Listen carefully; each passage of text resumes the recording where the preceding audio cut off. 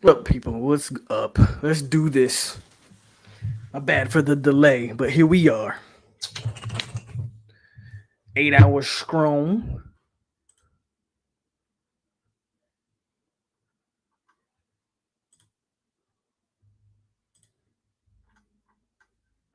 Sent out some links, so we're gonna get it cracking once people ready to come on in here. We'll get the show. We're gonna get it started regardless. But what's going on? And here we are. The college football season is underway. We had some good games last night. Not gonna waste any time today, man. We're just gonna get right into it.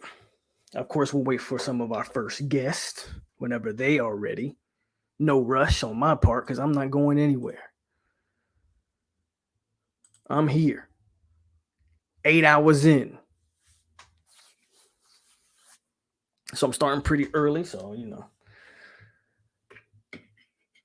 early for me, kind of early for y'all. I'm usually never on this time. We'll do a roll call here in a minute as soon as we get more people in the building. As always, man, hit that like button. Subscribe if you're not subscribed. And hey, send them links out, man. Let people know we live. Share the video. Let people know we out here. We ready to go. We're gonna see some North Carolina today too. I'm interested to see what that game looks like. Does North Carolina live up to the hype? That's what I'm interested to see.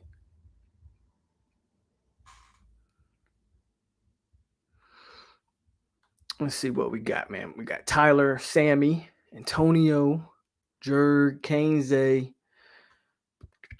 Island Boy, Ray Fitty, Tay, Jeff, Till Dog, You Can't Handle the Truth, Richard, currently tuned in from Pet Boys. Maybe they got some Bishop Sycamore. They might do, man. They might do. Polk, did you watch the interviews from yesterday? Sounds like Milton will be QB1. J Trav still going to play, but probably our Taysom Hill type of player. I did listen to it, but I don't know. I'm almost starting to come around that.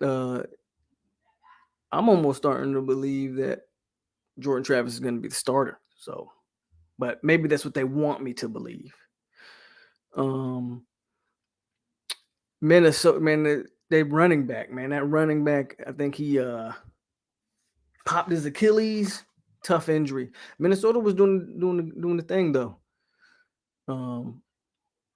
Sir 5 was up. Virginia Tech with the upset. We'll see. I'm interested to see what this North Carolina team really looking like, man. Let's go. What up, Rashad, sorry. I think Travis takes first snap, or at least I'm prepared for it. I'm almost pretty. Again, I'm about 60-40 on the. I'm about 60-40 Jordan Travis at this point, kinda. But hold on, we got our first guest from the hot seat. Let me bring him on in here.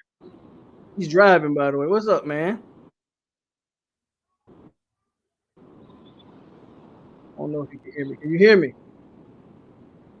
Yes, sir. Can you hear me? Yes, sir. How you doing, bro? Never bad. How about yourself?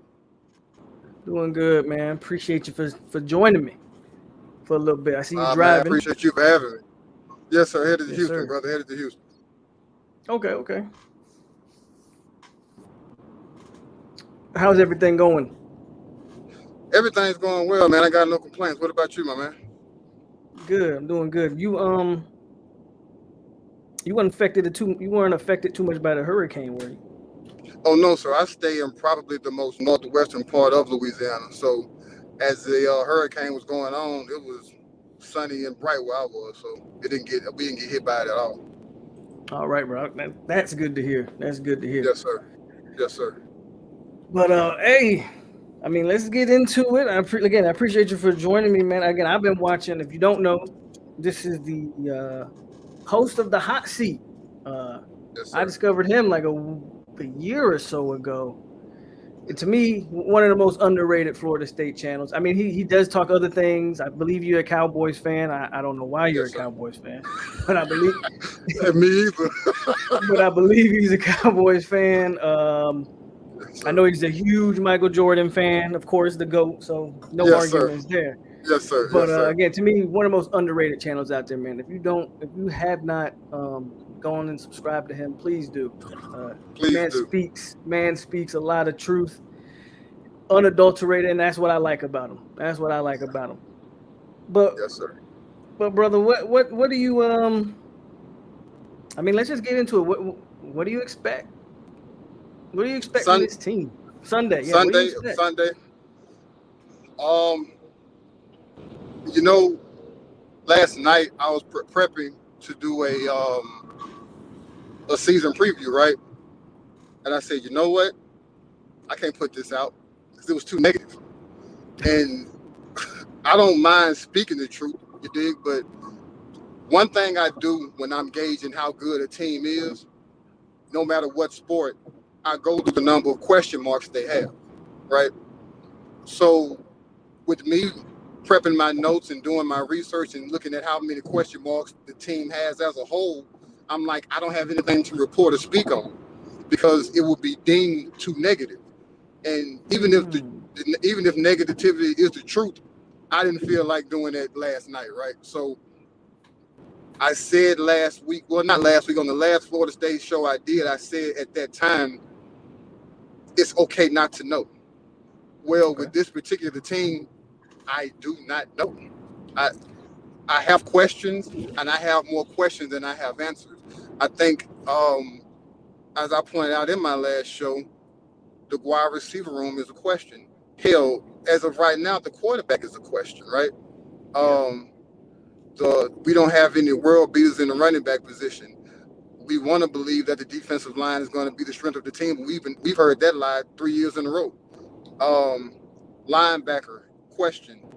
We moved some pieces around in the secondary that I approve of. I like it, but at the very least, it's still a question. So I expect to get some answers, but for me, the outlook isn't very promising. If I'm being honest with you. Okay. So let's say, okay, so what do you want to see? Okay, so I know we have a lot of questions. Yeah, What do you want to see?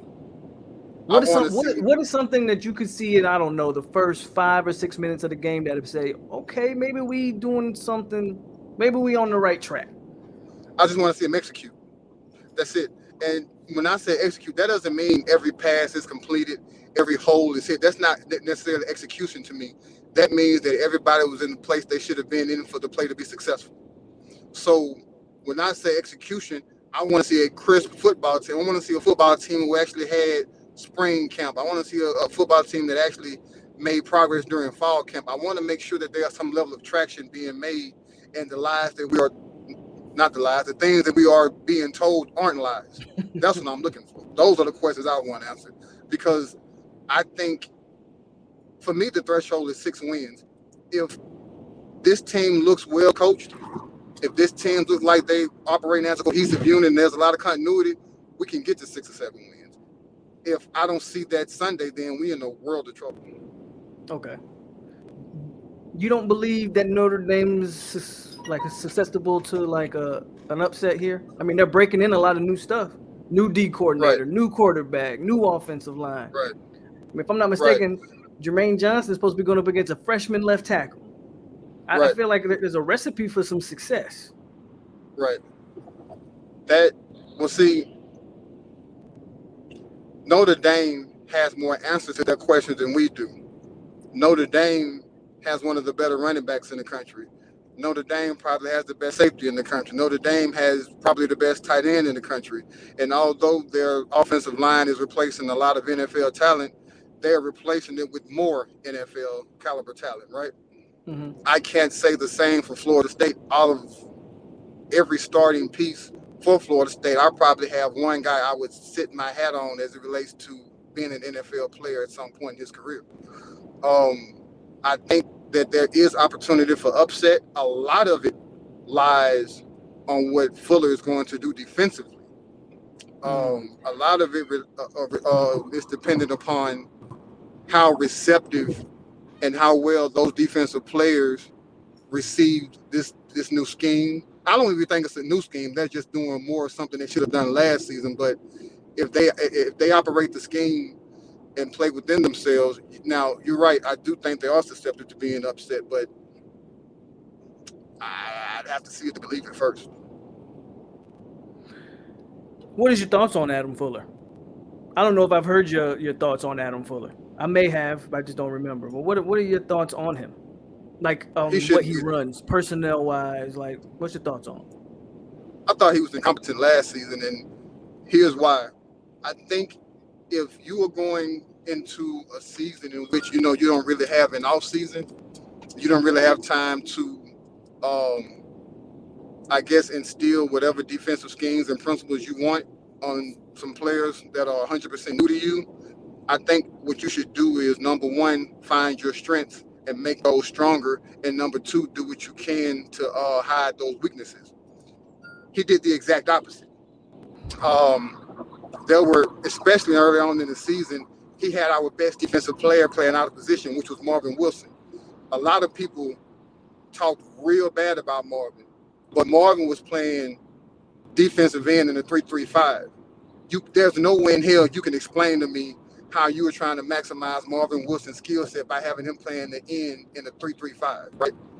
Um, to his defense, there were a lot of things that he wasn't able to do because we couldn't get to the pass rush and we couldn't cover any goddamn body, right? We couldn't get to the quarterback, we couldn't cover anybody. So at that point, his hand is tied, but nobody wants to hit that when you're getting paid almost $1 million a year. Your job is to find answers. So he should still be held accountable. He didn't keep things simple.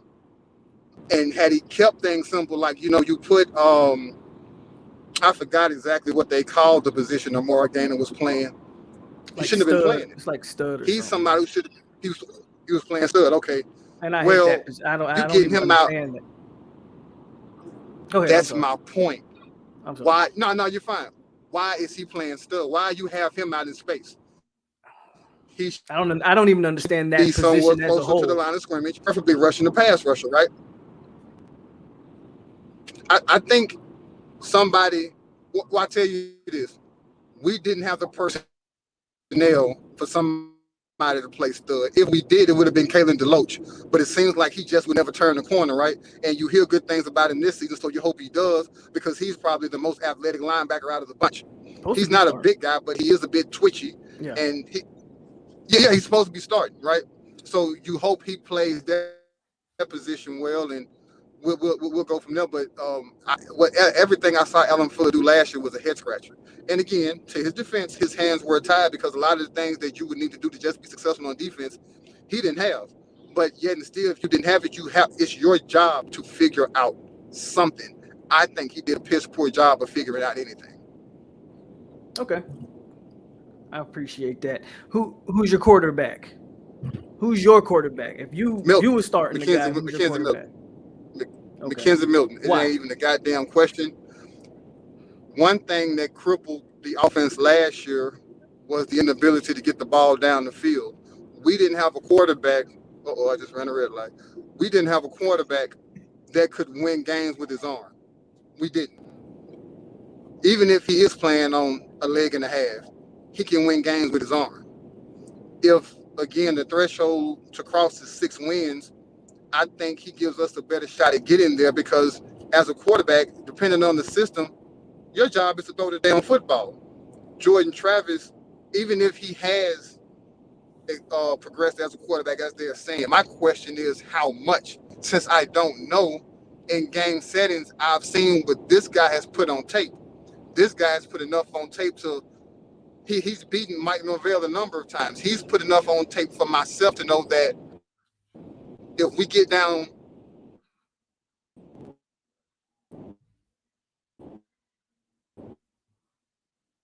Uh-oh, Smoke. You skipping. You might have drove through like a bad signal area.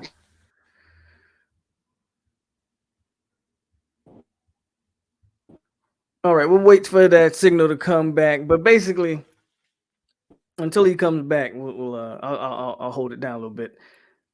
But I agree. I agree with his thought. I've only been saying this about Milton being the starter from the jump. Um, Yeah, I probably it's all good. Like you coming in and out, bro. But his channel is the hot seat, Sammy. So as a matter of fact, let's see if I can. I might drop a link. I'll drop a link to his channel. I just gotta pull it up. Oh yeah, you skipping out bad. I'm gonna drop you and you come back in if you can hear me. Yeah, he was cutting out in and bad, pretty bad. But basically, man, we'll get back to it. He was saying what I've been saying. I think Mackenzie Milton is the starter just because of what he can do with his arm. And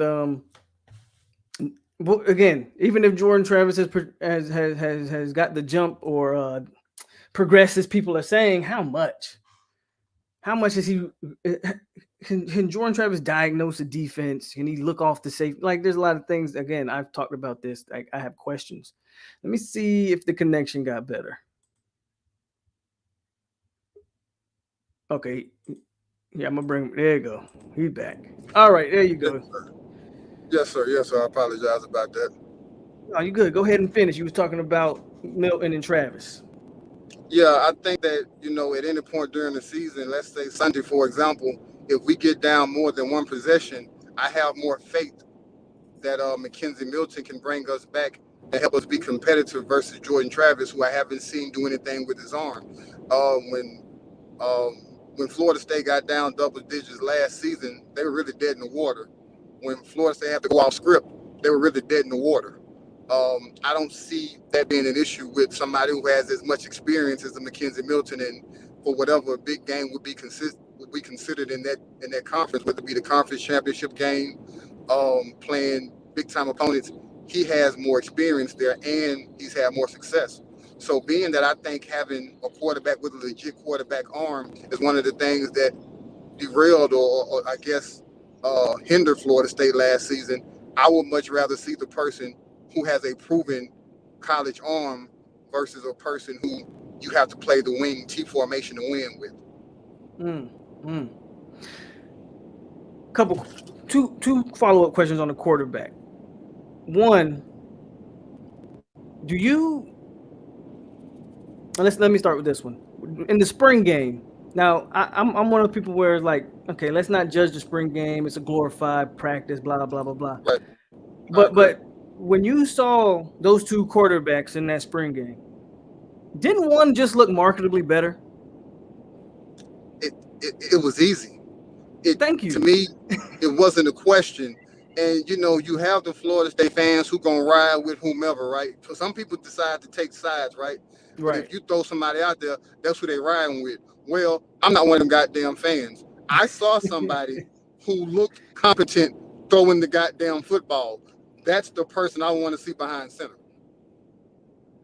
I felt like that throw that he made from the hash to Brian Robinson at the pylon. That was when's the last time an FSU quarterback made a throw like that? That was the best throw of the day. That was the best throw of the day. In a bucket. He made three.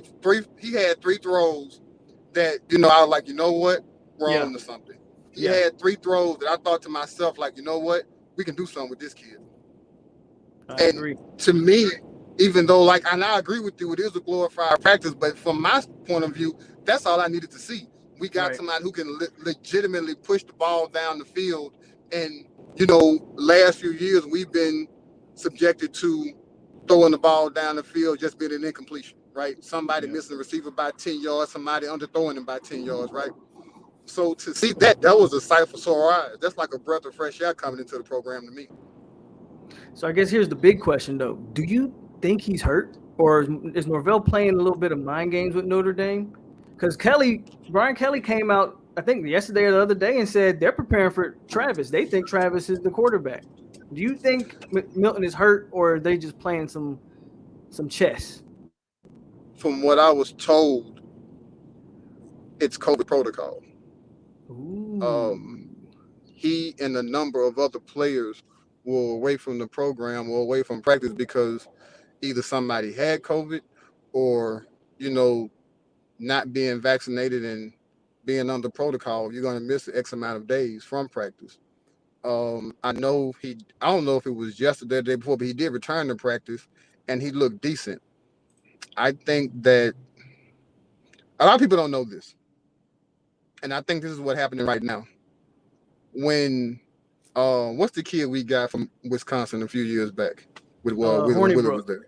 Hornibrook. When Hornibrook got there and he was battling out with James Blackman for the starting job, the locker room was somewhat split on who they wanted to be quarterback because they said the offense moved more efficiently when Hornibrook was taking the snaps. So I think I'm getting a sense of deja vu now because number one, with McKenzie's absence here recently, and number two, with the so-called improvement of Jordan Travis as a passer, a lot of people are leaning towards saying he's going to start simply because he's had a really good camp. He's had an exceptional camp by all accounts. Right. And there have been times in which McKenzie looked erratic at times, missing receivers, throwing interceptions, things of that nature. And then you have the pundits who come in and remind you that, hey, listen, when he was at USF, he always practiced terribly. I don't know if that's true or not, but as far as what I've gathered, he isn't hurt. It was COVID protocol. Good information right there. Do you? I said this a couple weeks ago, and I just find it funny. Again, I'm not anti Jordan Travis. I just think one guy's Right. clearly better than the other. Right. I'm with you. But don't you find it funny that just a year ago this time there was talks that Jordan Travis couldn't throw the ball 10 yards. Now all of a sudden this man is a practice god. Listen, man. Isn't that funny to me? That is very funny to me. I don't know.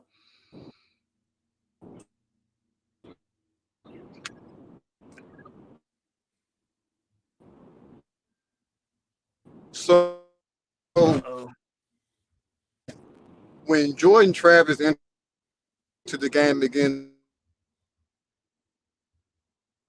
Damn, we lost you again. Cutting in and out again. Jeff says, I'm not saying it's not important, but people overblow practice too much. I agree, Jeff. Yes, you skipping in and out again. We're going to remove you and then pop back in like last time. That'll fix the problem. I'm interested to hear his reply on that one, though. Again, this year, last time, remember, man, it was rumored that Travis couldn't throw the ball 10 yards. And I find it funny that all of a sudden he's the greatest practice player to ever lace up a pair of cleats at Florida State. But it's all good, I think we got him back. All right, go ahead and cook on it because I'm interested to hear what you got to say. So I think it was Jacksonville State where Rodemaker started the game. Yes. No. Yeah. Rodemaker started. Yeah, Rodemaker started. Okay. And Jordan Travis came in, right? Because he was thinking up the joint, right? Yep. And the offense was more effective, right? Yep. The initial thought I had was, why in the hell wasn't he starting the season? It was clear that Blackman wasn't the man. It was clear that Tate Rodemaker wasn't the man. Trouble was hurt. It was clear that the best option you had was Jordan Travis. So at this point, because I know during fall camp, Jordan Travis was hurt. I don't know the extent of the injury, but I know at some point he was hurt. My question is, if we are supposed to believe that these guys are good at sensitive talent, how in the hell did we get this far into the first quarter of the season and that guy wasn't playing? Or wasn't even being thought of playing, right? Completely that was the biggest issue I had. Kind of like when Darius Washington came in the Boston College game, Willie's last season to start at left tackle, and he just showed that, you know what, I should have been starting.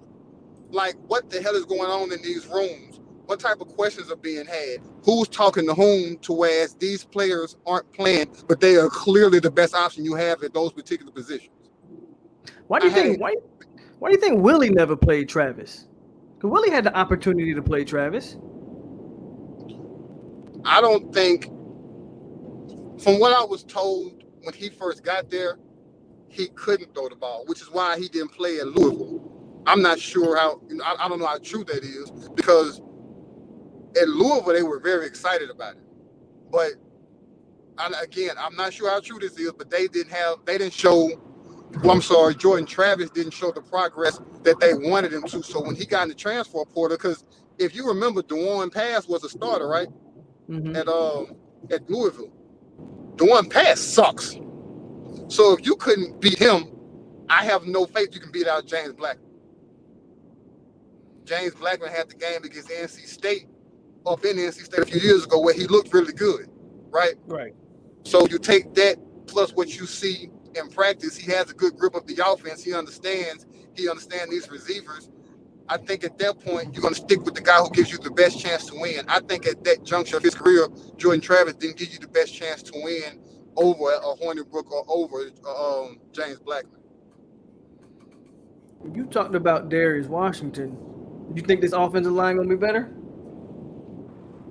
Depends on what you call better. It's kind of hard for it to be worse.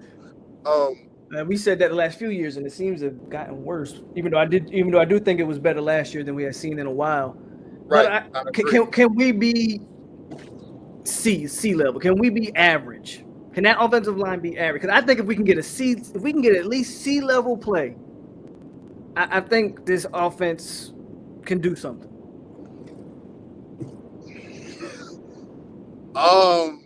That's a good question. I think yes. The likelihood of it, that's the question. What are your worries on the O-line? I guess would be my question. Edges. I think the interior will be fine. I think the interior will be fine because this season, I think we'll have something we've lacked the last few seasons, which is continuity and understanding of assignments. Dante Lucas, to me, is our best lineman, but he's not even starting. And I think he's not starting because he routinely, he consistently, he religiously misses assignments. I was about to say, I agree with you talent-wise that guy's probably the most talented guy you got. But I'm glad he's not starting because it's time for him to have some accountability. He's basically been giving the starting spot since he's been there with no accountability since he's been there. He's been able to, like you say, miss assignments, do false starts. He's been able to get away with that because he's been the most talented guy, and quite frankly, they needed him. Now, you got some sense of accountability, whereas now it's like, okay, you got to earn this spot back, and I think that's going to be great for his future, honestly. I agree 110% because you look at a guy who finally pushed him, right? And if Gibbons is coming from an O-line factory, right? So even if he isn't talented enough to play at Notre Dame, being that he's been going through the factory producing offensive line that Notre Dame is, that factory that Notre Dame is, he's definitely good enough to play on this offensive line. So you look at Devontae Love-Taylor, who's his body style and probably even his skill set is more suited to play guard versus actually being a true tackle, whether it be right or left. I think the interior of the offensive line, you already have an upgrade there. My worry are the tackles. I don't think they're very good. I think they got some invaluable experience last season, which they're going to need going into this season. I've heard really good things about Scott.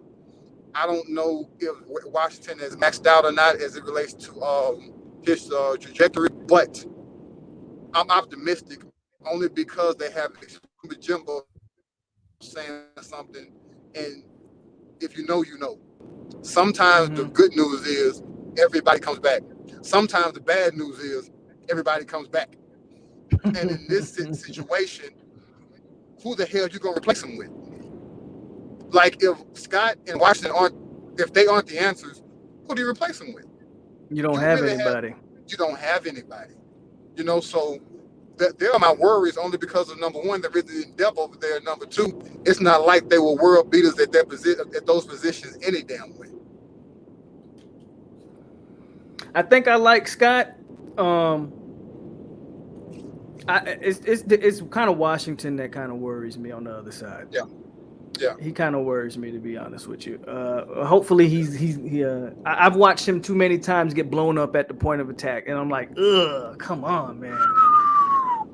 Yeah, But I don't know if he's not strong enough. I don't know if because some guys just fire off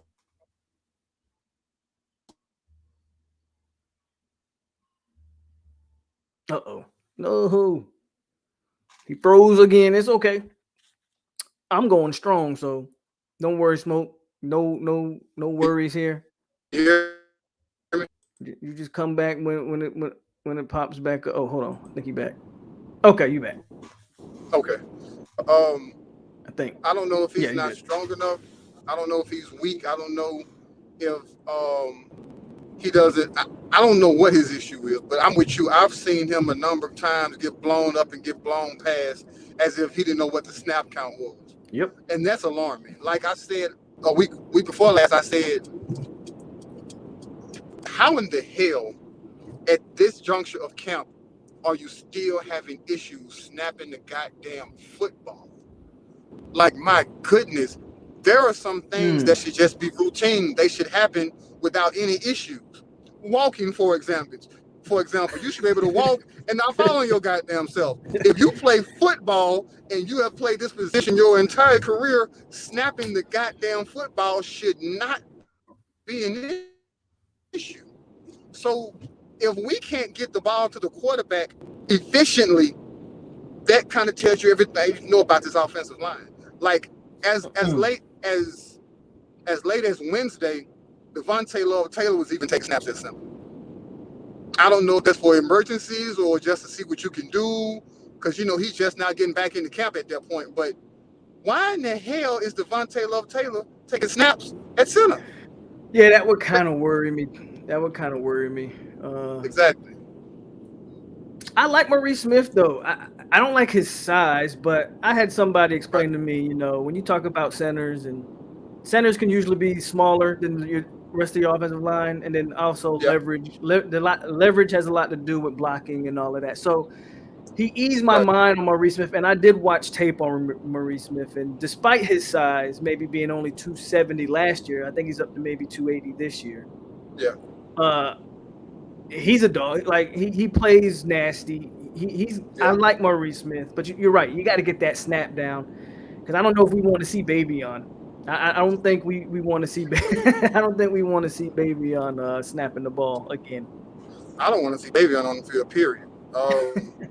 I think the wear, like you mentioned, being 270 hurt him because as the season wore on, the wear and Yeah, tear you could tell was really starting to get to him because it's tough in those trenches, man. You get hit every play, and if you're not physically built for it, your body will tell you. So I think at the beginning of the season, first quarter of the season, I thought he did very well, but right. as the season wore on, I'm not trying to see Bavion Johnson at guard. I'm not trying to see him on the field at center. The talent at the offensive line for the starters bothers me, but nothing worries me more than the depth of the offensive line.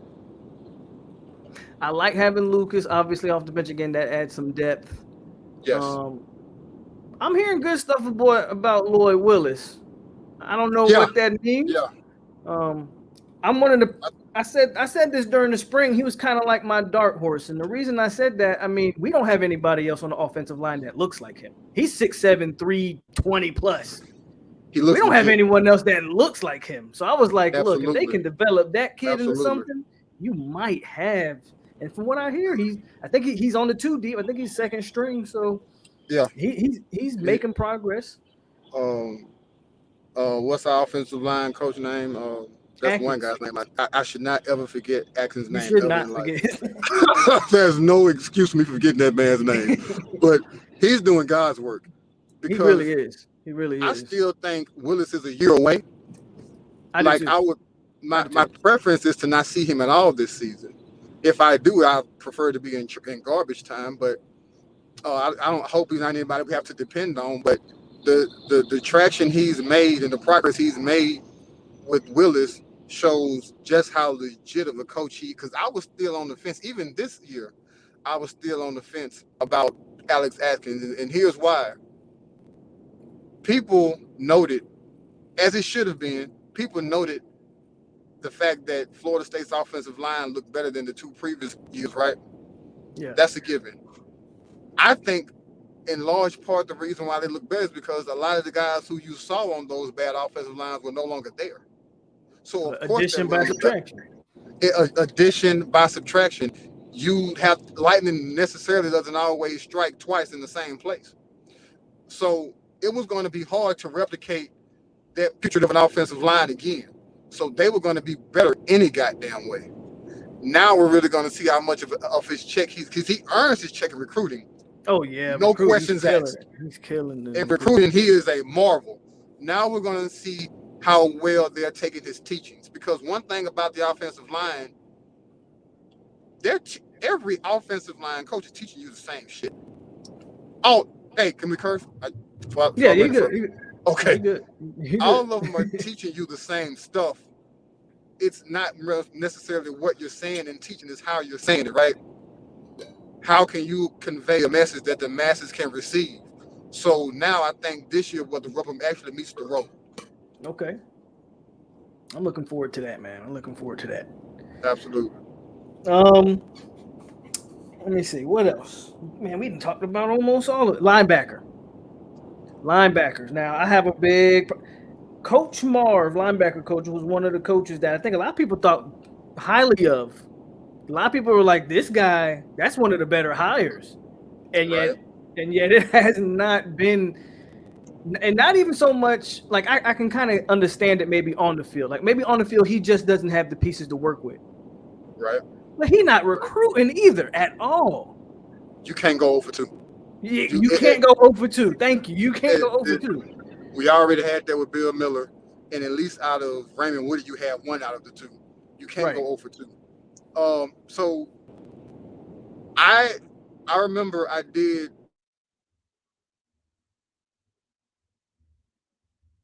He might have got a call. Looked like he got a.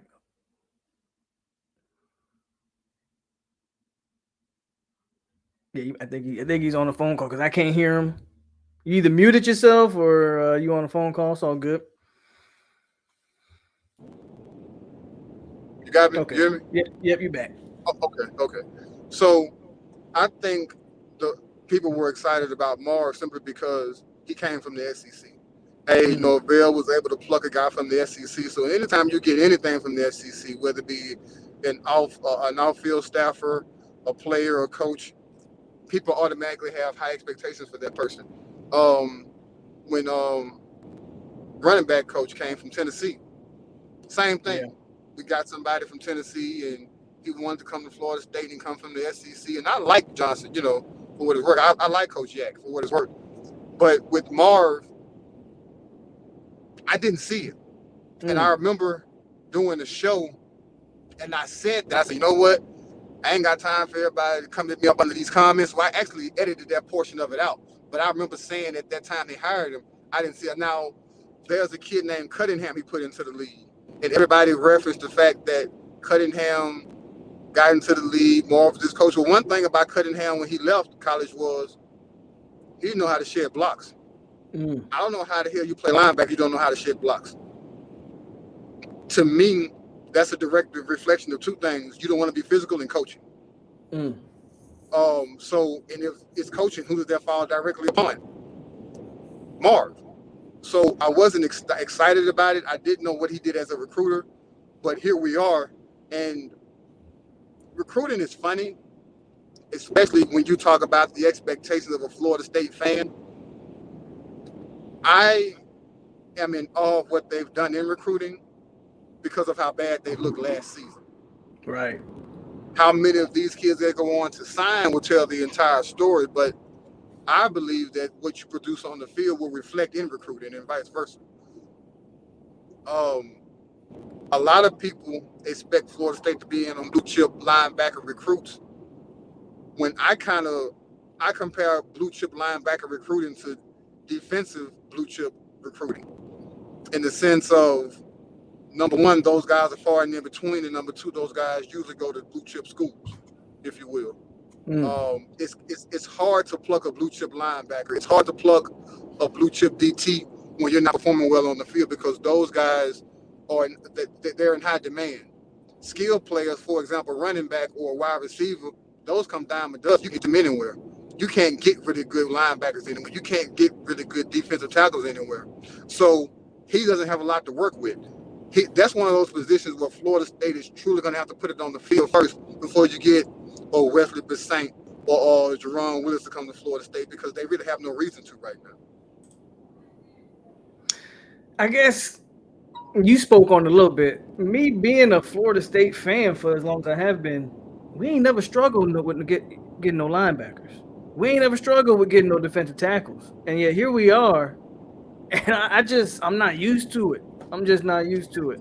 Like if there's one position, if there's like a couple positions that you say, man, Florida State is DB.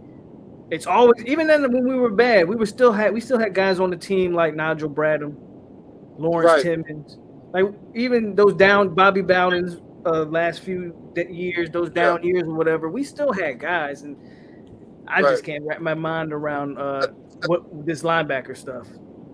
I think in comparison is different because even though I think they refer to those as the dark years, Bobby Bowden's last few seasons.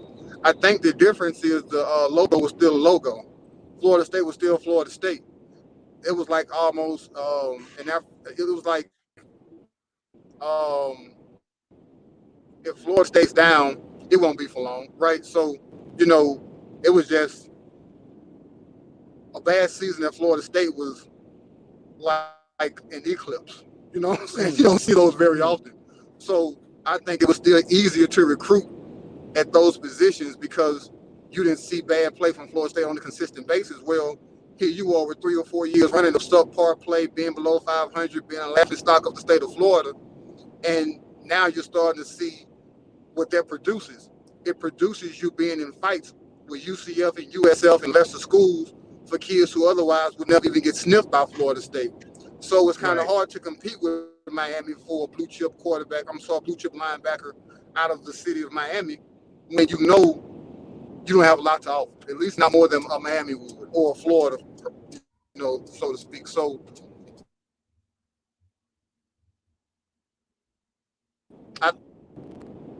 I didn't understand some of the takes.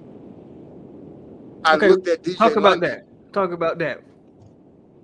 I look at a guy like DJ London. He's 260 pounds. I'm not. Damn. He's about to get on something good.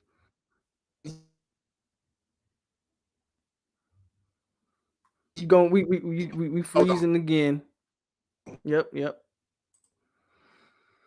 He was about to talk about this. He was going right into where I wanted to go. I think he might be ready. I'll bring him back here. But I was going to ask, why do they love this DJ Lundy so much? But he about to.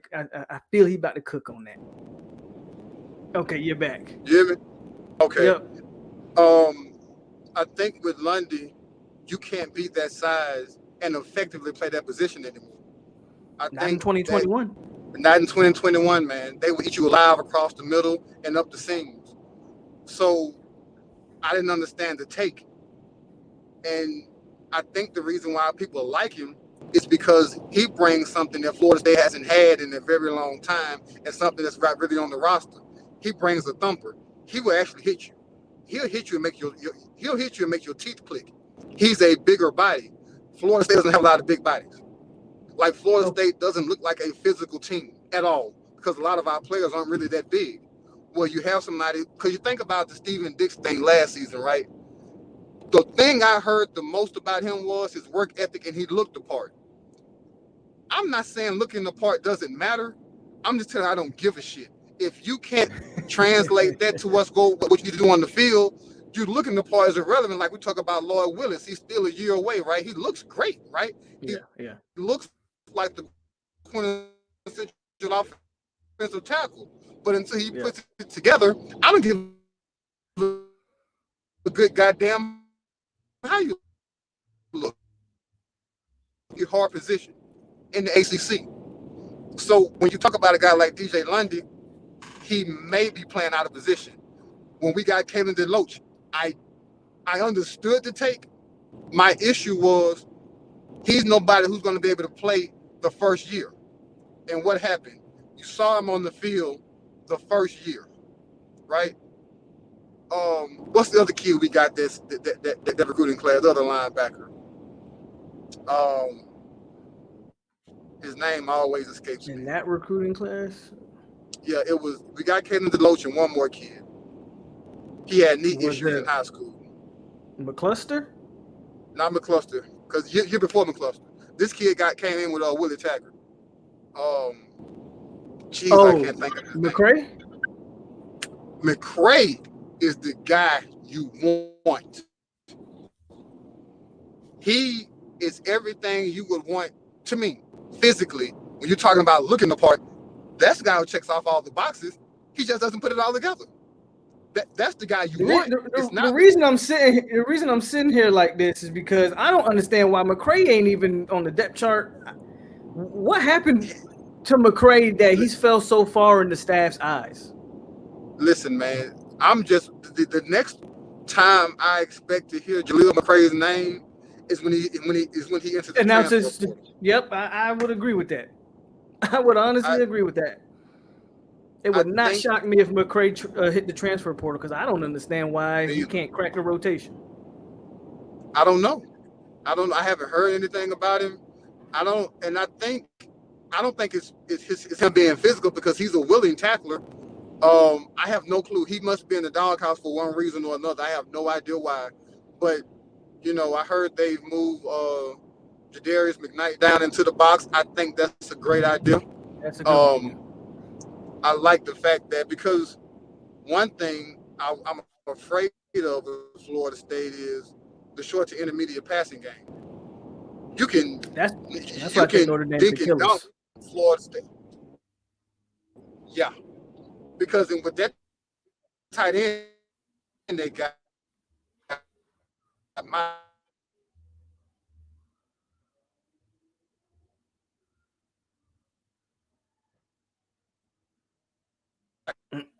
goodness, Did it? you can dink and dunk Florida State to death. I mean, in some cases, run over them. Um, Yeah. I don't know how much McKnight would play because he just transitioned to that position. But can you hear me? Yeah, I hear you. Hello? Can you hear me? We hear you. Okay. Lundy and Dix, I don't. Yes, sir. Yes, sir. Okay. I don't think Lundy and Dix are the answer in today's NCAA college football game. I don't think they. I think there was a time in which they probably could have gone to a school like Alabama, and they could have flourished, right? Because Alabama does well with bigger linebackers because of how they decide to play defense, and they have the things around those bigger linebackers to make their job.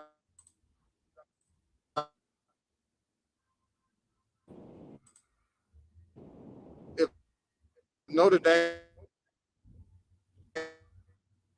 I agree though. Because you're cutting in and out, so I'm gonna just drop in here for a bit.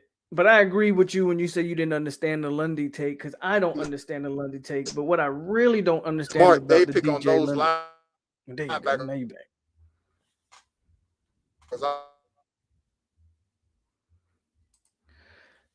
And what I really don't understand about the Lundy situation, not only did I not understand the take with DJ Lundy, I don't understand. I mean, I guess he kind of explained it, and he's like, he's a thumper, right? He's physical presence. Um, I just have a hard time seeing how Lundy is going to play in space in this Notre Dame game because if I'm not mistaken, he's a starter. I have a hard time, and again, I've been saying it. Maybe Lundy can really prove me wrong here. I just don't see how Lundy. And someone said Lundy should just gain a few pounds and cut off the edge and kill the QB. I don't know. I don't know what his game is in this. Again, a lot of people think he's a fullback, and I understand the whole fullback thing because I don't think he's twitchy enough to play on the edge. And I know he's not twitchy enough to play sideline to sideline like a linebacker needs to play in today's league, in today's game. But they seem to like him. They seem to like him some DJ Lundy, and maybe because he is that hard worker and he raises the floor. But you can't tell me Jaleel McCray can't do some of the same things that Lundy can do, if not more. And unfortunately, I don't know if Smoke's going to come back. We lost him, but we were having a great conversation there, man. I think he'll probably pop back up. But, he's driving, so the connections coming in and out. But what is some of your guys' questions? We having a good conversation, man. That's what today's going to be about. As more people pop in here, we're going to be talking all this football talk. Again, if you don't know, that Smoke from the hot seat. I dropped the link in his to his channel in here. Matter of fact, I think I'll drop it again. That's the link to his channel. Go check him out. As you guys can hear, the brother knows his stuff, and he's not afraid to speak his mind, and that's why I listen to him, because I love the content. So, yes, sir. So go support Smoke, the hot seat, and go check him out. And we'll see if he pops back up. I understand he's driving, so I think he just popped back in. There we go. Good now, brother. I think I'm in a good place right now. It's all good, man. I'm doing a long day, so no worries on my end. Okay, good job, good deal.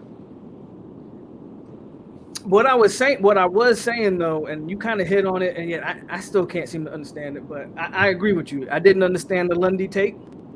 Lundy would have been perfect for Jimbo, because Jimbo would have moved Lundy to fullback, and like he did with all them like Jimbo did with all them linebackers, he would have moved him to fullback, and he would have been, he would have been. He would have sold him a dream that would have been playing fullback. That's right. Exactly. He would have been perfect for Jimbo. I didn't understand the take, and then I still don't understand what you hit on it a little bit. You were like, he's a thumper, he make your teeth click, but he can't play in today. And I'm not saying he can't play, but he can't play the style that we need.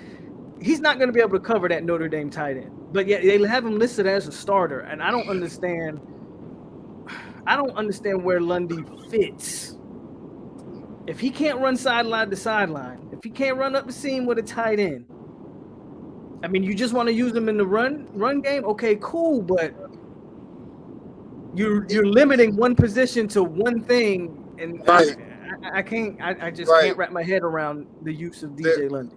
There's no versatility with Lundy, and the thing about DJ Lundy is, okay, so we all remember the North Carolina game, and I actually referenced this on the show. There's a play at the end of that game. The last play of that game, where he almost blew us the game. He almost lost us the game. Blew the assignment.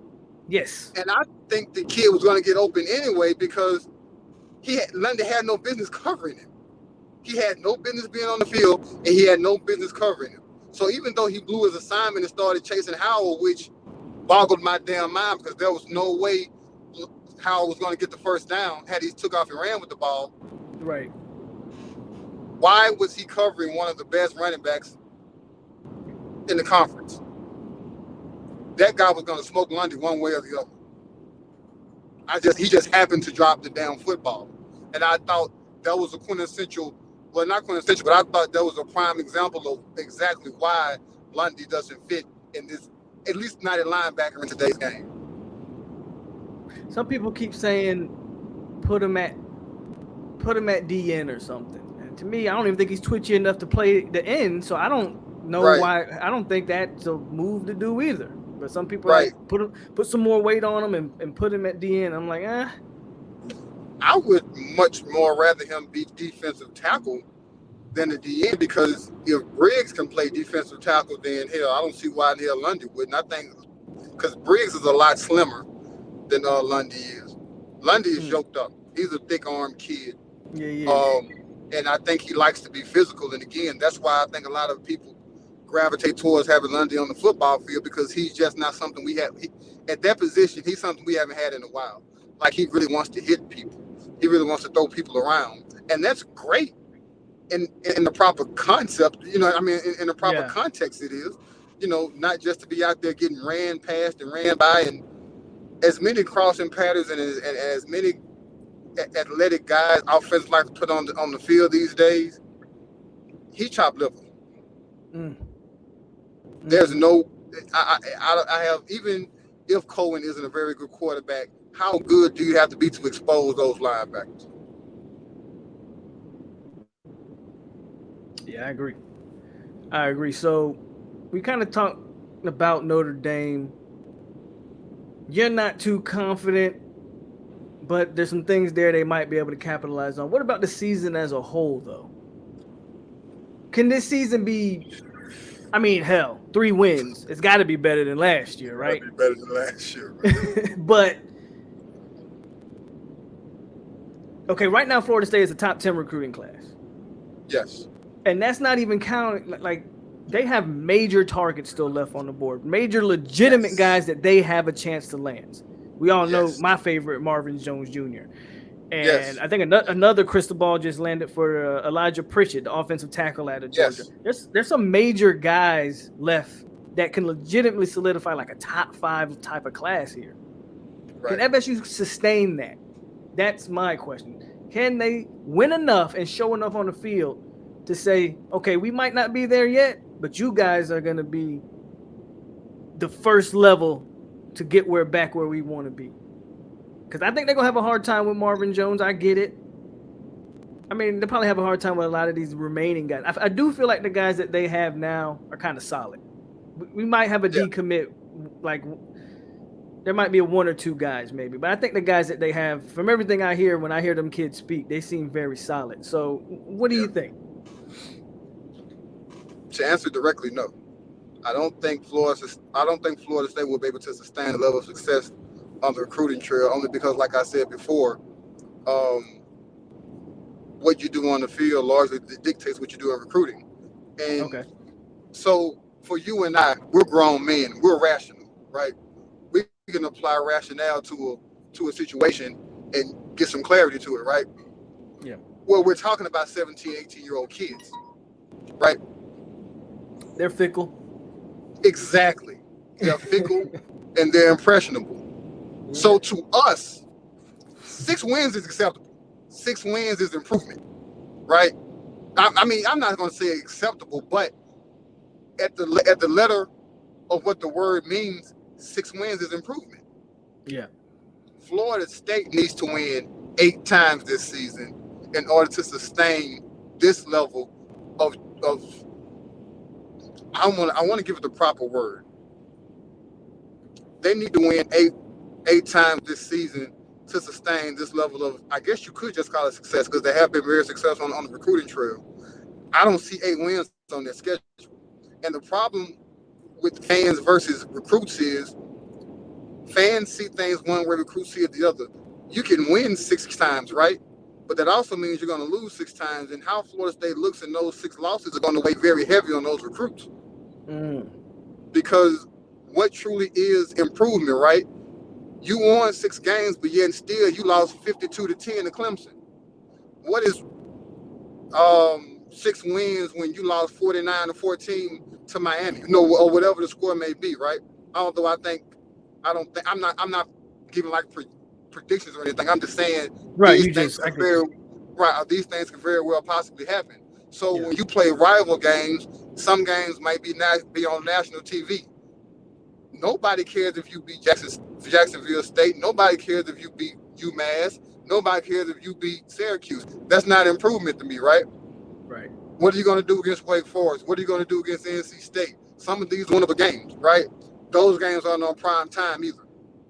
So when other schools begin to negatively recruit a Jaleel Skinner, a Marvin Jones Jr., Julian Armella, it's going to be really easy for those schools. Simply because how good do they truly look? And I'm not saying give up on this class altogether. I'd hang my hat on the 23 class versus the 22 class, because I think Florida State will be better next year than they would be this year. Mm. And I had a show and I entitled it The Bridge, and it was just mainly speaking about what Mackenzie Milton can do. And I'm not gonna say I strictly talked about recruiting, but I was mostly referencing how competent he can make this offensive look, which would in turn help the defense, which in return helps winning. All you have to do is win, right? That sounds easy, but I do not see 8 wins in the regular season on this schedule. I can't find the 8th win. I can probably, if I look really hard, find the 7th. Okay. Who's your wins? The 3 gimmies I just said, Syracuse, Yeah. UMass, and Jacksonville State. Wake Forest is a toss-up. I think we can get that.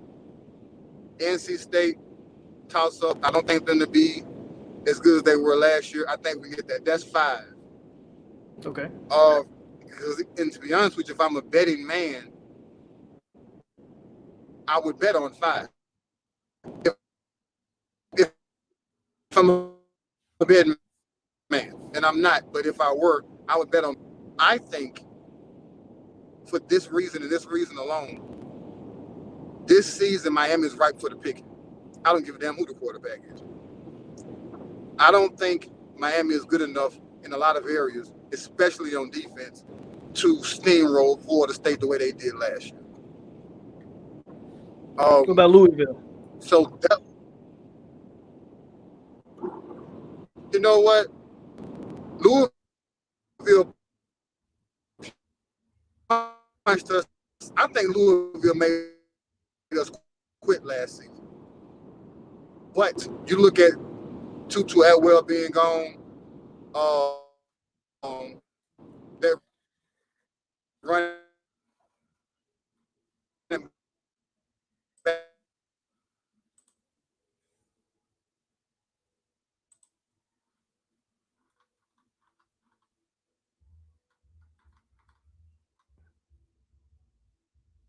Oh no, he froze again.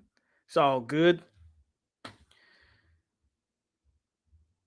Let's get to the super chat or the super sticker from Peter Shields. I ain't want to forget about you, Peter.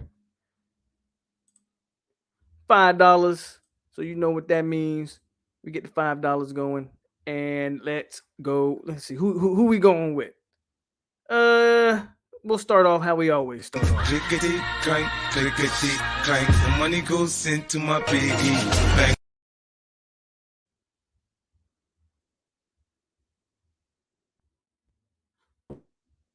Nope, still frozen. It's all good. Can't tell if he's back or not.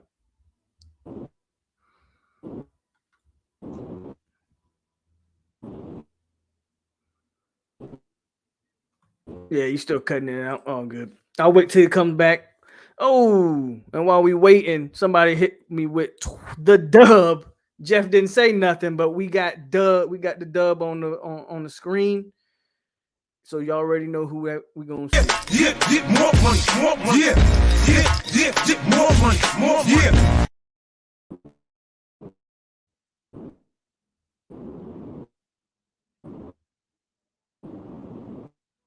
Oh no, can you hear me?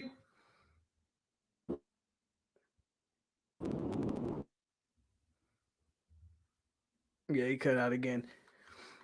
It's all right. He been on an hour, so we're not gonna hold him up. If he come back, we'll get his final predictions, final thoughts, and then I definitely let him get back to driving. I know trying to bother that phone and drive, but just keep cutting in and out. I understand it. So plus we got a lot more people to show up today. But hit that like button, guys, if you haven't hit it already.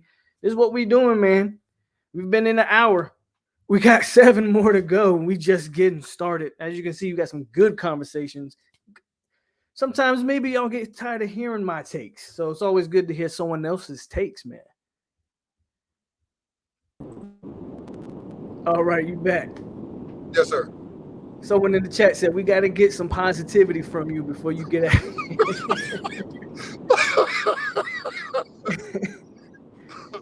Okay, so here's my positive take. I love the move of Travis J, the cornerback. Oh, I do too. Yeah, I do too. love I it. think I think he's going to be susceptible to a little bit of pass interference because he's physical out there. But Yes, sir. I think that's a guy that you're going to have on that side of the field, and you kind of get to forget about him. You ain't got too much to worry about over there. Yeah. Yeah, I love how they move things around. I like Jamie Robinson. I love the moving of Akeem Dent back to free safety. He just needs to catch some of those interceptions. And I'm starting to become a Jarvis Brownlee fan. How long I'll be one, I don't know. But I like that tandem. I said last season when Jerry Jones was getting cooked, I said the answer to that other cornerback is already on the field. He's just playing safety. If I could pick my five, it would be Brownlee, Jay at the corners, Gant at strong safety, then You at like free Gant safety. out there? I like Gant in the box, yes, sir. See, I like Gant in the box too. Here's my problem. I watched Adam Fuller last year. He doesn't play his safeties in the box. He puts his safeties in one-on-one coverage against the slot, and that's my problem. I like Gant. I do not like Gant on an island down. They had him on island downfield with Tutu Atwell. Like that's my problem. I like Gant, but I don't like the way Fuller utilizes his safeties. That's my issue. Right. So if you're going to use your safeties in that manner, I don't know if Gant's the guy that needs to be starting. That's a great point, and I have nothing against that. You are 100% correct. The fact that he likes to play too deep, Gant's not your man. Gant can't even play start if that's what we're talking about. I don't know who I would. I mean, Ronaldo Green would be ideal. He and Akeem did in that situation. Yeah. But for a team that isn't physical, it's kind of hard to keep Gant off the field because he takes his angles. Don't get me wrong, but at the same time, he's a heat-seeking missile when he sees the football. He wants to hit something as well. That's probably my most positive thing. I love what they did on the back end.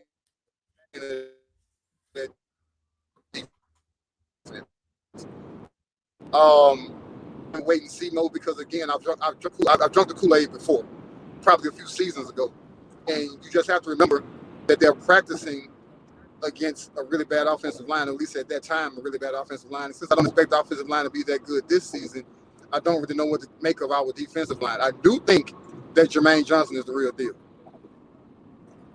I think he's going to show up every weekend for us. I like him. Hey, man. I appreciate you for hopping on here, man. We got to do more stuff like this in the future, man. I had fun with this conversation. I don't know about you, but I had fun with it. Man, whenever you're ready, just reach out to me, brother. Yeah, I ain't got no problem reaching out, so no issues. But yeah, I see you driving and the connection, so I want to hold you up. Yeah. You was on an hour, so you did more than you had to do, man. So I appreciate you. My pleasure. Be safe driving. Yeah, be safe driving, man, and go Noles, brother, and I'll catch you again. Go Noles. All right. That was Smoke from the Hot Seat. Again, I dropped this link a couple of times. If you're interested, go check them out. Again, dope channel. Didn't want to hold them up too much longer. He gave us over an hour, so you can't be mad at that. And who knows who pops up in here next? But we're gonna have more guys, man. Just waiting on more guys. We still got Northville Central eventually will be on here. Taynole, the Listen Up podcast. Who am I missing? Logan from Noles Game Day. And possibly still Freddie Stevenson and Big Game James. While they've kind of gone dark on me. I did drop them the link, though. Did I drop them the link? Actually, no, I didn't. I'm going to drop them the link right now. So whenever they're ready, they can come on and kick it with the fellas. And again, it's not really so much of a debate. We just having a conversation about these Noles here today. And feel free, man, to get in these comments and let me know y'all thoughts, what y'all want to hear, what questions you got for me or some of the guests that we're gonna have on here. But we're going, and I'm gonna stay on here as long as I can.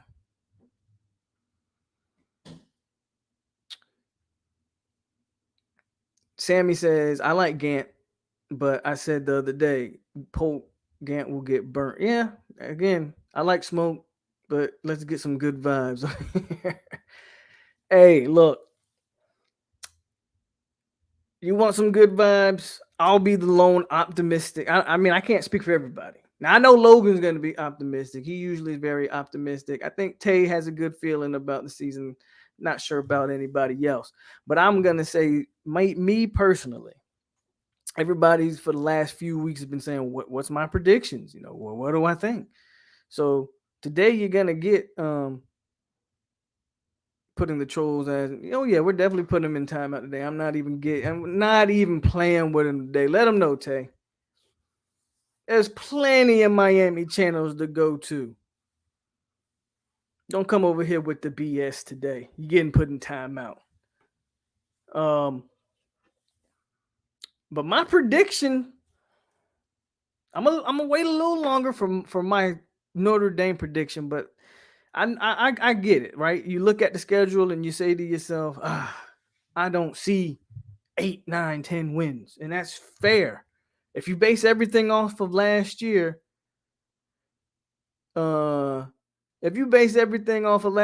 man, then can you blame somebody? Like, can you blame him for sucking the air out of the room? He didn't suck the air out of the room for me because I just like talking football. So for me, I get it. Right? I can understand when you come in and you want to hear everybody blow smoke, which is kind of what it is, right? Even me, even though I'm optimistic, I'll admit that it's smoke. No pun intended. We just had smoke on here from the hot seat. But I'll admit that it's smoke. I don't have any factual evidence to tell you that this team is going to be as good as I think or want them to be. Everything I'm saying is based off of a hope and a prayer. I'm not going to lie to you about that. Do I think we can get 8? Yeah, I'm predicting 8. I'm also predicting an upset week 1. But I don't know who the quarterback's going to be. Even though Smoke seems pretty confident that it's going to be McKenzie. I don't know who the quarterback's going to be week 1. I have no idea how this offensive line is going to look, even if I think it'll be better. Can Parchment really be a true number 1? Who's opposite of Parchment that's going to take anything off of him? So on and so, like, there's a million questions that if you look at it from just a neutral standpoint, a lot of those questions are extremely hard to answer. Like Smoke said, there's a lot of questions and not a lot of answers about this team. Legit answers. It's the truth. But that don't change my mind. Because I'll be honest, I'm biased. I'm a fanboy. You can call it what you want. But I expect, and while I don't have a lot of faith in Fuller, I expect something different this year. So we're gonna see, man. We're gonna see. No, Judge Juno, I don't think you're in timeout. I didn't put you in timeout. I don't think anybody put you in timeout, Judge Juno. Don't come in here and start whining. No one put you in timeout. I said the trolls are getting in timeout. I didn't see you come in here and troll, man. So stop it. But Polk, I was watching Irish Talk the other day, man. They was talking about us bad, saying how bad we were. Okay, that's cool. That's the mindset I want. But see, I don't play. I'm not playing Sunday night. But I hope the kids hear stuff like that. Right? It's a double-edged sword. Kind of in some instances you say, man, I want the kids to tune out the noise and just focus. And I get that, but also as a person that has a little bit of pride myself, sometimes when you hear certain things, it can motivate you to go even further. Florida State's not expected to compete. That's fine. I hope the kids understand that. Understand the uniform you're wearing and the colors you're wearing and the logo that's on your helmet and do something about it. As Willie would say, do something. But seriously,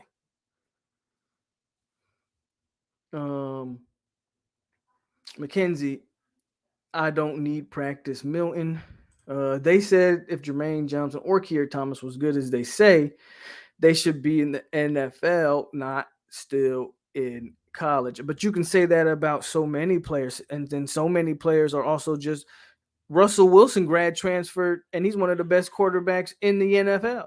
And he grad transferred and was really good at NC State. Why didn't he go to the NFL? And we can go on and on about players that transferred, went other places, and were very good NFL. Like everybody's situation is different, and you don't know that. In terms of Jermaine Johnson, more so than Keir. I think Keir kind of is what he is. Doesn't mean that Keir Thomas isn't a good college player. I don't know how Keir Thomas translates to the NFL. When you have Jermaine Johnson, that's a completely different conversation. Here's a man who played because Georgia was so deep at that position. Here's a man who played in rotation at Georgia and acquired 5 sacks. But he's built like a Chase Young. He's built like a Myles Garrett. He's built like your prototypical NFL defensive end. So why didn't he go pro? Well, maybe he had a 3rd or 4th round grade on him. He wants to come to Florida State and improve his draft stock. I don't see how that's an issue. Doesn't mean he can't play. Kando and Janarius Robinson just got drafted to the NFL, and you can't tell me Jermaine Johnson isn't in the same mold as those guys. He was probably a 4th round grade, like Kando or Jermaine Kando or Janarius Robinson. Just kicking a little something on that. I don't know till watching yesterday's interviews. It's definitely Milton. J-Trav getting first snap. If Parchment starts slow, I hope they put in McLean. McLean's going to get playing time regardless. I would prefer McLean on the opposite side of Parchment personally. We have legit 2 options at QB. I love our running back room. O-line has another year under a great coach. Spring game gives me confidence. Our young receivers. I personally think it's Milton. Oh, $10 super bet chat, by the way. My bad, Jeff. Sorry about that. Just got caught up. But you already know. Wants to appreciate the donations, man. They don't go unnoticed. And Jameis says, thank you.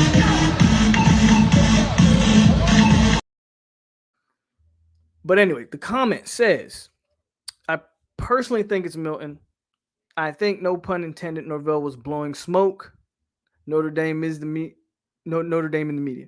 I think there's a lot to like about our team. It's a wait and see, though.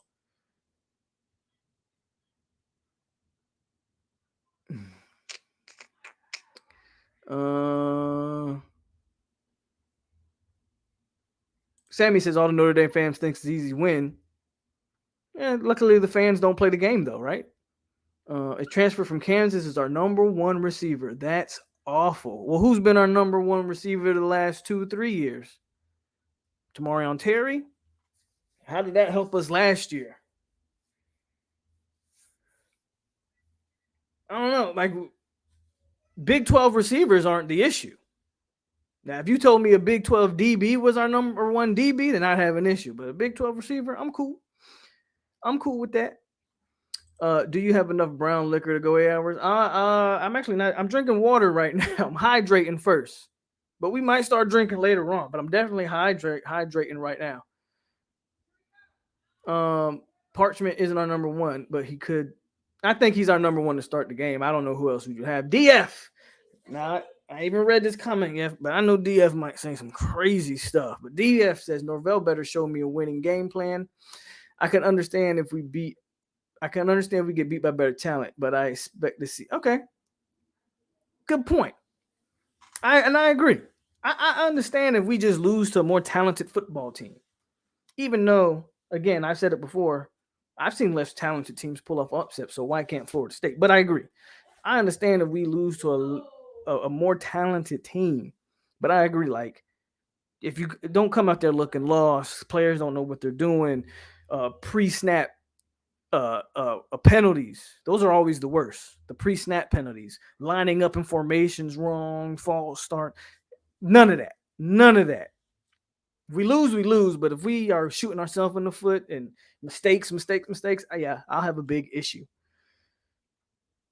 He wants to go into Florida, or be honest, now that the players can get paid, you may not see players leaving early. Bro, when I watched the Irish talk show, oh, hold on, chat jump, sorry. When I watched the Irish talk show, it was talking about us real bad. They don't see us doing it. Okay. Again, luckily they don't play the game, and neither do we. So they can cap, and then we can cap back and say, well, this team's going to do this, and their team's going to do that. It's up to them 22 kids on the field to figure it out. Again, luckily they don't play. Johnson better than Kando and Robinson. I think so too. And both of those guys went to the NFL. They got drafted.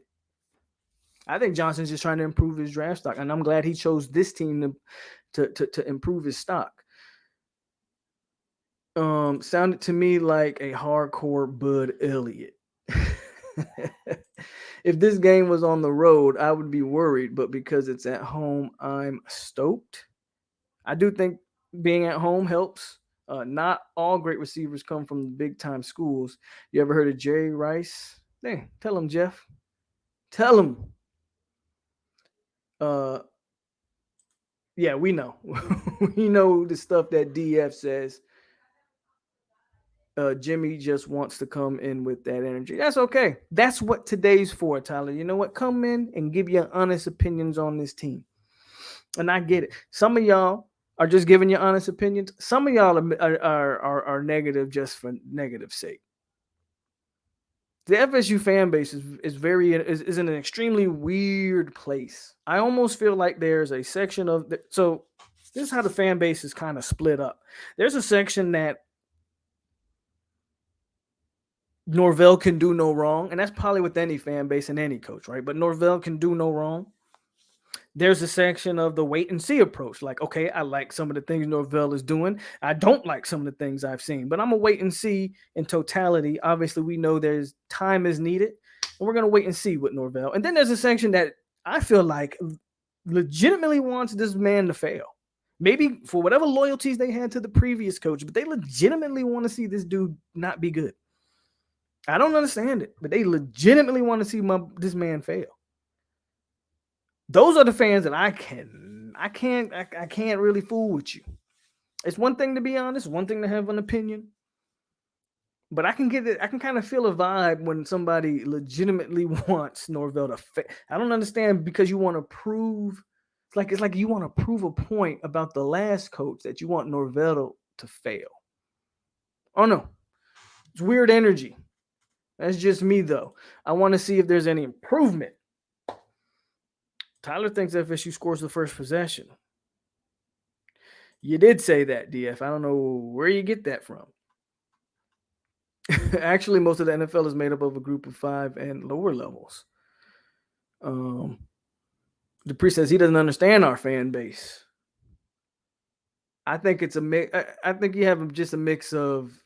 I think you just have a bunch of. Honestly, I think you have a bunch of fake fans that's flying FSU colors. If I'm being honest. If I'm being honest, I think there's a bunch of fake fans flying. I think there's a bunch of people that came along when Jameis was good, and they ain't really been down this whole time. They came along when Jameis was here. Then all of a sudden, we got Willie, and for whatever reason, they bought the Willie hype train, which I think a lot of us fell victim to the Willie hype train, and that's fair. And they kind of have never let that go. Listen, you know when we're bad right now, when Wake Forest is a big game, man, I don't even think that's a big game, but I understand why people say it is because their offense was potent last year or so. But that's just me, man. I remember fighting with so many FSU fans about Blackman. Right now, man, I'm drinking water. You got to remember, it's 10 o'clock in the morning for me, which is it's like 4 almost. It's 4, like almost 4:30 for y'all in the States. If you're Eastern time zone, if you're Central, 3:30. So y'all in the afternoon time. Y'all going into the evening. So it's about time for y'all to start sipping. For me, it's 10 o'clock in the morning. We're going to chill out a little bit, and I'm drinking water. But by the end of this, might have me some Remy a glass or two. I believe that North Carolina game comes on at 6 you guys' time, 12 my time. So I'll be putting that on in the background as that game comes on.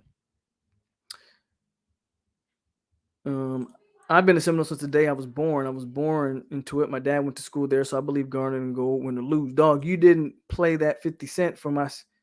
You said super chat? I'm tripping, DF. You did. My bad, bro. $5 super chat for DF. I got so caught up in reading the comments, I did not pay attention. That is my fault. Just for that, I'm gonna play both of them for you. Clickety clank, clickety clank. The money goes into my piggy bank. Yeah, more money. Yeah, more money. Yeah. Fuck DF. I apologize. I really do.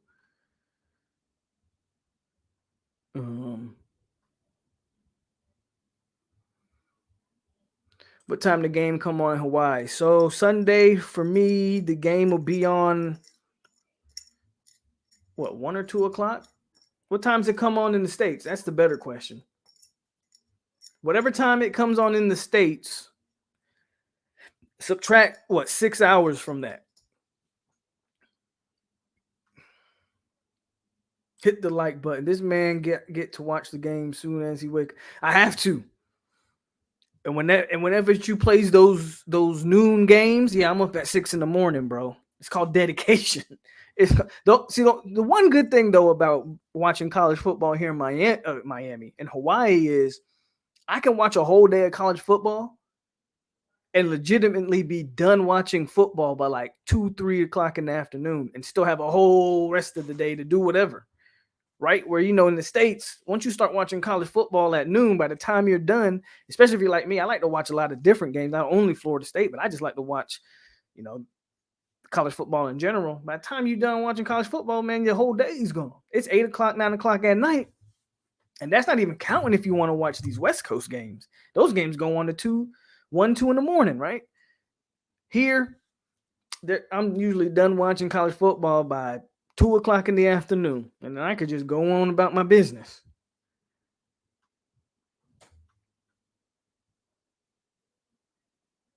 Yeah, the noon games come on at like 6 in the morning.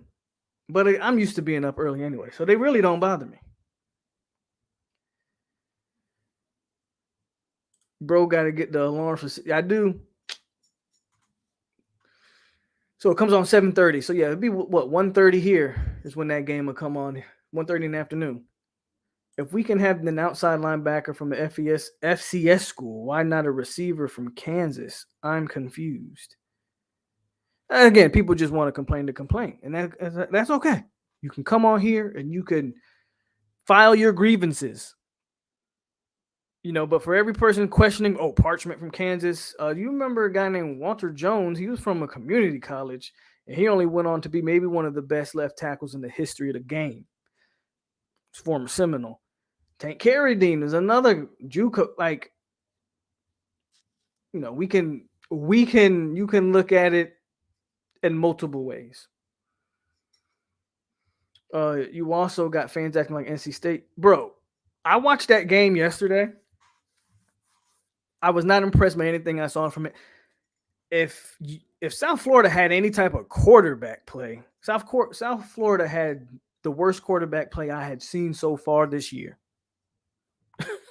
They didn't have a quarterback. That was the problem with them, and they couldn't score any points. But I didn't see anything from NC State that makes me go, oh, right? They just played. Speaking of NC State, did anybody see Corey Durden play last night? Because I didn't. Just throwing it out there. A lot of people said, we going to miss Durden. Durden didn't even crack the rotation for NC State. But good question from DePrio. If you're going to the game, man, let me know. NC State whipped that USF powerhouse. How are they not natty contenders? Hey, what's happening from Cali? So me and Mikey, we're kind of on similar time. I'm like 4 hours or so difference from Mikey here, I think. 4 or 3 hours, something like that. Anyway, I'm a Notre Dame fan. I hope the Irish win on Sunday, but I'm hoping for a great game. Did anyone see NC State? Yeah, I just saying I watched it yesterday. USF had like 10 3 and outs. They didn't have any quarterback play. NC State got the benefit of a lot of really lucky plays. USF would lose to Bishop. USF was bad. Durden didn't play. Ain't that something? Ain't that something? The ones that want to see Mike fail are mainly the ones who are still mad that Willie got fired. Fagan had an INT on a ball that was thrown right to him. I don't think he started, though. I think Fagan started getting some garbage time, if I'm not mistaken. Shout out to Fagan, though. That Johnson and Cushney 1-2 punch. Freshman going to have a long day. He's going to need help, which changes their game plan. UCF kind of sucks this year. They struggled with Boise. They struggled, but so I'm not high on Gus as everybody else. I'm not really a Gus fan. But we'll see what happens there. To be honest, Minnesota Ohio State I think UCF and Boise was the best game yesterday, but Minnesota Ohio State was a good game too. Did they? That's not a shock. Boise choked. Yeah, that Boise quarterback threw the game. That one of the dumbest passes I had seen. That last pass he threw. How do you think we're going to do against Notre Dame? I think we'll do just fine. Don't worry. I'll be giving my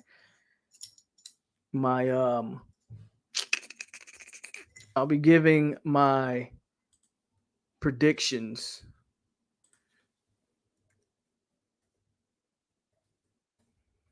Hold on a second.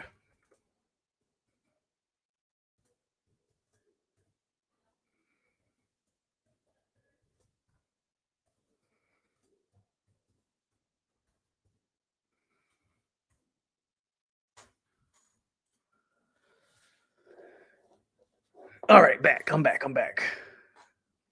Did y'all see Walmart Milton damn near die last night? Name Minnesota and OSU was the best game. I'm worried about the trenches. And Mason Rushing says it's a good day when you got 8 hours of FSU talk. Hey, man, I just hope I can keep y'all entertained for this entire 8 hours. I have confidence to compete with Notre Dame with that Vegas line. Speaking of the Vegas line, Colin, who's a Florida fan, but he brings up a good point. This line started off at 9.5. Then it went down to 7.5. Now it's down to 7. Why is that? What is that? What is Vegas seeing that some people aren't seeing? 7.5. I mean, something changed. 9 to 7 to 7. 9 to 7.5 to 7. Something's changed, right? Something's changed there, and I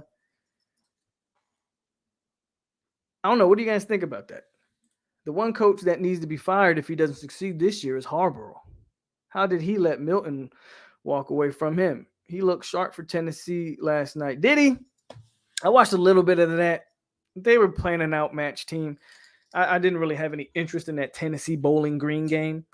I don't know. I'm not that high on Milton personally. It's because Notre Dame playing in packed dope, and they have a bunch of new faces. So if that's the case, can we not pull the upset if we play how we should play? Sam McCullen LG plays. Yes, they do. On ESPNU at 8. So that would be about 2 o'clock here. Might turn that on a little bit. Maybe more people are betting on FSU on Vegas. If I'm betting, man, then I take Notre Dame, but I'm also taking the over. Okay, yeah. Tennessee looked awful. I think Vegas knows they're doing it is trying to get people a large money on our game, and Milton was off target. He missed some big plays.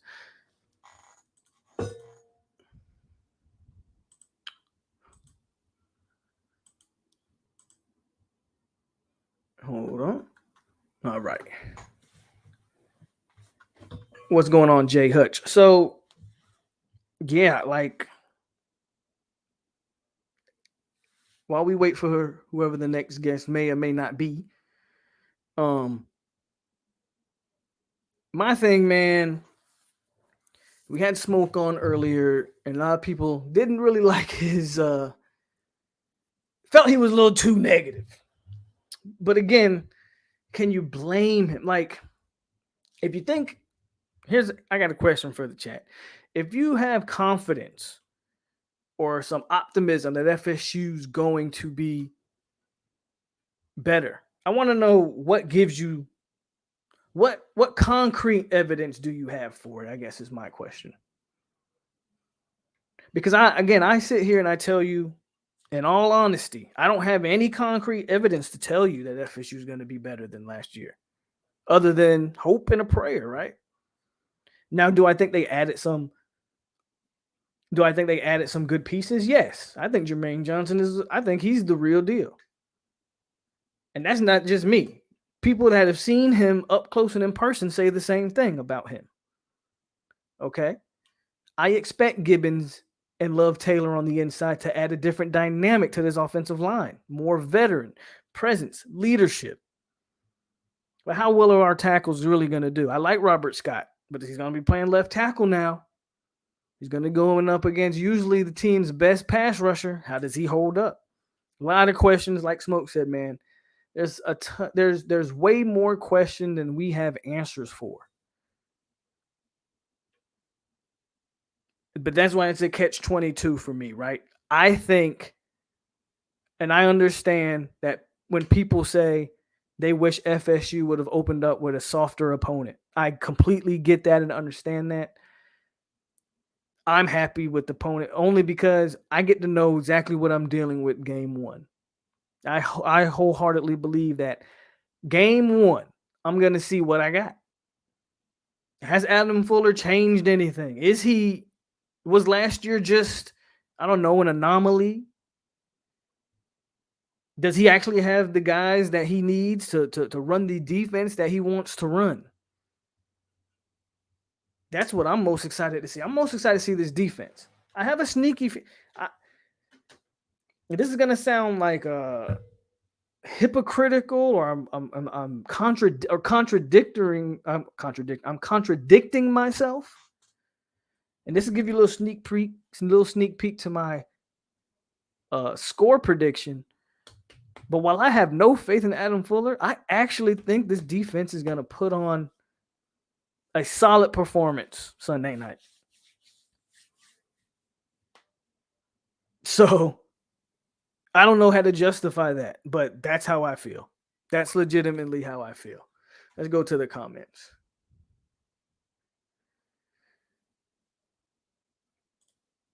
Ooh, Jeff with a good point. He says we need either a special team score or turnover, definitely. So I agree with that. And he kind of beat me to the punch. But I agree wholeheartedly. I think if FSU is going to win, I think we need to force at least 2 turnovers and score off of one of them, or we need a special team score on top of the 2 turnovers. But I think we need to get those guys to turn over the ball. And of course, we have to take care of the football.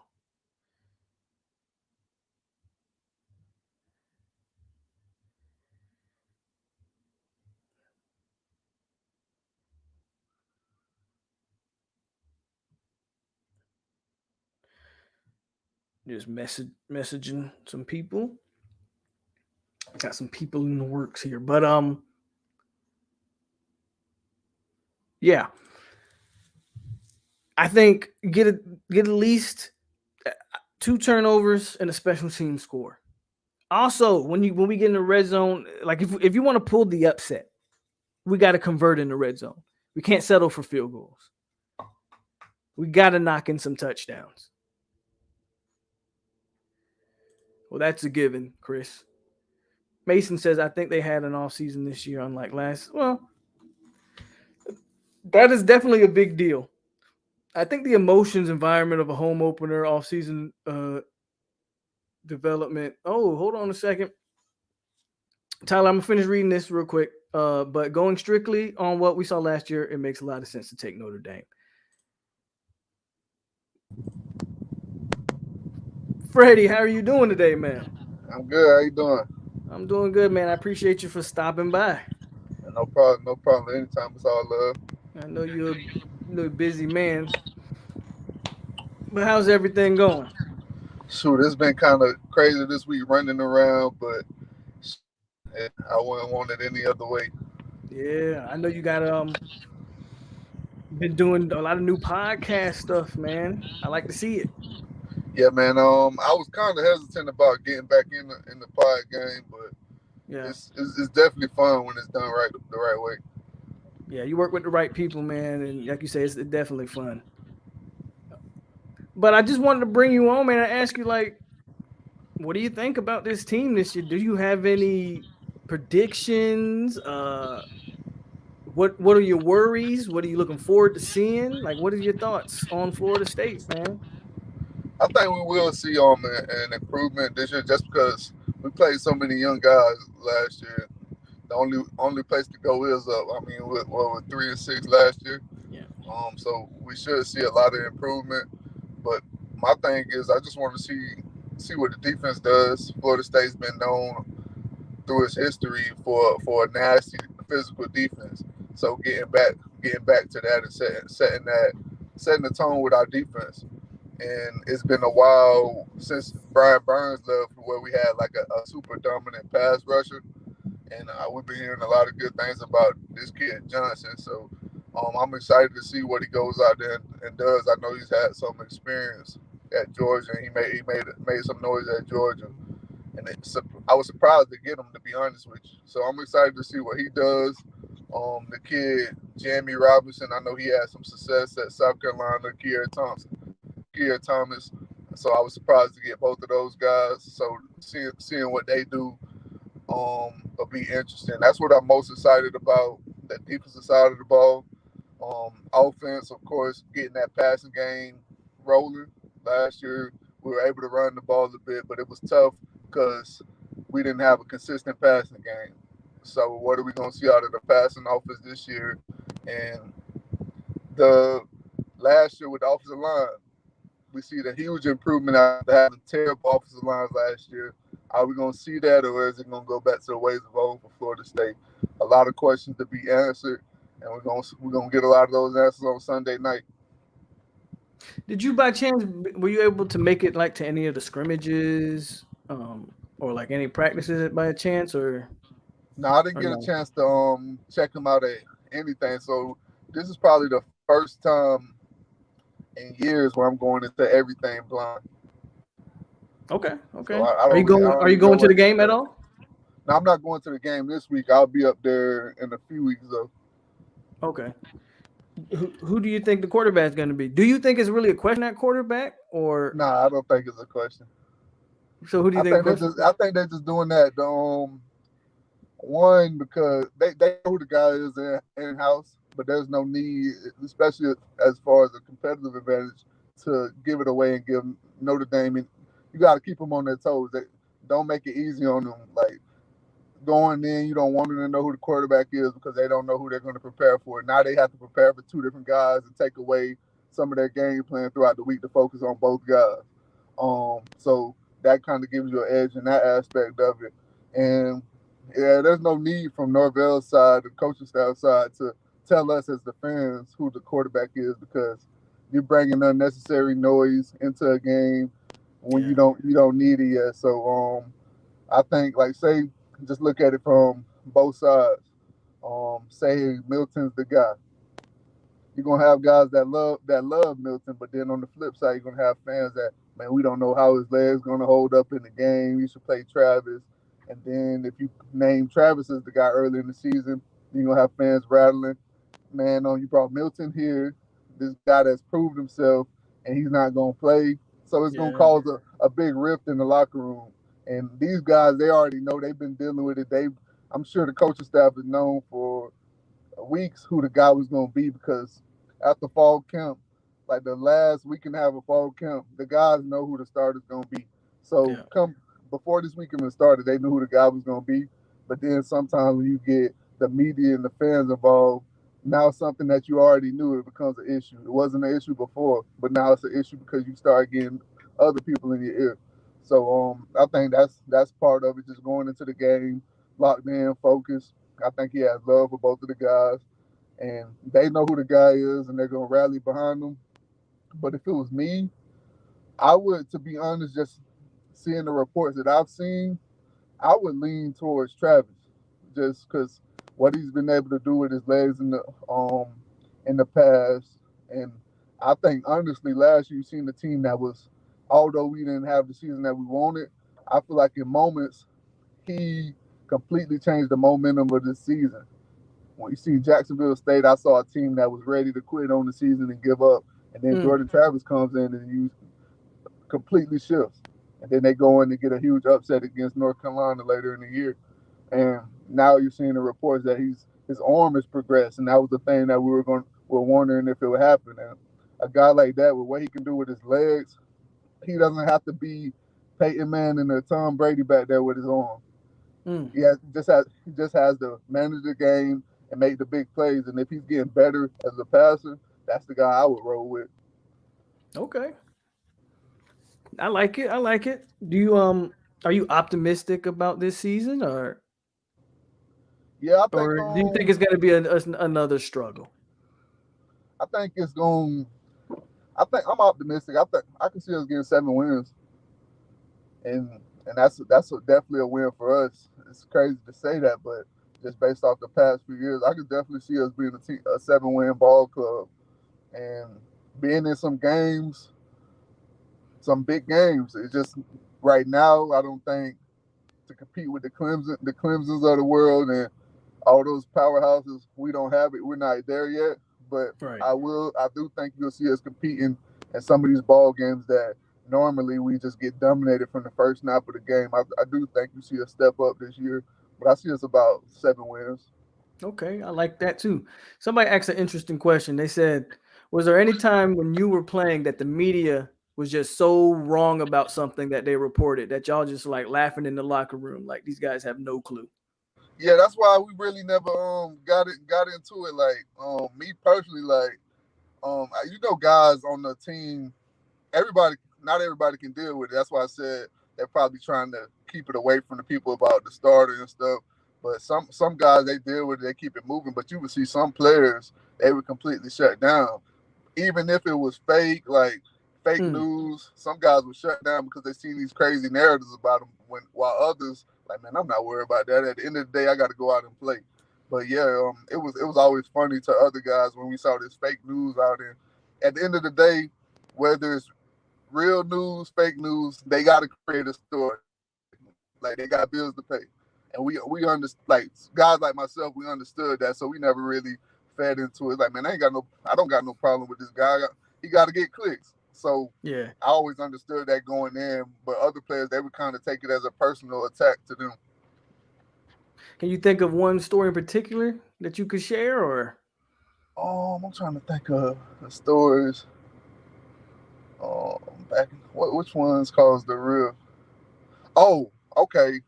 The one I know caused and I'm not gonna say this was after the North Carolina game when they beat us. They came in and got the upset. Kickers Okay. doing the chop.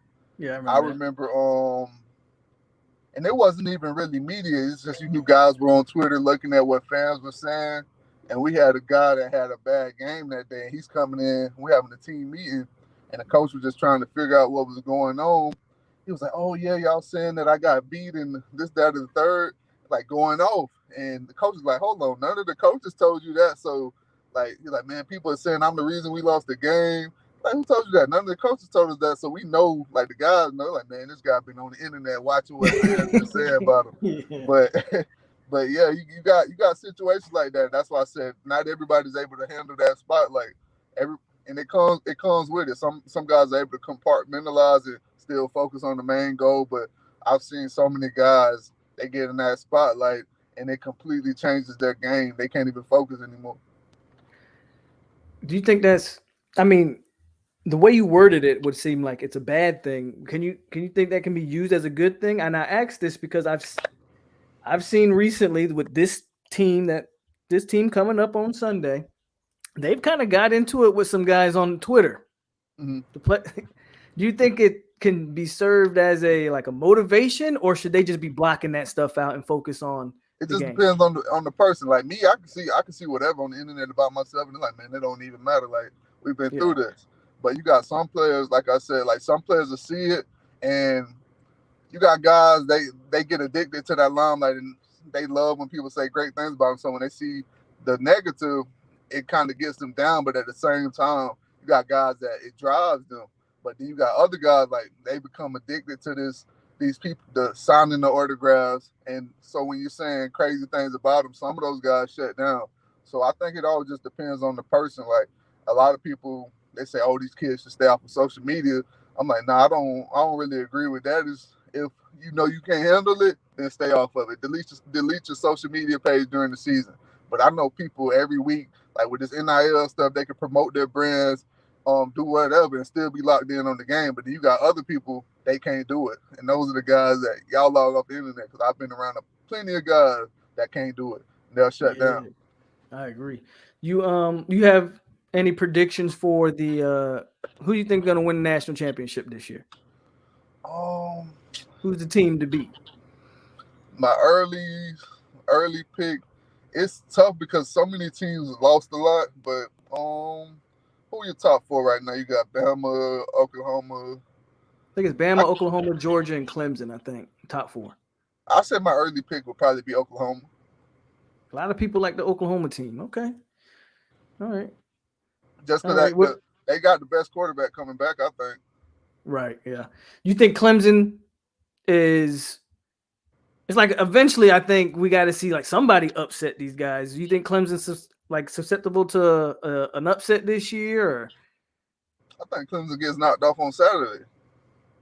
you think so? You think Georgia Yeah, I gets? think they get knocked off on Saturday. But that wouldn't affect them in the Yeah, ACC. it wouldn't really, but I think it'll be to a point where you see like, okay, maybe they're not this big powerhouse that they've been over the past few years. That type deal. Okay, That's all what I right, think we see a little bit on Saturday. okay.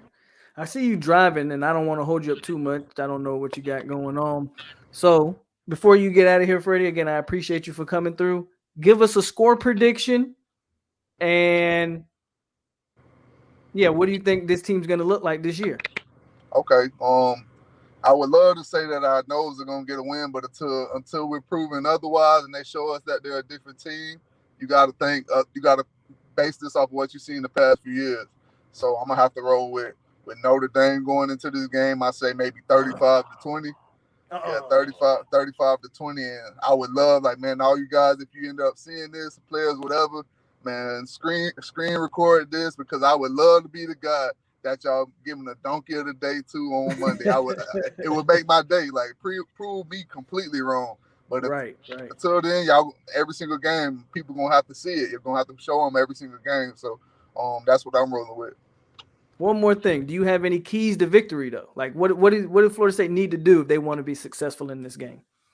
They got Notre Dame, although they're highly ranked, what they're nine in the country. I think they're 10. 10 or 10, 9. okay. And they top 10. They top 10 for But sure. they don't have a lot of experience returning on the offensive side. I know they got the backs coming back. They got a new quarterback, a pretty young offensive line. So we got to make them uncomfortable early with pressures, whatever the case may be, and being physical on our side. Make it uncomfortable for them. And our fans come into play as well. Last year, we didn't have the home field advantage. The stadiums weren't crowded. So we got to make it uncomfortable for their offense and a lot of these guys that haven't played in big games. And that'll give us the best chance to win this game. The offense, we seen it last year. They were able to run the ball a good bit on them. We were able to do a few things in the passing game, get them a little uncomfortable. It comes down to our defense executing and causing these guys, when the noise gets louder, we're keeping the game close. You got guys false starting, things like that, getting uncomfortable. That's gonna give us the best chance to win. All right. And I just want you to know, Freddie, man, that still was not a chop block against Clemson. Just so you know, Yeah, not a man, it's chop block, crazy. man. But hey, man, thank you so much for joining in. And again, I'm gonna let you go ahead and do what you got to do for the day. Again, I see you driving in the car, but so I don't want to hold you up too much. But I really thank you for showing up and giving us a little bit of your time, man. All right, no problem. Appreciate you having me. All right, man. That was All right. Freddie Stevenson, former national champion. Uh, y'all know he's been on here before. Came back, showed us some love again, man. Freddie don't think we gonna win it. So far, first two guests. Uh, Now, at least Freddie do think we're gonna. He thinks we're gonna win at least 7 games, right? But he doesn't think we're gonna beat Notre Dame, and he also thinks Jordan Travis should be the. Well, he said if he was picking it, uh, Jordan Travis should be the starter, just from what he's heard. He also said, he hadn't been to any practices, so he's just going off what he's heard. Right. Well, everybody driving today. I guess I don't know everybody, which I understand. Everybody got stuff to do. Everybody just can't sit on a computer for 8 hours like me. But shout out, man. Shout out to Freddie. I don't know what you guys think about him picking Notre Dame. He said, what did he say? 35-20 or something like that? Ooh, if we give up 35. I don't know how I'm going to feel, man. I don't know how I'm going to feel. Boy says we need Logan. Y'all want some positivity, man. That's former Florida State fullback / national champion alumni Freddie Stevenson. We're 0 for 2 right now when FSU picks, and that's okay. Not giving my pick yet. But I'll say this. I think we're going to win it. I think we're going to win it.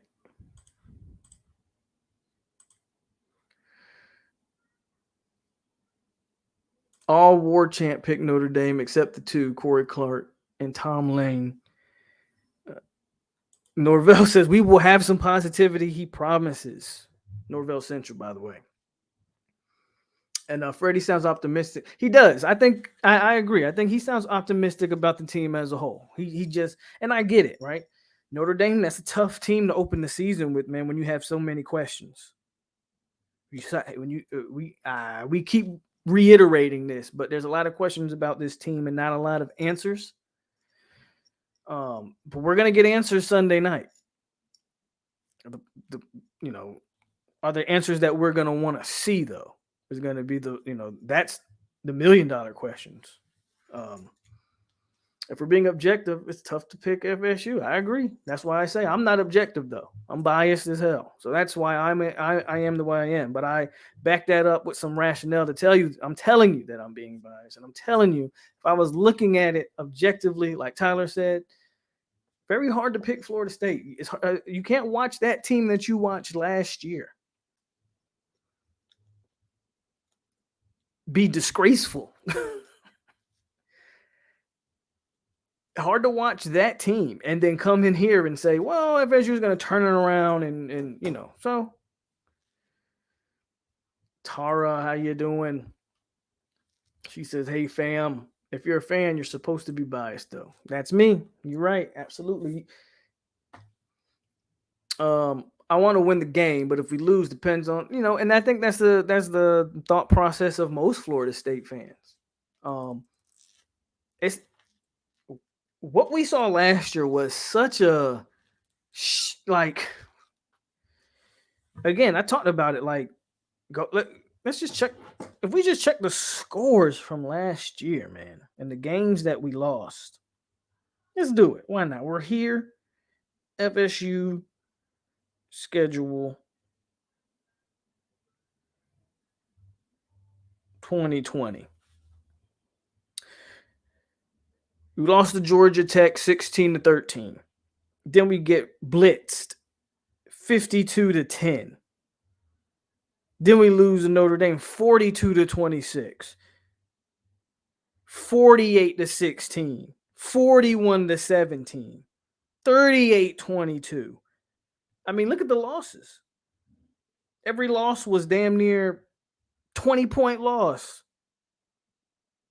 How do you look at that? How do you look at that and say FSU didn't even compete in their losses last year, man? Yet we're supposed to, like, again, if you just look at it objectively and look at how FSU didn't even compete in these losses, it's hard. It's hard. What up, Chris? What's up, Todd? How you doing? Big Gucci says we was going back and forth with Notre Dame last year until they took off. I like us to win it. It will be immediately obvious if the defense has improved. Are there 11 bodies swarming to the football? Are we playing with high energy? Hey, don't disagree. I'm more so interested with defensively. I want to see how they cover the short passing game. How do they cover the underneath stuff? That's what I'm interested to see, because I believe that's where Notre Dame's going to try to attack you. Obviously, they're going to try to establish the run, because any good coach worth his weight understands that we might have a talented freshman out there, but he's still a freshman going up against a veteran defensive end in a money year who's looking to try to make big money, right? How do we help that out? Well, we run the ball. They're going to try to establish the run game early. When they do throw the ball, it's going to be quick. They are not going to be Cohen is not going to be doing a 5-step drop and scanning the field. Everything's going to be quick. They're going to try to hit you underneath. They're going to try to hit the tight end underneath, running back in the flats. Probably try to set up a few screens, quick slants, maybe a hitch route or two. I expect a lot of underneath stuff to attack. They're going to try to dink and dunk us, in my opinion, their first possession. They're going to try to run the ball and dink and dunk us. I don't really think they'll take a shot. I'll be interested to see what happens when they take a shot, how that offensive line holds up. But if I was attacking Florida State, that's how I would attack them. And then if I can wear you out, I might take my shots later on. Last year, we had our guys who quit and selfish, dumb mistakes on both sides. Again, I talked about it too, yeah. Penalties. FSU, if they can stay clean on the penalties. The coaches didn't have an offseason to evaluate talent, really. I have no proof, but last year I think Chubba Purdy didn't get hurt. I think you would have been the starter last year, because I don't think he believed in Blackman, but he didn't have a choice, really. That's fair. Again, that goes to what I said initially, though. I said you should have started Jordan Travis. Even if Purdy was healthy, you should have started Travis, because I think the offense would have been a seamless transition. Start Travis, then ease Purdy in there and let him finish the season. But I'm with you. I'm with you, Jeff. A lot of games last year's players quit. I agree. We'll see. People are bought in. The Irish will be in a 3-3-5, which means they're probably going to be trying to blitz us. I just don't see Notre Dame scoring a whole lot with us having a full offseason, having veterans from the transfer portal on offense. We at home.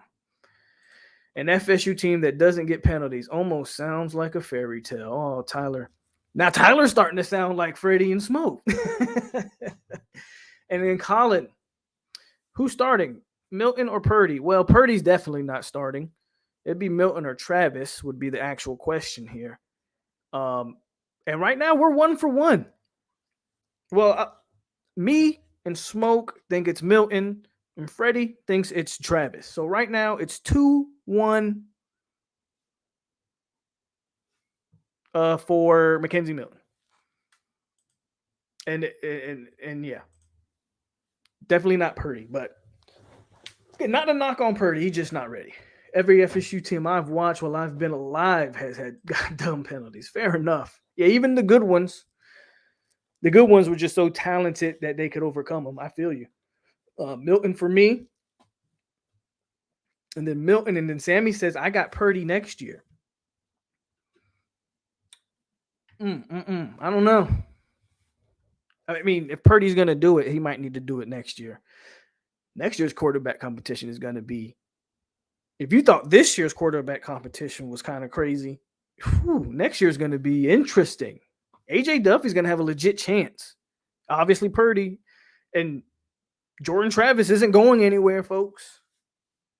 Special teams is going to be big this game.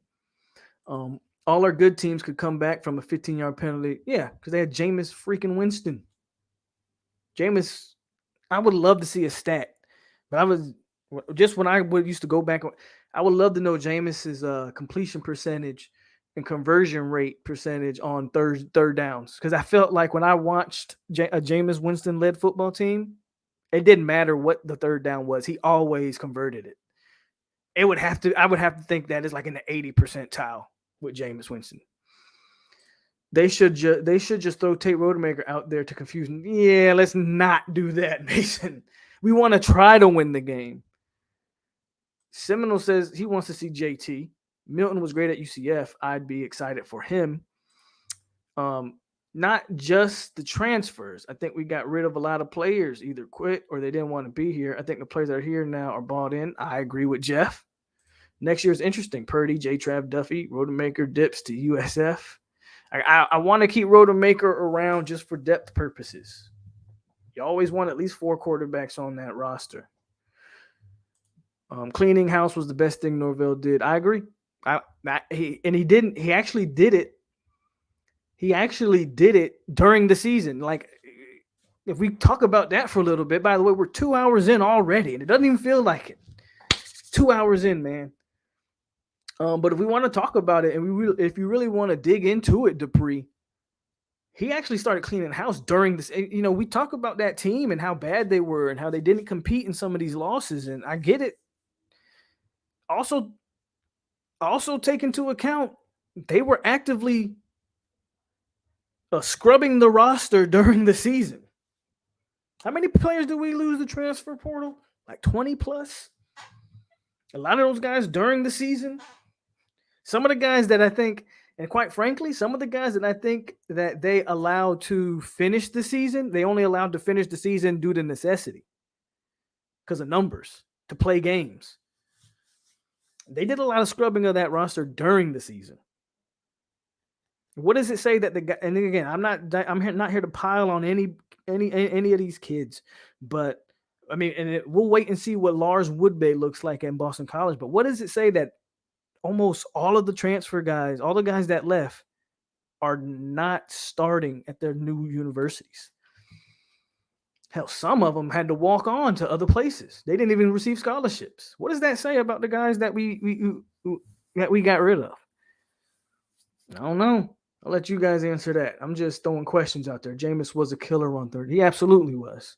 Again, I would love to know that stat, if anybody could find that stat about Jameis Winston on third downs. I said it's got to be at least in the 80s. It wouldn't surprise me if it was in the 90s. I can't remember Florida State very punting during Jameis Winston's tenure. Always seemed to convert to third. How many more highlights would we have if the holding penalty didn't exist? Breaking news: Geno English will be on the sideline. I'm not even going to let you do that to us, Ray 50. Do not do that. Some people think Geno was better. Spear Addicts, how's it going? Spear Addicts supporting you, Norville Central. Hey, shout out to, if you're not subscribed, man. Hit the like button. And if Norville Central put out the word, then Norville Central's a good guy. So you can trust his word, man. All Florida State, all day, every day over here. Geno actually not too bad. I really think the quitter's not on the team. About most of the 2018 recruiting. Yeah. Good point from Todd. I want you to look at Willie Taggart's recruiting classes. He really had one full one. And if you want to count that first one that he transitioned, fine. But even that one, I want you to look at those two classes together and you show me who's left on the roster from those two. I think it's like Gaynor and Coop, and that's like it. I think Briggs, Gaynor, Coop, and Briggs. Maybe Darius Washington. Like, seriously. But the big time 4 stars, the Malcolm Lamars, the Warren Thompsons, the Trayshawn Harrisons, the whoever else I'm freaking missing. Those guys are gone, man. Those guys are gone. Another, use it as an excuse, but it's a legitimate excuse. I don't know what you're allowed to say on YouTube. A certain something stopped the coaches from having a full spring and a partial summer. So that word, the pandemic, we can say pandemic, but yeah, that word can kind of mess with the algorithm for whatever reason. But the pandemic, yeah, sure, it is an excuse, and one of the reasons why I don't really give them that excuse, right? Because I do agree that they didn't get the off season because of the pandemic, so that does affect the team. But every team dealt with it, so it's why I don't really go too deep on that excuse. With that said, when you look at the circumstances surrounding the team, that was obviously an issue. When you combine the pandemic with the amount of players that hit the transfer portal due to not wanting to be here, blase. We not going to get into all of that, but we know it. As a Florida State fan, you know what I'm talking about. Then you can see how that was like the perfect recipe for what happened. So again, this year, so since we're all clear, right? We're all clear in the comment section. There's no excuses for Adam Fuller. All that talk, all that guys not wanting to be here, doing their own thing. All of that. We agreeing that those guys are gone and that everybody's brought in? Because if we are, Notre Dame puts 45 on us. I would love to know what's the excuse for Adam Fuller. Are we going to continue to blame the players? Or are we going to start finally talking about this coach and some of these coaches? If we come out in the second half and make no adjustments and the offense stalls and we can't put any points on the board, like we saw last year, I might like the person that is Kenny Dillingham. I think he's a funny dude, but we're about to start talking. We're about to start having some legit criticisms. If we come out and we don't make offensive adjustments, we can't move the ball like we saw last year. So all that stuff, if we're coming to the realization that all that stuff last year was true, well, he had none of that this year. And now we're about to start pinpointing some of these coaches to get this stuff together. I just want to make sure we're on the same page. Because if the offense is stalling in the red zone and not converting, who are we blaming?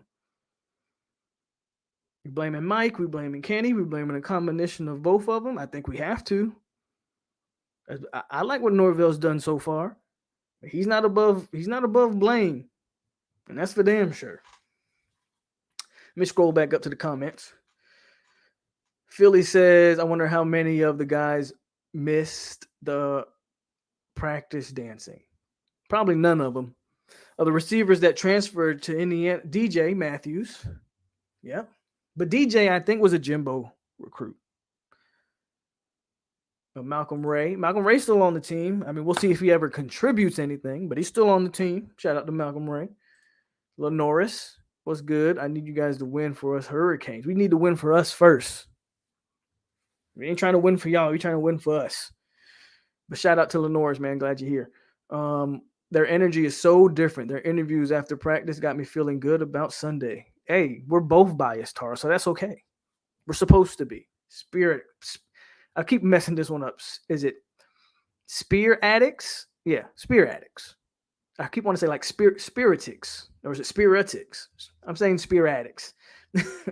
But shout out to Spear Addicts. He says he's been on my podcast, Spear Addicts, and I appreciate you getting the name right. Did I? Is it Spear Addicts? See, I don't even know if I'm getting the name right. He and I did our game-by-game prediction show. Okay, yeah, Norvell Central is great. He's a good guy. I'm gonna go check that out though. Are you on? Is that on YouTube or is that on like? Just let me know. Is it a YouTube channel? Is it a just a podcast like on Apple, Spotify? I'll definitely go check you guys out. I like all the I try to support all the Florida State content creators. Got 7 guys left on the roster from 2018. The wideouts they definitely need to catch the ball. Seminole Firewater in the building. What's going on, homie? No squad in the building. 21 signed, 7 left. I want you to think about that. Think about that. And if you want to wonder why FSU's in the state that it's in, think that 2018 class. It's 2021. That 2018 class should be your juniors. That should be your leaders on this team. That should be guys that's, we talk about why we have so many young receivers. Well, look at 2018. Look at it. You signed 21 kids and 7 of them are left. Think about that. Your entire class pretty much busted. And out of the 7 who are left, who have been major contributors, out of the 7 guys who are left on the roster, what, 3 of those guys may be major contributors on this team? I would pull it up right now, but I'll let you guys tell me. 3 or 4 guys? Listen, I'm pulling for Adam Fuller. I want our defense to improve and be good. Believe it or not, I am too. I'm not rooting against Fuller, but I'm really just going to call it how I see it. But I'm not rooting against him. Not rooting against him. Because if I wanted him to fail, that means this team's going to be bad again, and that's not what I'm on here for. I do not want to come in here this year like I did last year every week and be pissed. I would rather be happy after every Saturday. On every Saturday night, I come on here for my post-game stuff. I'd rather be happy. But I'm also not going to pretend or make excuses. So if Fuller's bad, Fuller's going to get the wrath. If Norvell's bad, he's going to get my wrath, and so on and so forth. But I'm not rooting against them. I know some people think I am, but I'm not rooting against them. People will still defend Fuller. They'll pick out one play and say, oh, he made a smart call. A dead clock's right twice a day, right? Ain't that the saying? A dead clock is right twice a day. Yes, YouTube, all of the above. Okay, so I'll definitely check you out, man. Definitely be going by and subscribing. If you guys haven't subscribed to Spear Addicts, hey, go check them out. See what they bring to the table. But again, we all Florida State over here, and we all rooting for the Noles. So go Noles.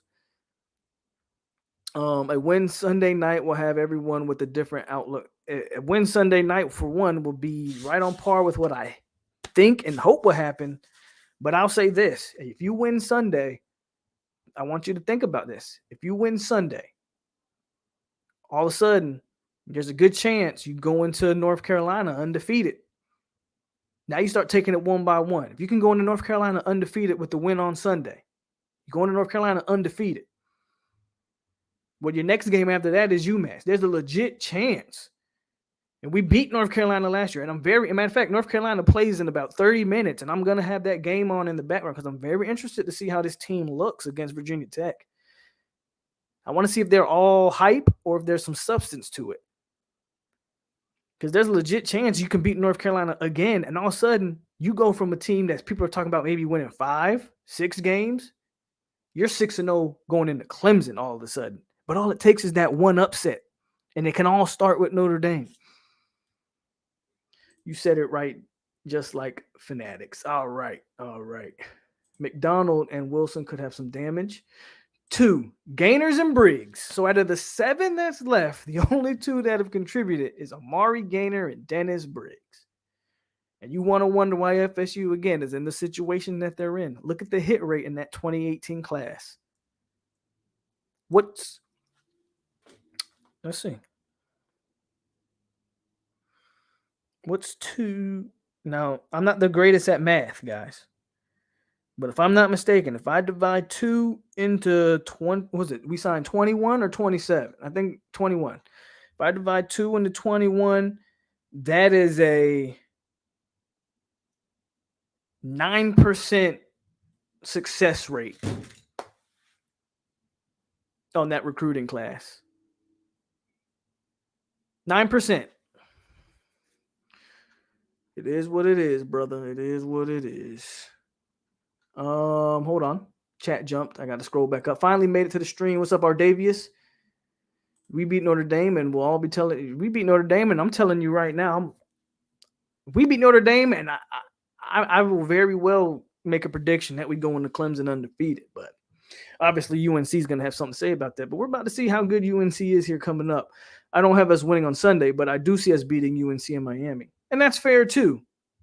The season isn't won or lost on Sunday. We could lose a competitive game to Notre Dame and still go into Clemson with 1 loss, maybe 2 losses. Who knows? At worst, I think you want to go into Clemson with 2 losses. At worst. I believe moving McKnight to the linebacker is the right move. Jay the corner is also right, but he has to show it. No excuses. I love the McKnight move. I just don't know. I just don't think we're gonna see him contribute. At least not right away. Right? He's gonna take time to get into that, get his groove in that linebacker spot. But I love that move.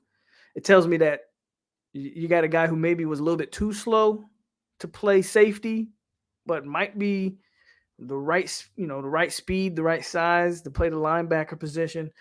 And Jay, hey, I think Travis Jay is gonna excel at that corner spot, but he does have to show it. He does have to show it. Tay says, check my DM. All right, hold on.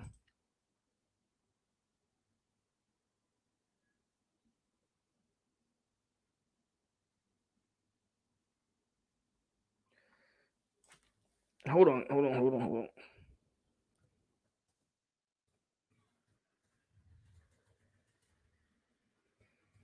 Excuse me, guys. I'm answering some messages here.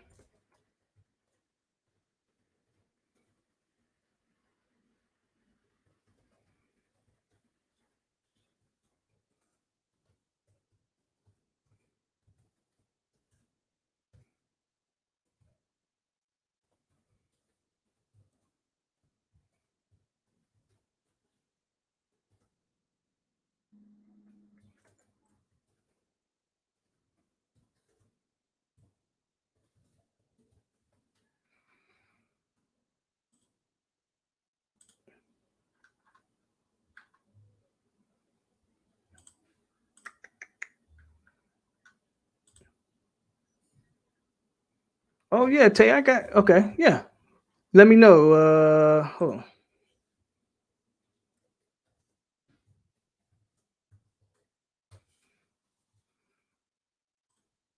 My bad, guys. Had to just answer a few messages. Want to make sure we're getting these visitors all in line. Um, Big Game James just was talking to him. He might not be able to make it, which is all good. It's all love. I know things happen, man. Stuff happens. Life pops up, so no issues. He still might be able to make it, but as of right now, we might be without Big Game James tonight. Let's catch up. 34-30. That's what I'm talking about. Finally, we got somebody predicting these Seminoles from Spear Addicts. Last time we won a home opener was Ole Miss. And is that even considered a home opener? Because that was a neutral site game in Orlando. I don't even know if you would really consider that a home opener. I know that was the last opening game we won. Blacksburg going to be crazy. D. Thompson with the super chat. Shout out to D. Thompson. Hold on a second. Let's go. Clickety clank, clickety clank. The money goes into my piggy bank. D. Thompson says, love seeing your channel continue to grow. Keep bringing us this great content. Hey, and I love seeing people continue to support me, D. So thank you so much. D, you still in Kuwait? You still over there in Kuwait? I know you were over there in Kuwait. Shout out to D. Thompson over there in Kuwait, if he still is. If not, I know you might not be able to talk too much about it, but hey, regardless. That is not 9%. Okay, see, I don't know math. I thought you divided it. But what is the percentage? North Carolina might be 0-1. He played both in high school, but looked better at backer. Thought you did 7. No. I did the 2. I did the 2 that they say are. I didn't do the 7. I did the 2 that actually contribute out of the 7 out of the 21. So I did 2. Want to see Dent and Jay make some plays. Jeff with another one. Jeff, you got to. I'm not going to say stop, but you just keep love to drop me these super chats, baby. Yeah, more money. Yeah, more money. Yeah. I'm going to send Jeff a hoodie or something just because. Nobody donates to the channel more than my man, Jeff. But he says, I want this win Notre Dame, not because it's Notre Dame. We haven't won an opener since 2016. UNC got a tough game tonight. I agree. Notre Dame lost a starting linebacker. They lost, yes, they did, in camp, and people acting like they just reload Bama. I think Dilly and Norvell are going to find some mismatches. Let's hope so.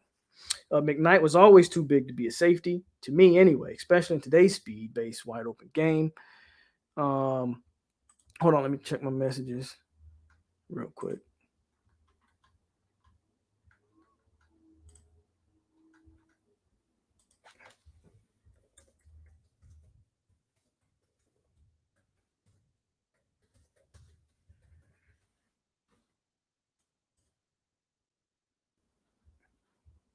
All right. When is Logan coming on? Logan, what time? What time did me and Logan have? I know Logan's not coming on till a little later because he there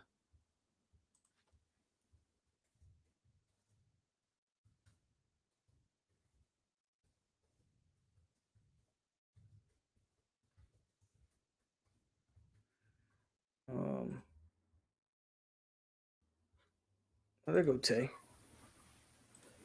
What it do? I think Logan will be on.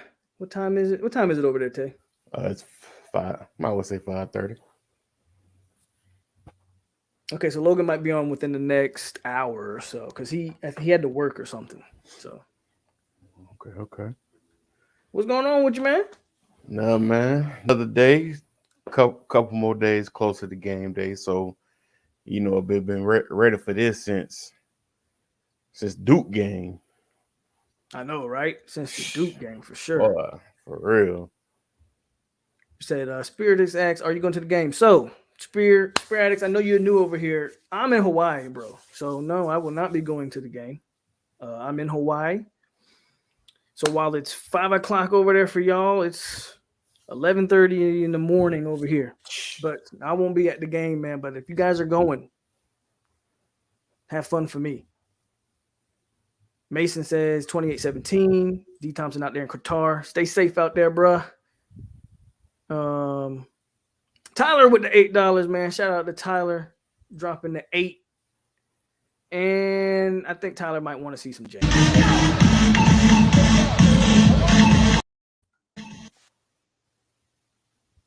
Well, what you got, man? What you think about this? What you think, man? What you think? Same thing I was asking everybody else, man. Come on, give me. And you ain't driving, so we can keep you on. Nah. I'm settled. I'm settled. So what you thinking, man? Come on, break it down. For me personally, just my opinion. I can't speak for nobody else but Tay. So the way I feel, honestly, I feel we got a good chance. Just from me taking last year with Notre Dame last year, that was a good team. The boys made the playoffs, and we was in it, for some parts up until second, maybe third quarter. Then it kind of got 2-score game, and I just feel like with them boys replacing you replacing 4 NFL linemen. You got you got some defensive players leaving. You got pretty much your best quarterback you done had in years leaving.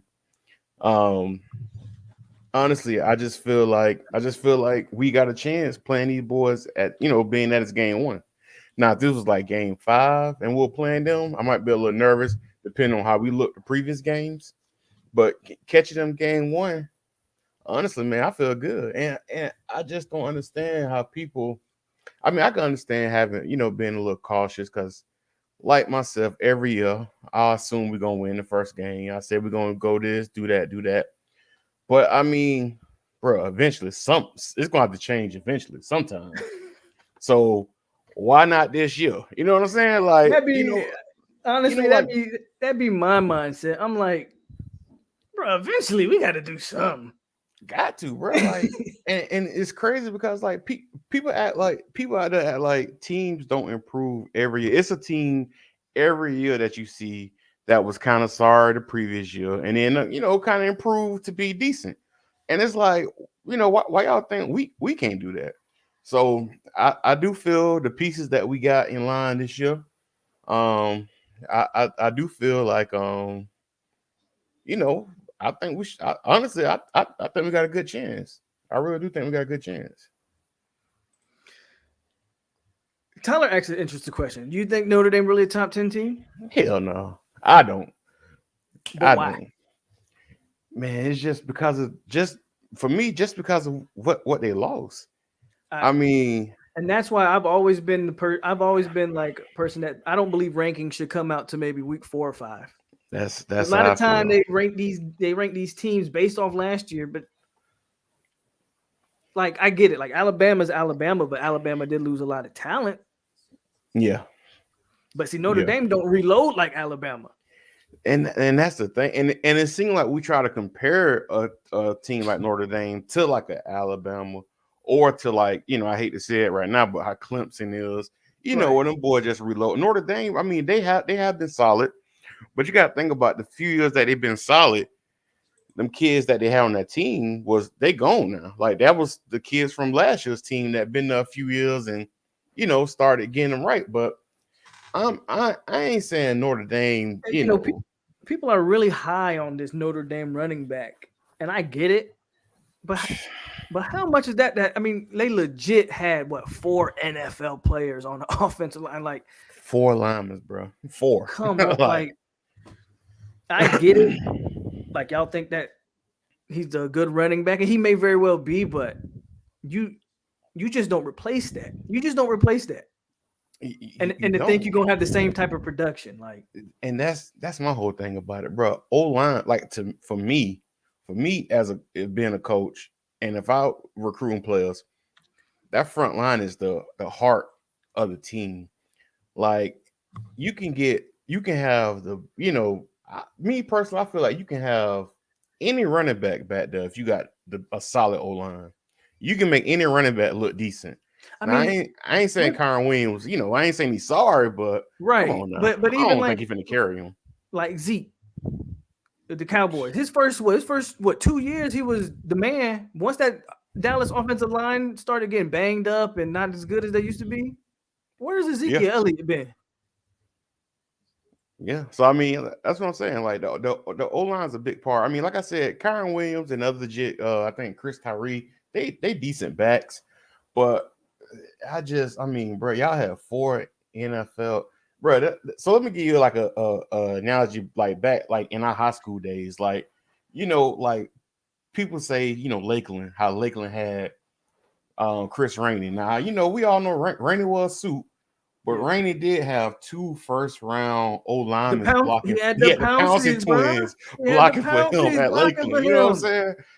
You And know, people don't talk enough about Jamar Taylor. Like if he just yeah, was another dude. yeah, exactly. Like Jamar, he balled at USF. He went You to know what I'm Alabama, saying? then he trained at USF. He was a good back, but I'm like, bro, they had two But first you're round absolutely right. NFL picks. They had both Pouncey's on that offensive line over there at Lakeland. Like you Bro, said, Rainey was suit, but come on now. You know what I'm saying? compare Rainey to what Blau was doing for us or what Isaac was doing for us. Exactly. You And put you he put ain't had him Bilal or over, Isaac behind bruh, that old line. bruh. But I'm glad you brought that up. you know what I'm saying? That's real So talk. That's real talk though. But so go ahead. who's your quarterback though? Man, see, so the thing with the quarterback, I think everyone's been kind of like, so like spring, like me and you are spring together. Yeah. And I felt like Mackenzie Milton all the way. But then you listen to the media, which a lot of times we get caught up in that because I told myself I wasn't gonna really believe nothing from the media because these past 3 years they say such and such look good and they go out there and we see something totally different. But it's hard for me to still say McKenzie just because like So they before you were. finish, Yeah, go ahead. do you feel differently knowing that potentially knowing the rumor that it was COVID related and not his foot or his leg related? Now that actually made me feel a lot better, to be honest. Right. Because when they were saying that it may be his foot, his leg, I'm like, man, like how long can he? Because I mean, during spring, it was no doubt in my mind that he's able to play. I mean, he was poised in the pocket. He even took off for like a little, he of course he couldn't get hit, but he took off for a little run and he looked decent. Right. But if they say it's COVID and not injury, then actually I feel better. But if I had my choice of quarterback, I would prefer Milton to start Um, and then maybe put in Jordan Travis for like a little change of pace, maybe a few I packages do think we'll here, see some here and there. packages with him, regardless of who starts. Well, obviously, if Travis starts, like Then they're he just already gonna, out there. Yeah, they just gonna run the offense. But yeah. if Milton starts, I do think we'll see, especially in the red zone potentially. Like we'll still see Travis to some degree for sure. What about the O line? You excited about it? You worried about it? How the O line got you feeling? So the O line for me, um, the O line for me, I'm actually excited to see just to see the improvement. Because you gotta think that the O line has to improve from you got to think Robert Scott improved. He was a true freshman. You know what I'm saying? It's a kid that's 17, 18 out there playing a true freshman, going against juniors and seniors. Um, and then you add in Dylan Gibbons. And then I do like having Devontae Love Taylor in the inside. Um, the O line, I'm not too hard on the O line like most people. I don't know if that's because I'm a lineman myself, Mm-hmm. but I do feel like last year. I felt like the O line improved last year. It wasn't Notre Dame offensive line, but it wasn't Willie Taggart offensive line either. So Yeah, yeah. I would have to imagine with adding Dylan Gibbons, because you've seen the improvement last year with adding Devontae Love Taylor, it improved. You got to think adding another veteran that's played a lot of games, been at a school like Notre Dame that produced good linemen. You have to think that the O line should improve again, take another step in the right direction. So I'm actually excited to see the O line just to see how they perform. I mean, they I, could go out there Sunday and disappoint me, but I for right now, really think, and I don't obviously I have no idea.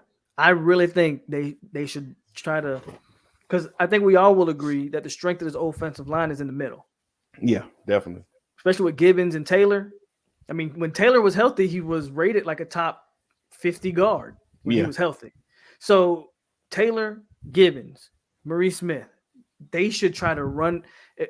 If anything, take the pressure off those two tackles who you might have a little questions about. I think you're going to see a lot of run heavy stuff pretty early. And I think that's a smart try to wear Notre Dame out so that when you do try to pass, those defensive ends aren't coming at you with a full head of steam because they're a little tired. yeah. I mean, that's how I feel too. I do feel we should pretty much set up like run to set up the pass.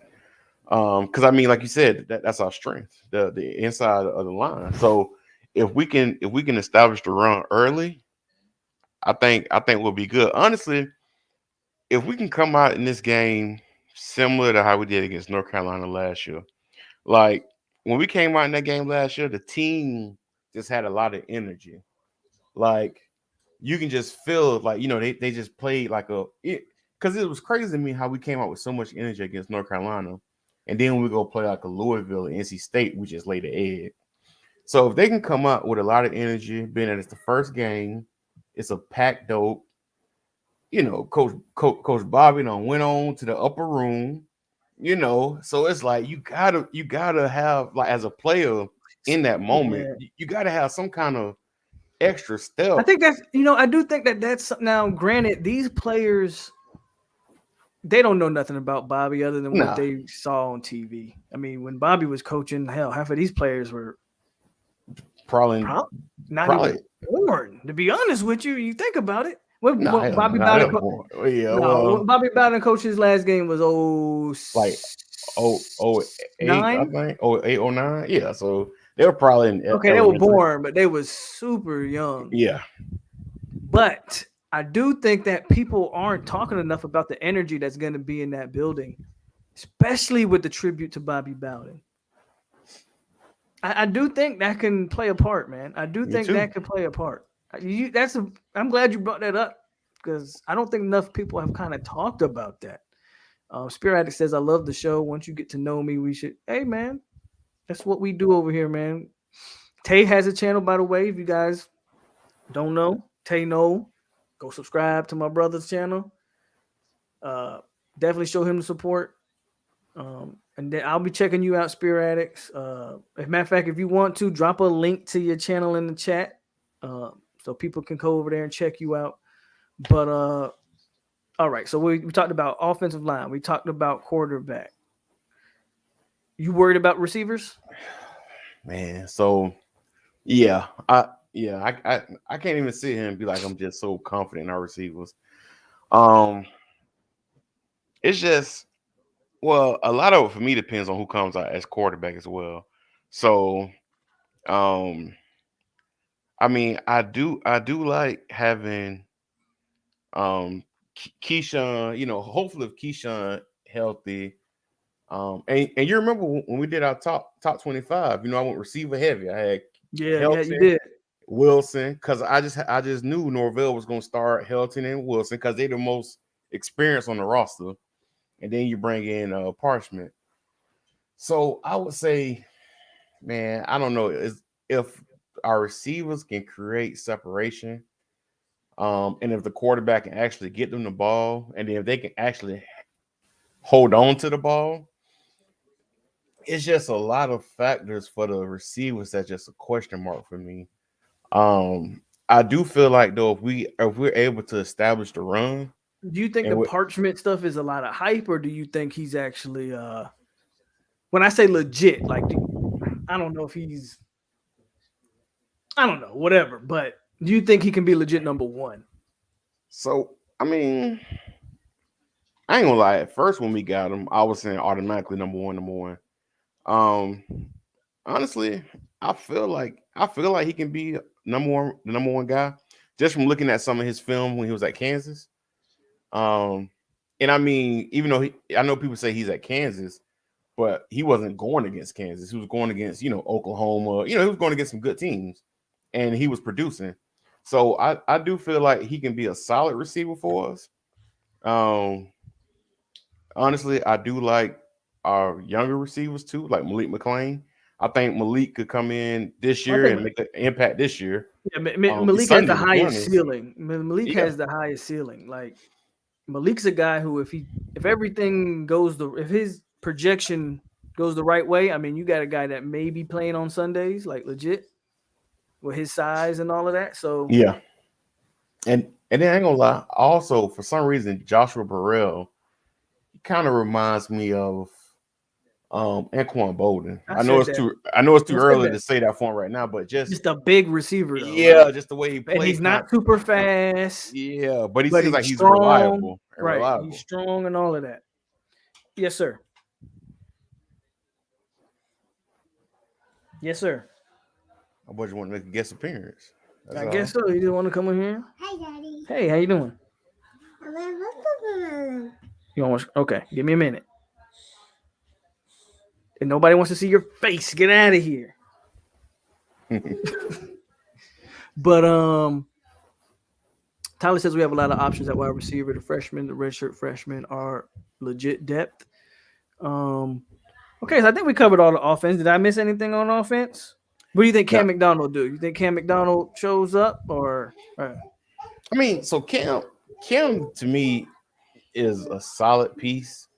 go ahead and talk about that? I'll be right back. Yeah. So I think Cam McDonald is really kind of like a solid piece. I don't think he's like the type of. I mean, he been here a while, so we've seen what he is. Um, I like Cam McDonald. Don't get me wrong with that, but I don't think he's just a total difference maker. Um, I do think he's important in the offense. It's just giving us another solid receiver option. But I like Cam. I like Jordan Wilson. I like the addition of him to be able to help our run game. Because with Jordan Wilson, I do think that'll be able to open up some holes that maybe Preston Daniels, which Preston Daniels for being a walk on and again playing time was able to, you know, he did a solid job, but it is good to have someone like Jordan Wilson, an experienced player coming up on them because essentially Preston Daniels wasn't he was just really just an extra run blocker. I mean, I think he had that one catch against North Carolina, which was huge, but Other than that, you see Preston James in the game. You know he pretty much finna just pass protect, run block. So to have someone like Jordan Wilson who could potentially go out for a catch as well, I do think that's big. Um, the offense, I'm really not worried about the offense too much. Um, let me see who I got at QB1. I got Milton. That's QB1. Sammy. All right, my bad. I'm back. But yeah, man. But yeah, I was just saying, far as with I do like the addition of Jordan Wilson as well to the tight end room, just for the purposes of like protection, pass protection, run block, things like that. Um, hopefully, like I said, hopefully Pookie, cause like I ain't got no beef with Pookie. Like he got skills. It's just holding on to the ball for me. Got to That's what catch. all the receivers. If you can't catch, Like if you're a receiver, that's your job is to receive it. That's what pissed first me thing off. you need to do. Yeah, that's what pissed me off with Warren Thompson these past few years. Because I was high on Warren Thompson for like the I past was two too. seasons, I and thought he Warren was. just I thought he had all the talent in the world, but if you can't catch, yeah that I none mean of the other stuff that's matter. yeah, that's the number one thing. You're a receiver, so we're gonna need Yeah. you to catch it at least. So let's transition to the defense then. So And let's start on that D line, man.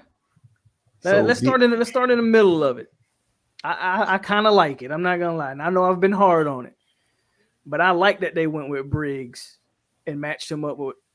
For one, it gives us some depth. You don't need to yeah. have Coop and Lovett on the field at the same time, so those two can spell for each other. And I think Briggs matches up perfectly lining up next to one of those guys. What about you, man? So I'm like you. I like seeing Briggs, and Briggs, to be honest, came out of nowhere for me because I I'll check. didn't I'll check it. My bad. I'll check it out. I'll check it out. Spirit. because I didn't expect Briggs to really make to be an impact player, but the way he's transformed his body and just the things they say about him, we'll see on Sunday. But the things they Right. said about him, how he's improved, really was a big shock to me. Because I mean, Briggs to me he was a solid rotational player, but they talking like he's one of the main focus on the defense this year. So we'll see. I like Lovett starting over Coop only because it kind of we can keep Coop kind of fresh because you got to think about it. Coop a big dude, and I'm glad Briggs emerged because having Coop play a lot of snaps for a big guy like that, that can wear him down. When we in the fourth quarter, he been playing the whole game. Yep. Fourth quarter, he really just giving himself up on blocking. If the O line coming to block him, he really ain't putting up much of a fight because he's so gassed. So I do like having Briggs and Lovett start, and then have Coop come in and rotate Coop. Maybe for short yardage, rundowns because Coop ain't really like he's not known as a pass rusher. And You know, I still think Kier will work some inside. I still believe that. I know they listen to him as a DN. yeah, I know it, but I have to believe they'll throw him inside a little bit, especially if Cushney or Quayshawn Fuller, who I'm hearing a lot of good things about, if he emerges, then I think you can afford to throw Kier inside a little bit. But the depth still is a problem for me because we talking a lot about three guys, but what's after that? yeah. That's my thing too. What's Like after that? you got Briggs, Coop, Lovett, and then after that it's just It drops off a cliff. yeah, it's pretty much Joshua Farmer to be honest. Like after that, And again, I like Farmer as much as the next guy, but that's a true freshman that's a that true you're counting freshman. on. Yeah. A true freshman that you're counting on. Yeah, so that's the only thing that gets me is the depth on the inside of the D line. Really the whole D line to be honest. I mean, I do feel like getting Marcus Cushney did kind of help. But like you said, Fuller, I heard Fuller. Actually, have you heard Fuller do a interview? I think this past week he did one. Yeah, like Fuller actually sound like a pretty good kid, and A just bright listen young, to yeah, bright yeah, young kid. and just listen to the young man talk. How he say he's so excited for the game, he can't sleep at night, he getting chills talking about it. Like that's a kid that love football. Like that's a kid that love football. But I mean that D line, bro. We gonna see on Sunday. Like I said, I I got believe it or not, I have a lot more faith in defensive ends. At least I have more faith. Let me phrase that. I have more faith in the depth at defensive end. I like yeah. the starting unit. I like the Oh yeah. three guys we got. It's just like again, God forbid we get an injury at defensive tackle, man, because then I Oh don't man. know. I Yeah. don't know Me what's either. after that, Yeah. right? So, but I like the depth. I like Cushney. I like obviously Jermaine Johnson. I'm hearing good things about Fuller. I'm hearing good things about McClendon. I mean, that's at least 4 deep right there. Yeah. Patrick Payton might play some. He up to like 230 pounds. We might get him in some special packages. Byron Turner. A lot of people are high on another freshman, but a lot of people are high on him. They like he's already 250 pounds as a true freshman. Mm-hmm. They think he can contribute if they need him to. So Yeah. I like the defensive end depth. Yeah. I'm a But lot more comfortable with that than I am with that defensive tackle depth. Like I said, God forbid we get an injury on that defensive tackle but room. but when you think about it, I mean at DN, that's probably the best depth we got on defense because at the other In positions, DB, I mean in DB. yeah. Well, You don't think so at DB. DB? I mean, because look, when you think about it, okay, so we starting out with five DBs. Okay, so you got Brownlee, you got Gant, Dent, um, Jay, and Jamie Robinson. Yeah.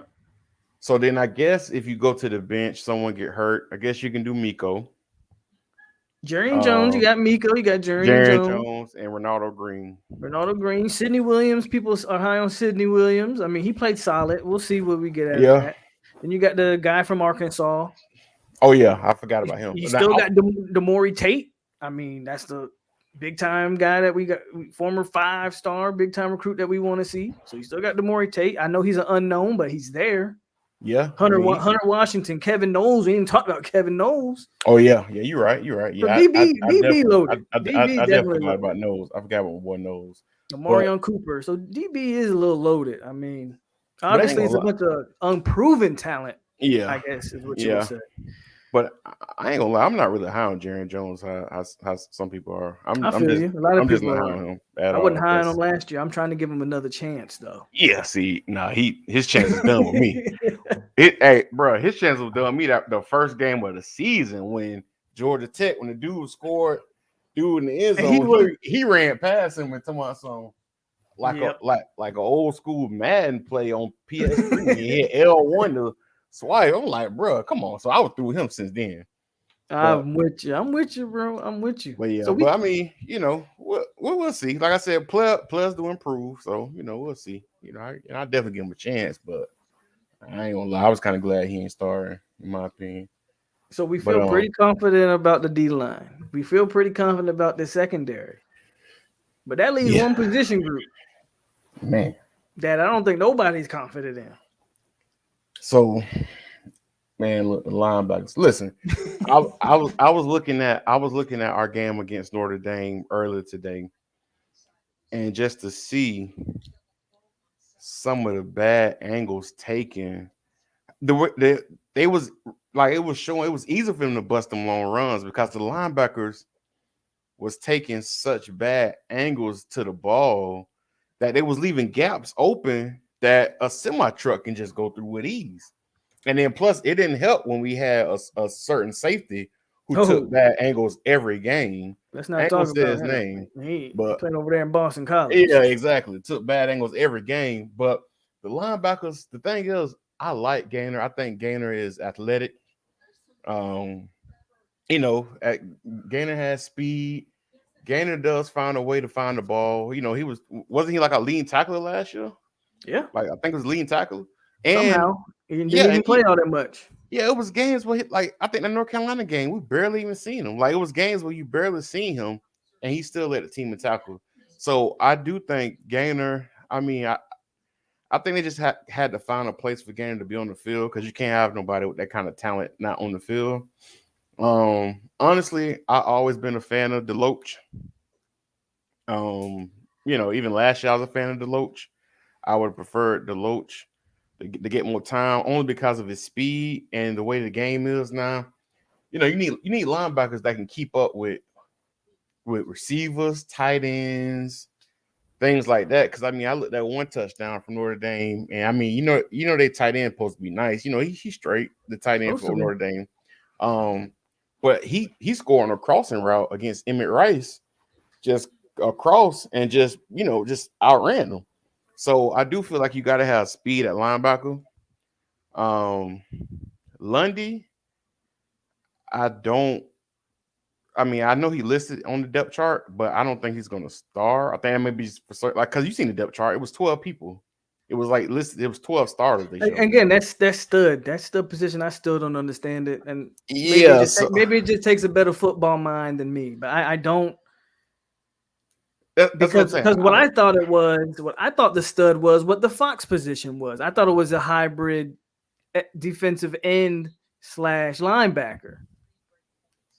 But I don't know. Yeah, I mean, but no. Regardless if it's DN, D tackle, D line, corner, no matter. Lundy does not. I do not want to see Lundy with the first 11 out there. Now I won't mind seeing Lundy if it's 3rd and 2. Yeah, or obvious run situation. Yeah. So obvious run situation. I get it. Yeah, and also for me, honestly, it was kind of disappointing for me to see Steven Dix not to have Lundy leapfrog him. To get beat out. That was kind of disappointing to have somebody who played that many snaps last year as a true freshman, and either he just got worse or Lundy just got better.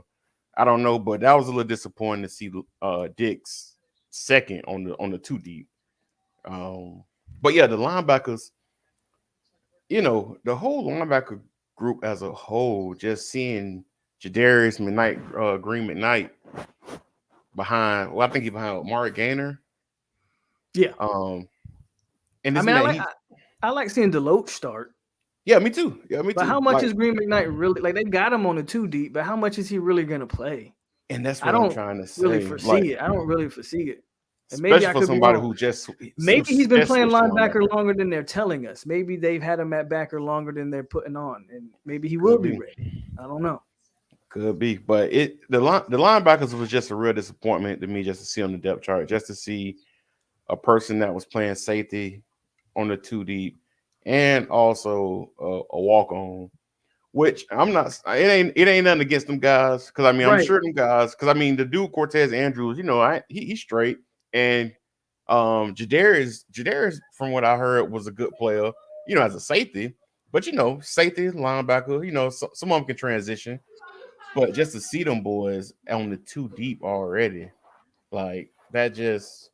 I wholeheartedly agree. Yeah, that was just a little disappointing to me to see. So well, hold on, Tay. We're gonna bring somebody in here with us. The founder of Noles Game Day. You've seen him on Mark Rogers. Logan, they've been asking about you, Logan. How are you doing? What's good, man? Thank y'all for having me. Feels good. It's Friday night too, so we're just vibing, man. How y'all doing? Thank you for showing up. All right, man. Appreciate it. Dude, I've heard all about you on YouTube. I was watching a little bit before we even started doing a lot of YouTube. So respect you getting those videos out and everything, man. And everybody was telling me, you got to get on the show. You got to get on the show. So I was like, we gotta tag team and do something. So they want some positivity. And I know Logan's gonna bring the positivity. So everybody, Logan's here, and we're just gonna get it started, man. What do you expect? Not only game 1, but just for the season. What do you expect? I'm hoping a lot of optimism. I like being optimistic in life overall, and I think after last year, it's hard to judge anything that Norvell and that coaching staff had to go through. If you think about it, a lot of those guys that were in that locker room kind of had to be let go, kind of suggested to transfer, if not just gone from the team. And so, that goes to show what Norvell and that staff was having to deal with in that locker room right away. Moving out of that, that it's so hard after last year. I mean, you're running practices over Zoom. I mean, that's something coaches, hate. That's something they've never done before. Definitely in the college football, even when it went to the NFL.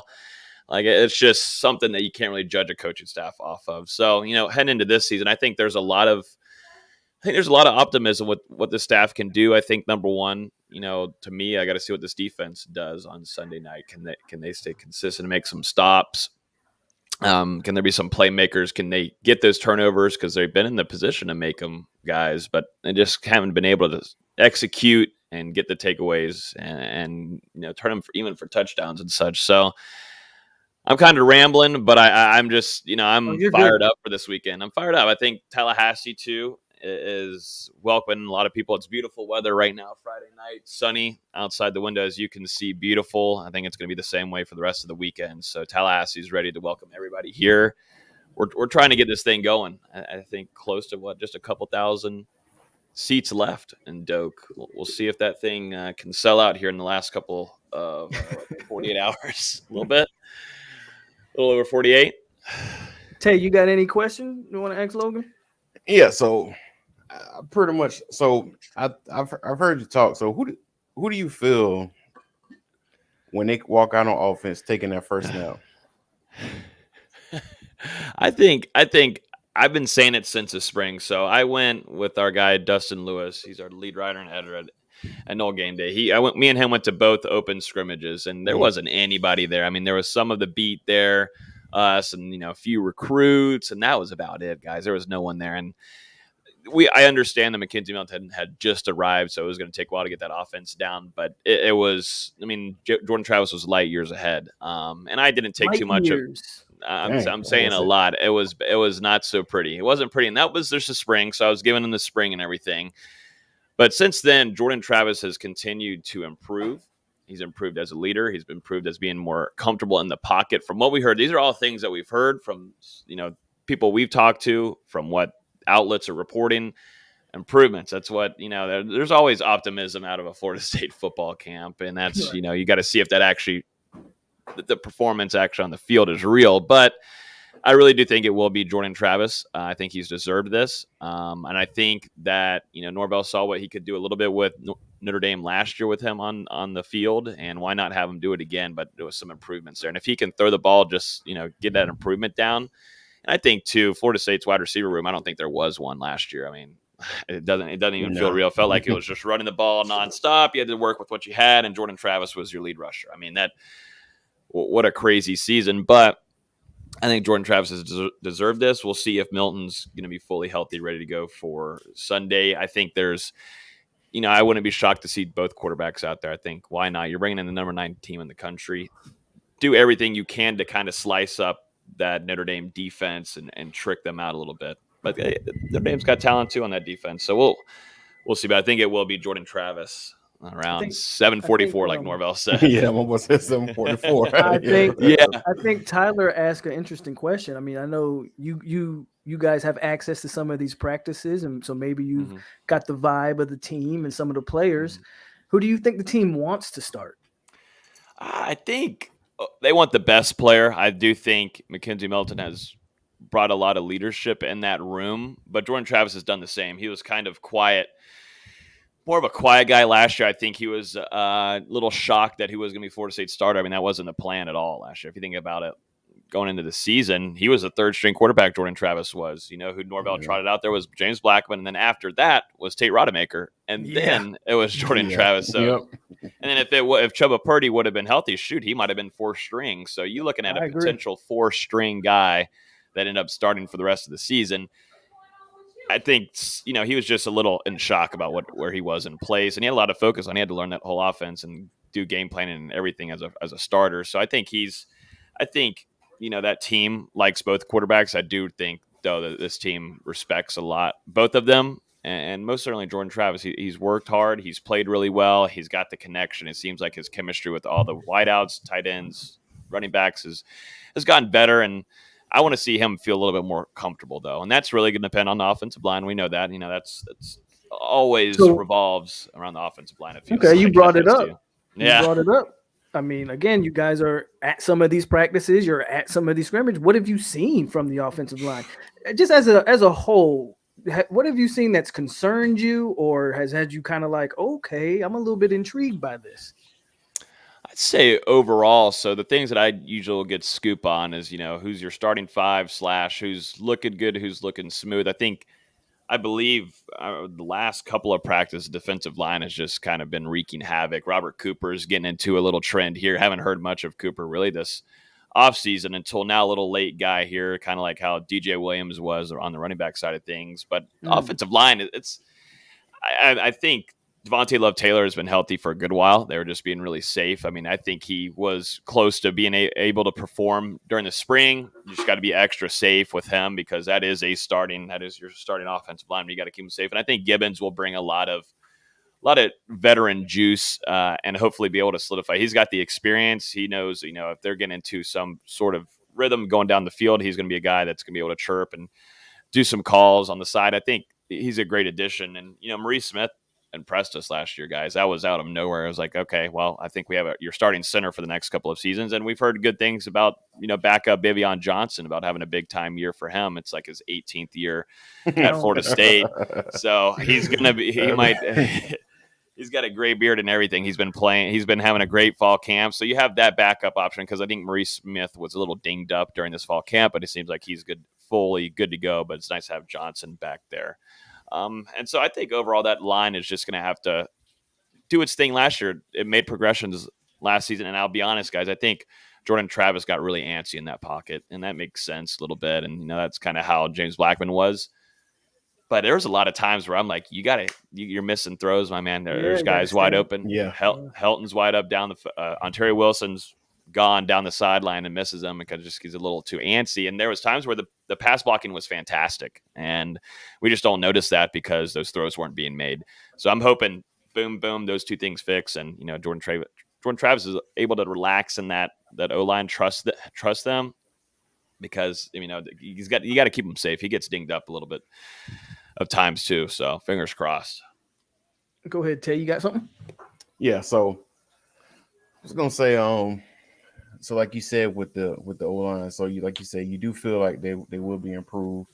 What about that secondary? Yeah, that's the biggest question mark for me going into spring and along with fall camp was who is your two starting corners. Yeah. That's all I want to know. That was be my first question on defense, and I got that. We got Brownlee. I feel confident in that for Adam Fuller on the defense there under Coach Woodson at the DB room, and then who was going to be next.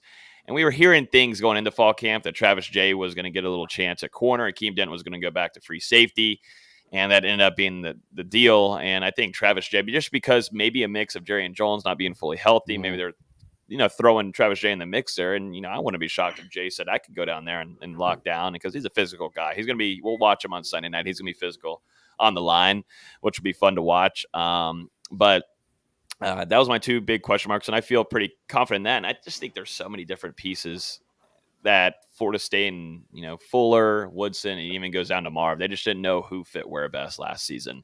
Defensive line last year overall just was a screw up. I mean, that was all on the players, and they showed up. Yeah, that's a whole nother conversation. Yeah. Linebackers is linebackers, but DB room, you've got the talent, just didn't have the spring. You barely had a fall camp. I don't know what the hell that was, and you just didn't know who was fitting where. And for a new coaching staff, I mean, that has got to be one of the hardest things in the world, because if you look at the previous staff, seems like there wasn't that great of guys being put in the right positions. And, there's a lot of adjustments we've seen in this fall camp that guys are being moved around to different positions. And, one of them being Jay going down to corner and then swapping with Akeem Dent. And so, I'm excited about that DB room. I think the big thing, Jamie Robinson, he's coming in and saying he wants to be the most physical nickel that's ever came through Florida State. We're going to see if that happens. Big shoes to fill. Yeah, I was going to say some big shoes. There was a guy named LaMarcus Joyner that we'll have to tell Jamie about if he hasn't gone back and look at any of those highlights. But I like that energy.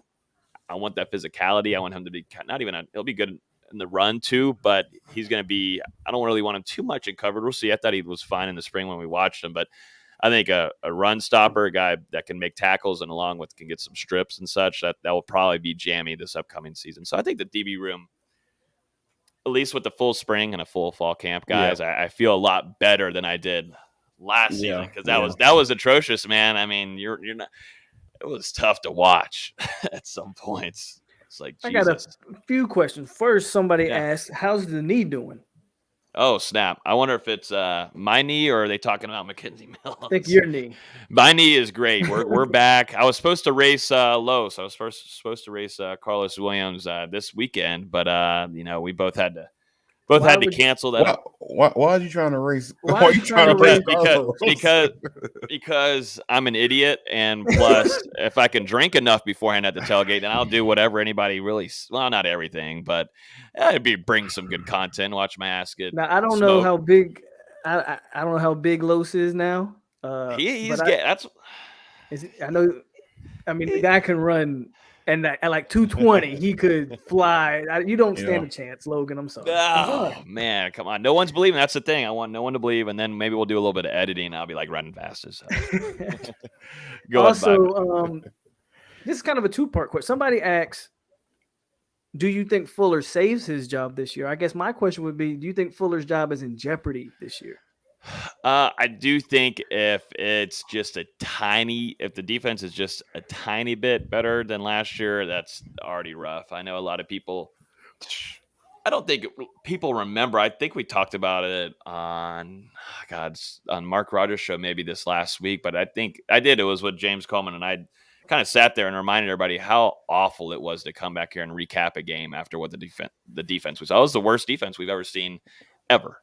Who I you mean, Yeah, that was, yeah, definitely. and we've kind of moved on. Our bodies, our mentals have moved on, but from that, I think we all wanted to move on from that, erase that from our minds, and it was atrocious to see. So I think there doesn't just need to be a little bit better. There's got to be a substantial improvement overall on that defense. There's got to be sacks. I mean, the defensive line last year, that was just such a atrocity. I mean, that was silliness what we saw. Yes, it was. Embarrassing. That's not a Florida State defensive line. When you think about defensive line, Timmy Jernigan, Dockett, even the You can off go to the on and side. on. I mean, they're Yeah, just Brian nonstop. Burns. I mean, Eddie Yeah, Gold, Mario Edwards. Like, Yeah, there's so many people. Like, yeah. You can even throw even Christmas in there. I mean, these guys were levels and Yep. levels ahead of what that Yeah. play was last year, Derek and you just Nandi. yeah. Nadi's rocking with the Chiefs right now, doing his thing. But that defensive line was pitiful. So that going into this game for the defense and Adam Fuller, and even throughout the season, but there's got to be a pass rush. Guys got to be in the right spots for the most part. And I think last year there were some guys in the right spots. They just weren't making the plays like they should have. But Fuller is going to have, I think, overall on that staff, it's between him and Marv. The biggest thing for Marv is the recruiting thing. I know he keeps getting hit on, and I think great guy, phenomenal guy. I think he's a good coach. It's just when you come to Tallahassee, there's a FSU Twitter, and they're going to come after you for any little thing that is being screwed up on. And Well, I think when it comes to Marv, I mean, I had somebody on earlier that said this, and he made a good point. Like, he's 0 for 2. What I mean is the linebacker position, not only is it not playing well, but he's not recruiting well. Like, you got to give me one or the other at least. Yeah. And Exactly. maybe if he can, I don't know if they're still targeting that kid that's committed to Georgia Tech. I feel like that kid's playing games, but that's neither here nor there. I don't know. Yeah. But maybe if he can pull one of those guys, he can kind of get FSU Twitter on his side. Because you're right, I'm on FSU Twitter, and FSU Twitter is a great, amazingly bad place. Like, I love it though because it's entertaining. But it's crazy we don't pay for it. When they get on you, they get on you. Oh my God. But since we're talking linebackers, and now I'll let you ask the next question, Tay. But since we're talking linebackers, what do you think of Lundy potentially starting? And what's up with Jaleel McRae? Like, I feel like this is a talented kid that is he in the doghouse or does he not fit what they want to do? Yeah, if you think we went back last year and there were two guys that had a lot of playing time. Some were starting last year. I think, for McRae, it's just things maybe not clicking or there's just better talent. They believe in the younger guys with Dix Jr. and Lundy. I feel like those two are a tandem. Going to what you're talking about with Lundy, I think everybody was a little shocked maybe at the depth chart. But if you think about the game plan for Notre Dame, it shouldn't be too much of a shock. I mean, Lundy is going to be good for a run stop. Let me get this animal away because she's distracting over here. It's nonstop.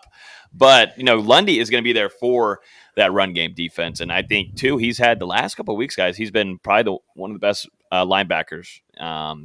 He's got that build. He's going to be able to run stop up the middle. And he's going to be able to move. I thought he moved pretty fast for last year. I thought coming in, Nate, who's our lead recruiting insider, he was all in on his recruitment. And I think Lundy was one of the, like a state two-time, I don't know, state champion and wrestling. Yeah. So already you got the physicality, and Nate loves it. I mean, we all love a good physical guy, definitely in linebacker. But his thing that kind of surprised me, he was a little not chunky, but he was big. There were some pounds that he could have lost, and he actually did, and he did well last season for moving east to west. Still some things to work on, but that's a true freshman. I'm so glad though that Fuller and Norvell, Marv, they threw in those true freshmen. I mean, Steven Dix Jr. started a game last year, a few games. So you allowed them to get a lot of PT. That's going to help a ton for this Notre Dame game, because I don't care if Steven Dix Jr. isn't listed there as a starter. He's going to be all over the field too. So, they're going to both be out there. But Lundy, I think, gets to start specifically because of game plan. And Steven Dix Jr., there's still some things I think he could work on. He's got, people talk about his hips and such, and it's really, understanding the gaps where he needs to go. Maybe he needs better comms back there. Does he need to figure out which guy he's going to be picking up? Could it be because they're going to be preparing for this tight end from Notre Dame? I got told just a little bit ago that they have a whole game plan for that tight end. They have a plan for harassing him. Okay. Yeah. The defense is excited. So, but yeah, I like Lundy. Lundy, I think, I mean, both Lundy and Steven Dix Jr., I think they have a bright future. We just got to remember they're just redshirt freshmen. These are still some young guys, and they've got a big game. They'll be in this crowd in this background right here. I mean, it's going to be something they've never seen before, too. It's going to be wild. And I hope as a defense to a crowd like this, and definitely linebackers, Jermaine Johnson, please light the mother F out of somebody. That's what we want to see. That's why we watch football. I saw way too many flags and all this crap BS from last night watching these games. Please let them play football. I want to see hits. I want to see. Man, it felt like there was a target every other play. I felt like there was a targeting call. To the refs' credit, though, I feel like most of them were waved off. I saw a few that were upheld, but I agree. I feel like every other play was a targeting call. But go ahead, Tate, what you got? Yeah, so we all know as far as the big transfer of Mackenzie Milton, but also Jermaine Johnson. Do you think, like, I've seen highlights of Jermaine Johnson. Do you think he's the real deal? Like, you think he real deal? I think with his energy, one of the things since he's been on campus, I think huge, built the chemistry with the team and everything. I think he is he's got the physical attributes. He definitely got the physical. He's got the physical attribute, and I think he's definitely talented. More talented than what Florida State had before with Janarius Robinson and Joshua Caindale, because both of those two guys had the physical attributes too. It just, talent wise, it's crazy to think you can have these physical guys, these big boys, but if it isn't talent, not understanding the right moves to get around, it doesn't mean a damn thing. Yeah. But yeah, I think Jermaine is going to be the real deal. And one thing mainly, he's got to get to the league. So, I think too, it's not just about, I think he's fully bought into Norvell. I mean, that was pretty quick. I mean, we were hearing, boom, Jermaine Johnson picks Florida State. I mean, I feel like Norvell got him, snagged him. He bought in. I mean, that's why he got sent to the ACC media days. I mean, he was a guy that probably bought in right away and wants to bring Florida State back. I know he's said some pretty optimistic things I saw in these latest interviews. Yeah. But I love it. I love the fact that he's like, he's not going into this thing defeated. Like, he's like, hey, we're gonna show you guys that this is what it is. So I love it. I like it. I've heard that he likes to be he's tough guy on practice. Like, he'll grab a guy and he'll work with them, which is nice. I mean, that's a veteran guy. He's pulling him out of drills and showing him what works best, because there's some young DNs in there, and I think that's great. And I heard that he's a tough guy, mean guy, and that's what a defensive end. That's what I want. I'm tired of the nice. Feels like we're in like the last couple of years too nice. I don't give a damn. I want everybody on the defense to be a certain thing. I want them to be just mean in PG form. I want them to be mean. Yeah, me And too. speaking of the DNs, though, you brought up the DNs. I've heard good things about Quayshawn Fuller and McClendon. I mean, what are your Yeah. thoughts? What have you heard? What have you seen? I've been high on both of them. I thought they had a fantastic spring. Number one, Krishan Fuller. You're going to see it if we get some PT with him. Him off the line is so much faster. He's in phenomenal shape. Being able to hear a few things close to his camp and everything like that. He's trimmed off some weight.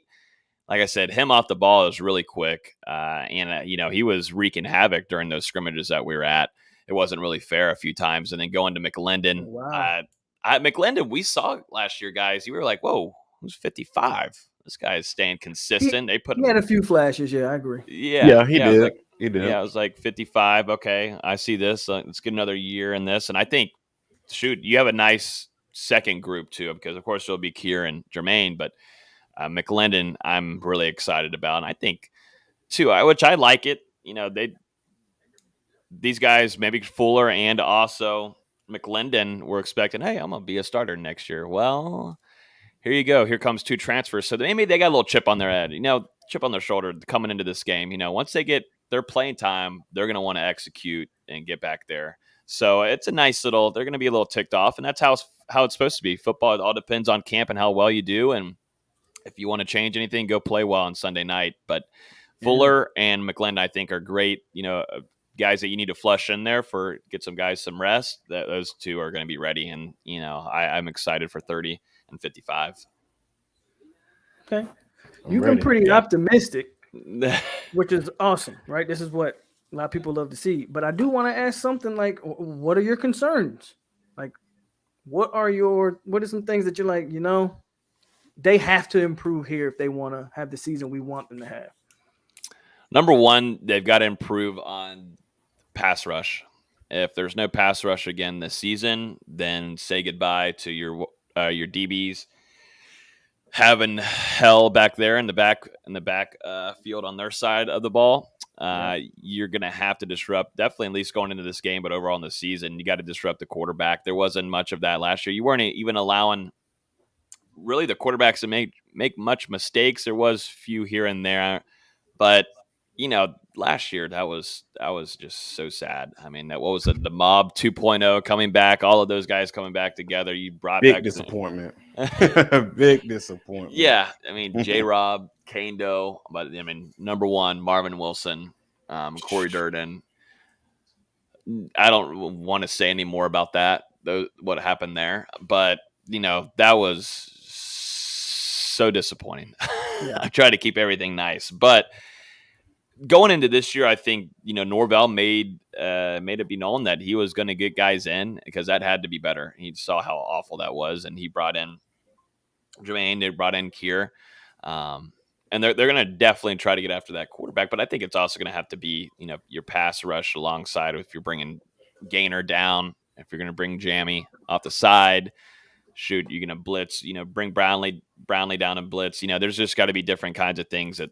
Even Travis J. I mean, that's the thing. You got guys that know how to get to the ball, but you got to do it. And last year, I feel like Florida State put Gainer in a rough spot. Some games I didn't even know if he was going to play. I just didn't know what was going on. He was being only used in red zone packages. Like, why? That doesn't make any sense. Why do you think that is? No spring. Didn't know where to put him. I don't think really. Are you more confident? Are you more confident that they're going to know what to do with him this year? Yeah, I think a lot of people. I think that staff just didn't know really where to put him. He is kind of a hybrid guy because he played pass rush with me at Childs, and he was a weak side defensive end. Then they want to use him a little bit at linebacker at FSU. So he's just not the biggest size, but he's also one of the fastest. He's got great speed, and I think Florida State's going to use him a lot more in pass rush this upcoming season, which I think that's how he should be used. He shouldn't be used in red zone. That's just not his size, not how he should be used. He should be used while you're in the middle of the field, going east-west because he's a tackling machine. So that's one thing I'm a little worried on if Florida State doesn't use 33 like he should, because that kind of was how, Derwin James is a different animal, but also kind of did that a little bit whenever Derwin James was here, just kind of one year just didn't know where you're going to put him at, just because he's a versatile dude and you can kind of set him anywhere. But I would say probably defense. I'm a little concerned there. I feel fine on offense. I think wide receiver room is going to hit big strides. That is not what I'm so much worried about. Who do you think's number one in that wide receiver room?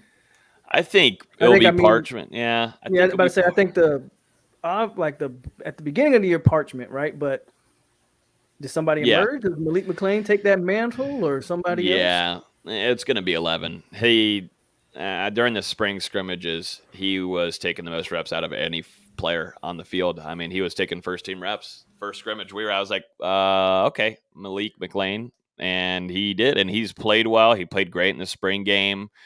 Looked great in spring ball, and then also during the fall camp, he's had his flashes. And he's not a starter Sunday, but he's gonna get a lot of snaps. Yeah, he's gonna get a lot of snaps.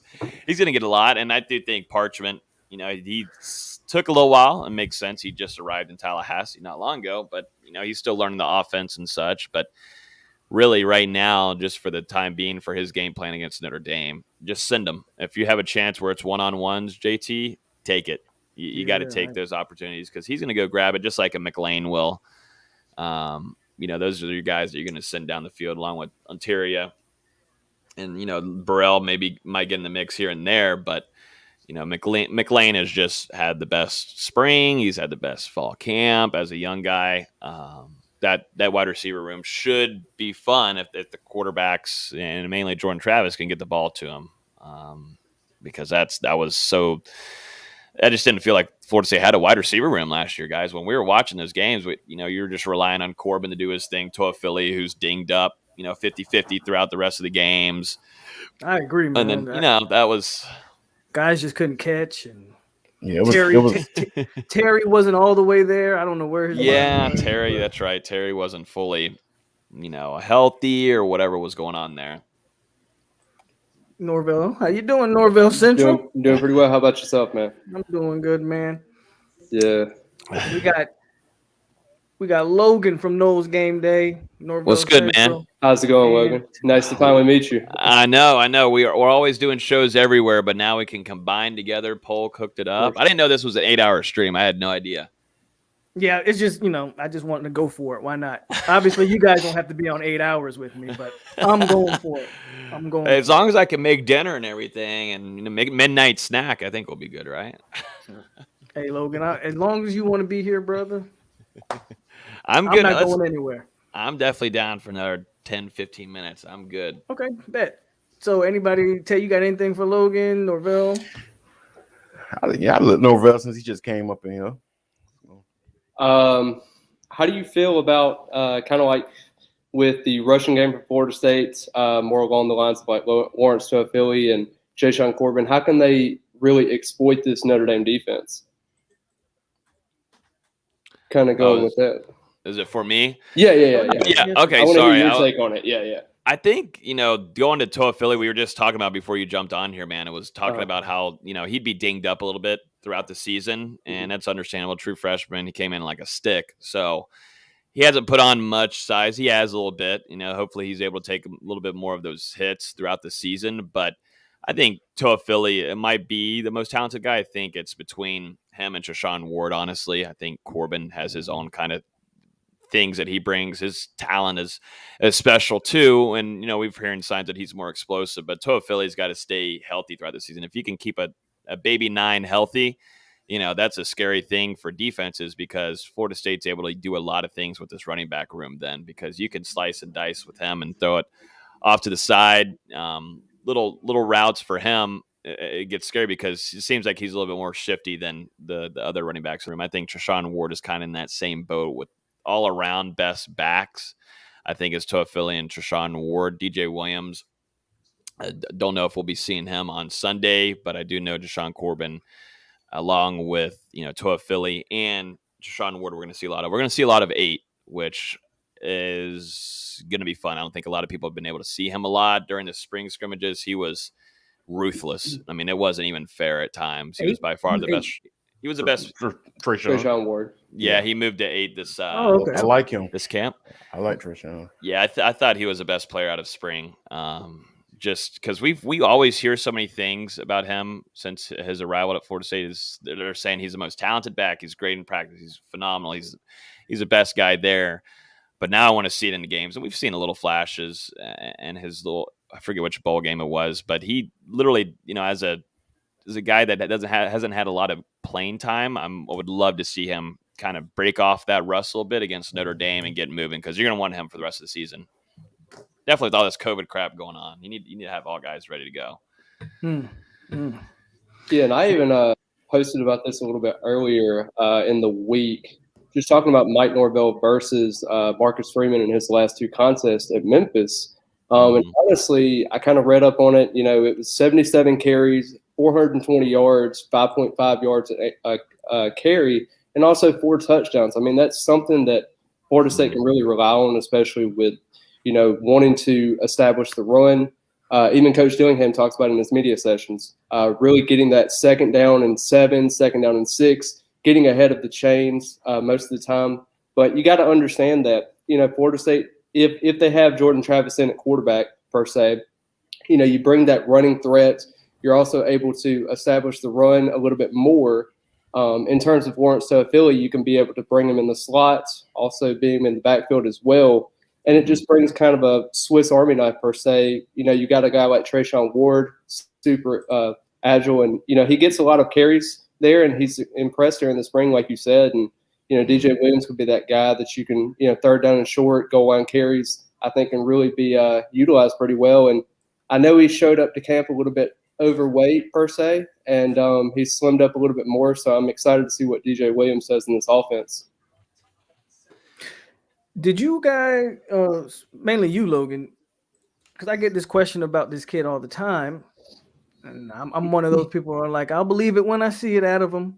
And y'all see anything out of Corey Wren? Oh, Corey Wren. I think everybody's excited. Everybody's favorite. Everybody asks about him. Yeah. It's always the track stars we always want to see, because you look back, Marvin Bracey was number 1, and you had Kermit. I mean, Darby was still a track star too. So we always look forward to seeing the speedsters, and we saw a little bit of him at those spring scrimmages along with during the fall camp. And I'm interested to see. I mean, he's going to be starter kick return. He's 110% from what we heard about a month ago. He's good to go. That injury last year really took a toll on him, which stinks. Didn't get to see him. So I don't know if we'll see him on Sunday on the backfield. I do think you could see him out in the slot somewhere. I think that speed, if they're able to open something up special and send him down the field, I think there could be a potential there, because I think even if that's a package where Millen comes in and slings it down, I think there's a lot of things you could do with the guy that's with that speed. It will depend, though. I think it's a good question, though, because it depends on if all quarterbacks will be there on Sunday night. Like I said, I do expect your main 3 to be out there. So who would be 4 just in case? Who needs a little bit of time to breathe? I don't know. Who could it be? It would be probably Wren. But Corey, he'll be there at kick return, and he is definitely a speedster, and he's put on some pounds too. I still think he'll keep that speed. But does he look that fast when you watch him practice? So off of all the film that we see, I mean, he's speedy. He's got good hands. I still think there's some things for him to work on with after the catching and playing afterwards. I mean, still some things. I just don't know if he's so elusive. That's why I think you're going to have to find certain different plays for him where he's vertical. Straight line speed. He's more straight line. Yeah, gotcha. I think if you can find vertical situations for him, that's where he's going to work best. But, it's been kind of not a quiet camp out of him, but not so much. Everybody's ready to see him. I mean, I think kick return, hopefully they don't just keep kicking it out of bounds. Let him get one and hopefully have a good run back, because I know a lot of FSU fans are ready to see speed. Okay. Tay, Norville Central, y'all got anything?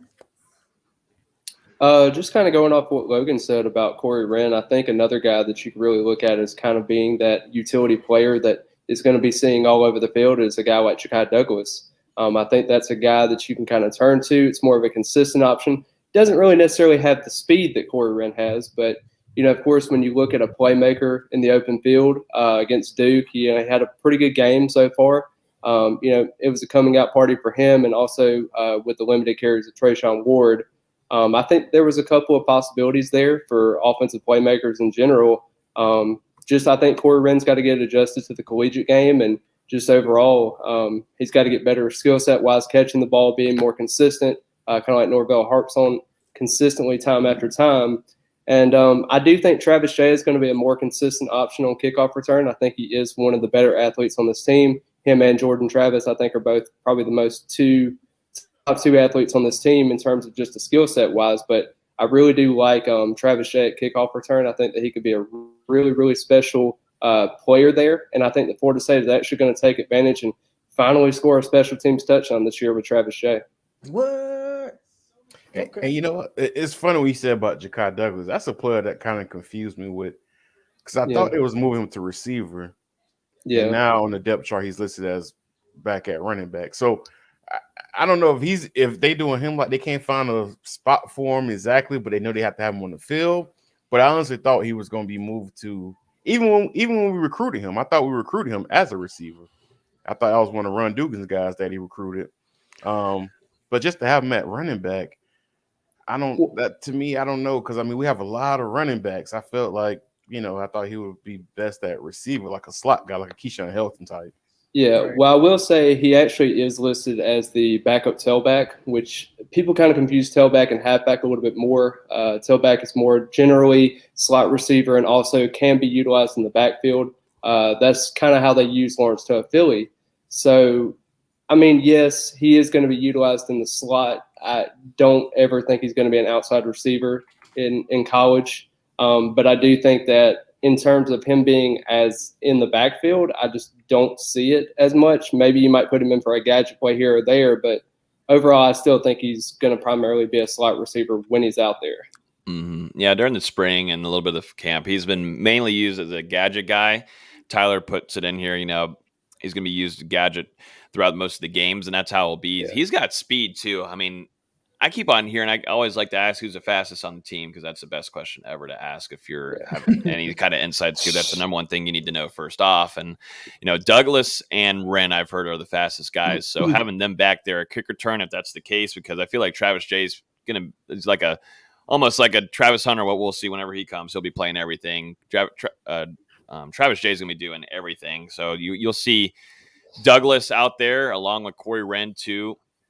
On special teams, and you'll see Douglas. I mean, shoot, he was playing a ton, in a lot of these scrimmages that we've been hearing. And I think there's always going to be some surprises. I mean, if you think about it, Shaheem Brown, Kevin Knowles, I mean, there have been some nice surprises, and they're young guys too. And, if you think about Ja'Kai Douglas, still a redshirt freshman. It's crazy how young this team is, guys. I mean, if you think about it, the amount of impact they're going to make this year as a true freshman, redshirt freshman is just out of this world crazy. I mean, it's wild. Yeah, man, I agree. I don't know how much are we really expect out of Shaheem Brown and Kevin Knowles? Maybe, I mean, because he's been here since the spring, so I could see them putting Kevin Knowles in there, but. And I know Shaheem had I felt like every time I looked at Twitter, he was on mission takeaway. But how much is that legit, do you think? Anybody, Logan, Norville, like how much legit do you think? I don't know. I kind of want to believe it to see it. I guess that's where I'm at. Yeah, I'm high on both those kids. I think kind of like what we talked about, and me and Shaheem have been talking over the offseason and everything, and with Brian Allen, he had the stamp of approval for him coming to the program, and a lot of people didn't really know what to expect. He played a little bit of linebacker in high school, a little bit of safety. He even played a little bit of cornerback. He actually preferred playing at the cornerback position coming in, and they kind of moved him to safety. And he even talked about in his press conference that, moving him to safety would kind of, let him see the whole field, let him adjust a little bit more to the collegiate game, and kind of go from there. And you're kind of seeing the fruits of everything with him getting all these turnovers and mission takeaway. And a guy like Kevin Knowles, you talked about there, Mike Norvell said that he's going to play early and often. I know Jamie Robinson is going to play. He's going to significantly play at the nickel cornerback position. But, Kevin Knowles is going to be that guy that's going to step in as well. And don't feel afraid by his 5'11" frame, because I will assure you that he will lay the boom on somebody and he will intercept it and go to the end zone. This is a kid that does not back down from anybody. And I have high hopes for Kevin Knowles. I think Shaheem Brown may play 2 or 3 games in mop-up duty, maybe against Jacksonville State and UMass, but I think overall he's going to be a great special teams player. He's going to bring that effort and bring a lot of things to this team. But just overall, I think Shaheem Brown in his sophomore season, I think, is going to be more along of what you expect as a key contributor for this team. Yeah, Shaheem Brown's been popping off, man. That's the thing with him. He's just been consistent, and he and I forget whoever else was FSU Twitter was just making fun of him why'd they bring him in and all this kind of stuff. And you know what? They took Probably that. Eubanks. I think it was Eubanks. That's the fun part about what FSU Twitter likes to do. And you know what? Good. They took that. They took the heat and whatever, and they turned it into a really good fall camp for them as young guys, and they're gonna be playing this upcoming year. And like you said, Kevin Knowles and Shaheem Brown, we'll see a lot of them this upcoming season, I'm sure. I don't know how much I don't know how much longer we got Logan for, but I want to ask him about Green McKnight. I know that move was just recently made, or was it recently made? How long has he been working at linebacker, and have you seen it? How does he look? Do you have any insight on that? I've not gotten anything crazy on McKnight. I think they're bringing them down there maybe just because things aren't looking so fantastical, as we've been talking about the linebacker room for a couple of times now, how they've got to build a little bit, maybe a little bit of depth there. I think, like we talked about, the staff came in and saw what the previous staff and some of the guys who were in certain spots and didn't feel too comfortable with them being there. We talked earlier about Travis J moving down to corner, then going back to safety. They might be building here, just trying to, maybe Marv liked him being down there better, maybe to understand, his role better. But, nothing too specifically on McKnight. I think overall, you've also got Gaynor too, who's hasn't really talked too much about him this fall, this camp either. But, I think it's mainly for depth reasons and to help that play there. And, you're still waiting on Emmett Rice too, which that's a big hit against a Notre Dame team that likes to run the ball, because Emmett Rice is really good in the run game. He was really nice to end off the season last year. I know you're not allowed to really talk the injury thing. Because Norvell doesn't really. I understand that, but with Emmett Rice, how's that looking? That looking good? Like, is he trending in the positive direction? I guess would be the question, if you're allowed to answer that. I think the biggest thing for Emmett Rice, so during the spring when we saw him, didn't look so pretty. The same thing though, Brownlee looked worse than what Emmett Rice was, and Brownlee's been out there participating for months now. Oh wow! I think it was really weird. I mean, Brownlee, when we saw him at the scrimmages, was like having to grab his leg and move it forward for him to go down and walk around on the sideline. And I was like, oh my God, Brownlee done for the season? What's going on here? I heard a couple weeks ago, I think during the second scrimmage, that Emmett Rice was soonish. But, I don't expect to see him against Notre Dame, of course. Right. Not on the depth chart. That causes problems there. But I do think earlier in the season, I think, sadly, I would know Norvell would love to have number one out there because he has that veteran leadership to be able to help run that defense. And that linebacker room, as we know, needs about as everything as they can get.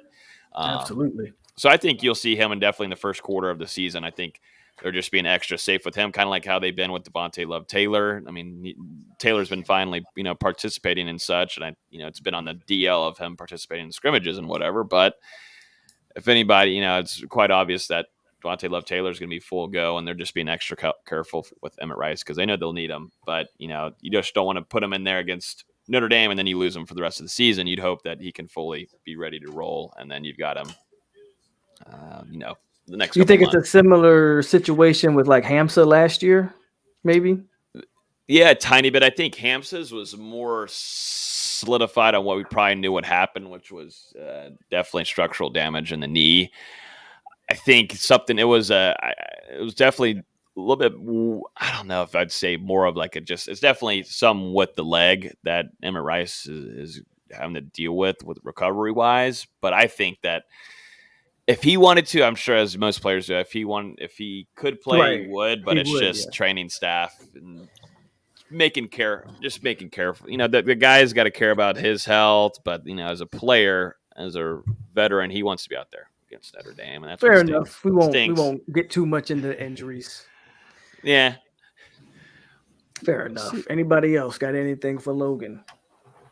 Yeah, I will say Mike Norvell kind of talked about with the linebackers. I know we kind of documented pretty well that the linebacker play has been average, if you could say. Maury Gaynor has solidified his spot as you know, and a lot of fans were talking about how Stephen Nix Jr. didn't really crack the starting role there in the projected depth chart, but you have to understand it's a projected depth chart at the end of the day. But he has spoken highly of DJ Lundy and Kalen Ladoche and even Cortez Andrews, a Maryland walk-on coming in, used to play at Godby High.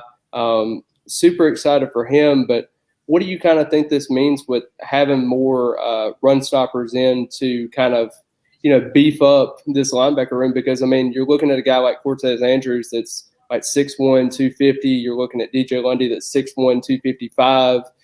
These bigger guys that are coming in. And you saw how Kyron Williams last season, he had, I think it was like 203 yards last year against us and 2 touchdowns. He was averaging like 9 yards a carry. I mean, he was almost averaging a first down every time he touched the ball. But, absolutely, I think this is kind of a response for Florida State to kind of go into. And, Mike Norvell is really preaching, hey, be able to stop the run first. You got a quarterback in Jack Cohn that primarily, I think he's, if I remember correctly, like looking back at his FBI stats, I think it was only like 9 yards per carry. And he only threw the ball down the field like, I think it was 11 times for receivers down 20 yards or more. And I mean, that's just looking back at that and just seeing that stat. I mean, he doesn't really wow you as a downfield passer, but I mean, he's going to dink and dunk until you get down the field. But, if we're able to stop the run on first and second down, that could be a really, really big key for us, going into third down.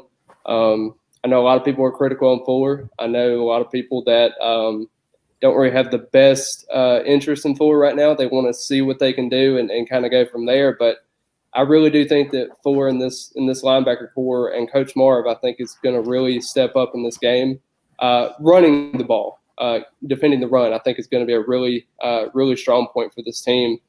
I don't know if anybody else has any opinions on that, but yeah, we talked about it earlier just before you hopped on here, man. Gotcha. About Lundy and the reason for Stephen Dix Jr. maybe not getting the start, and it makes sense as a game plan mindset of things of having Lundy out there because he's going to help stop that run, stuff it, go to his gaps. I think for him too, I mean, looking back last year, him being able to have the playing time that he did, I'm glad that the coaching staff allowed them to get a lot of playing time because they needed it. I mean, it helps so much heading into this next season.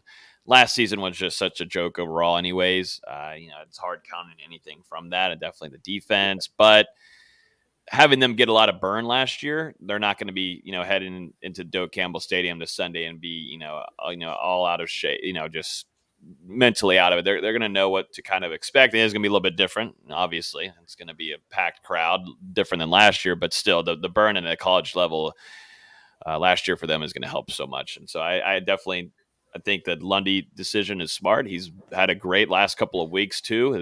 The second scrimmage, he was one of the most impressive players on the defense, and I love hearing that. Definitely in the linebacker room, I like hearing that the linebackers improving. So, not saying people were going crazy on Twitter like, what happened to Stephen Dix Jr.? You're going to see him on Sunday night. It's not like he's just going to be sitting on the sideline. He'll be out there a lot. So it's just who you got to have out there starting series and see who's working best. But, I think there's a lot of high hopes still for Stephen Dix Jr. We're all so like invested. We just need to play football so badly because I got people saying, oh, Stephen Dix Jr. is going to transfer. He's done. Why is he even still here? It's just like, let us see one game. Let me have one series, please. Jesus. Let's see what's happening. Is Is UNC getting shredded right now? What's going on? I keep Uh, seeing It's 7-0. It's 7-0, but they're not VTech looking too hot. Yeah, Honestly. They're not looking VTech too hot. defense looking good against them boys. Uh-oh. Yeah, that's in Blacksburg, right? They're in Yeah. Blacksburg, Yeah. and it's packed. That's what I like to see. Not Oh, one it's- mask in sight. But but that's okay though. No, yeah, well, yeah. On Sunday night, Doak Campbell Stadium, it is going to be interesting. But no, I'm Did they excited, guys. Did they put a mask mandate in Doak? At Doak? Recommend it. Recommended. Recommended? Yes, Yeah. recommend it.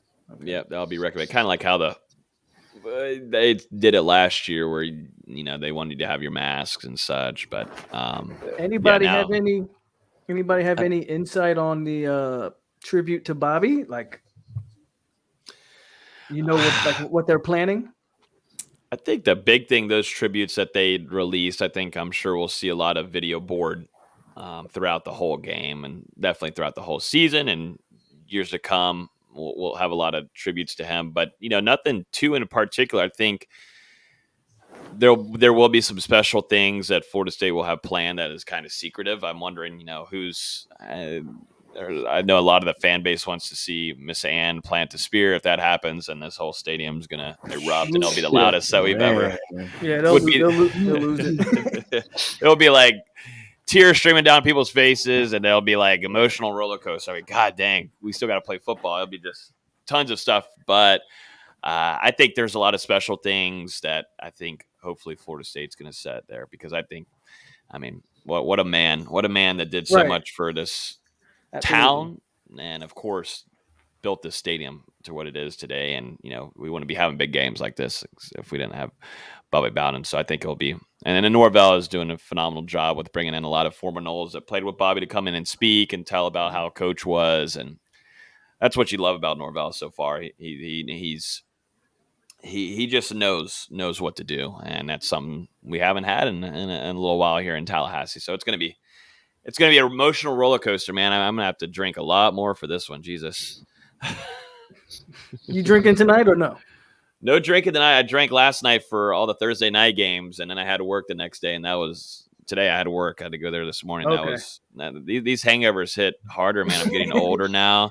I'm on my eighth year in college, so things are you just can't get rid of it. Last semester though, and I'm done.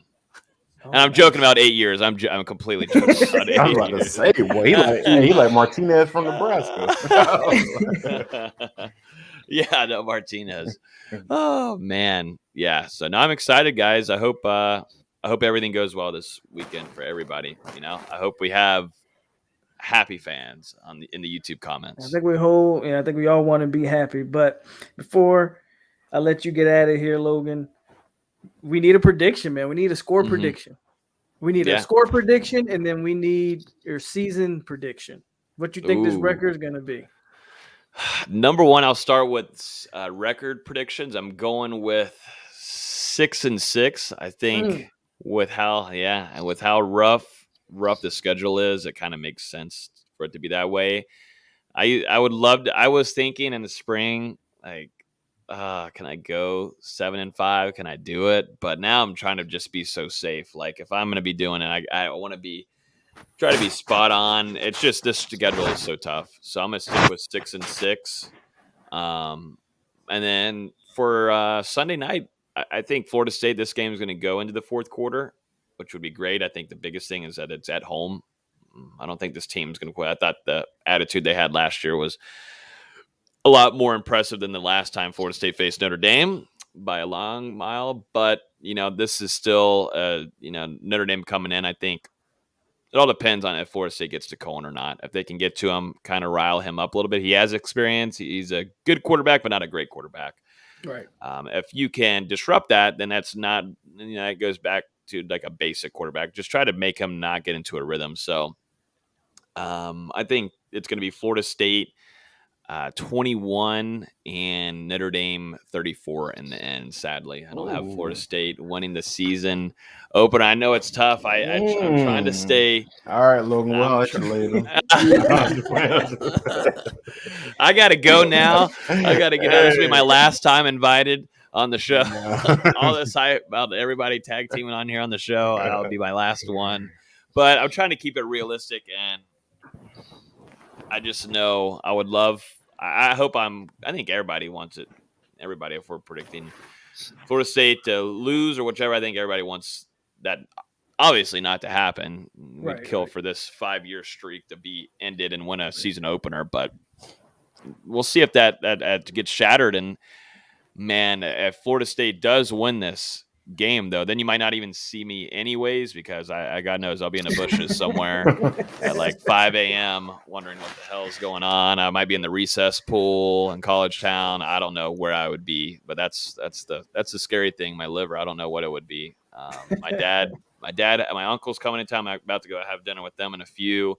Everybody's in town. You know, we're all excited just to tailgate, man. Have a good time. You know, it was tough last year, and, you know, we had a lot of stress. Everybody had stress with COVID-19 going on, and it'll be nice to spend some time with family members, friends, drink a little bit, do whatever, and get ready for some football. And for it to only be the struggle is going to be that Florida State's the only game on Sunday, and we're going to have to wait those hours out, man. Like, it is going to be long. We don't have any games to watch to make the time go by faster, which I think is going to suck.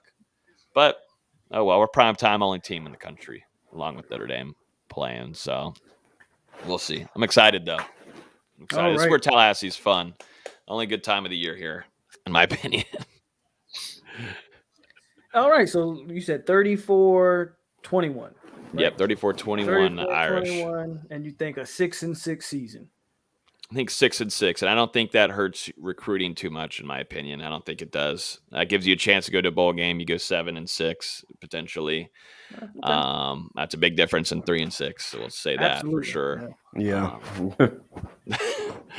I hope it's. All right. I don't know. I couldn't do it again. Another 3-6 season would be rough. Unless you got anything else, I'll let you go get ready for dinner, man. And I really appreciate you showing up, man. And got to do more like this in the future. Mm-hmm. Absolutely, guys. I definitely appreciate y'all having me on there. I wish you the best of luck. You got now another. Oh, you're halfway. This is the halfway mark. So. Yeah, we reached the halfway mark. you're almost there, but definitely appreciate y'all for having me on and hopping on. It was nice to meet you, Norvell Central, and actually all of y'all. Really haven't got to actually meet y'all and talk. So definitely appreciate y'all having me for an hour on here. And y'all be good. Definitely looking forward to hanging out here soon too. Again. You too, man. You too. You have a good night. Thank you, guys. Appreciate y'all. All right, man. All right, Logan. See you guys. Oh, my bad, Norvell Central. It's all good. It's all good. So there you have it. That was Logan, founder of Knowles Game Day, man.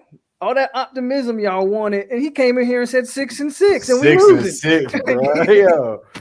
I wanted Logan to give you the optimism, but Norvell, man, what's going on? You know, you came in here right in the middle of Logan, so I want to give you your time as well. What you want to know, man? I mean, like I'm an open book. Mostly, I want to know. See, I want to see your area of expertise. I want to know what you got for me on this recruiting stuff come Sunday night. There's some big names going to be in Tallahassee. Have you been in contact with any of these young men? So kind of starts off with Omar Graham Jr.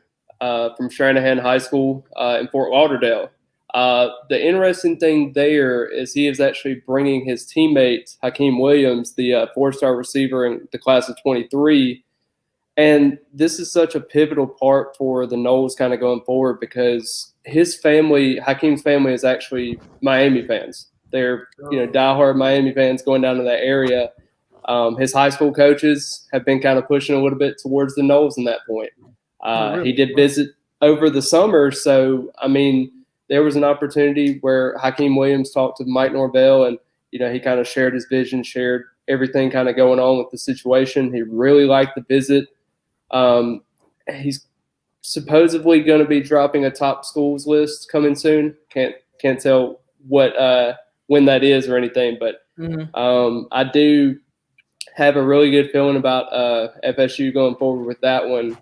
And in what terms position of does he play? He plays wide receiver. Okay. Yeah, he's a class of 23 wide receiver. He's 4-star. Okay. there's a couple of big names, especially in the 23 class, that are huge targets for Florida State going forward, like Santana Fleming from American Heritage. That's one guy that they're looking at, and he's kind of a deep play receiver. And then we've already got Benjarius Jacobs in there as well, the 3-star slot receiver. I think is going to be one of the better guys going forward for us. And I could possibly even see Florida State even acquiring 4 receivers in this 23 class as a whole. And that just kind of speaks to the state of Florida in general. There's a ton of talent out there, and even coming into this recruiting cycle with guys that are going to be attending the game as well, with Kevin Coleman, Jaleel Skinner, guys like that.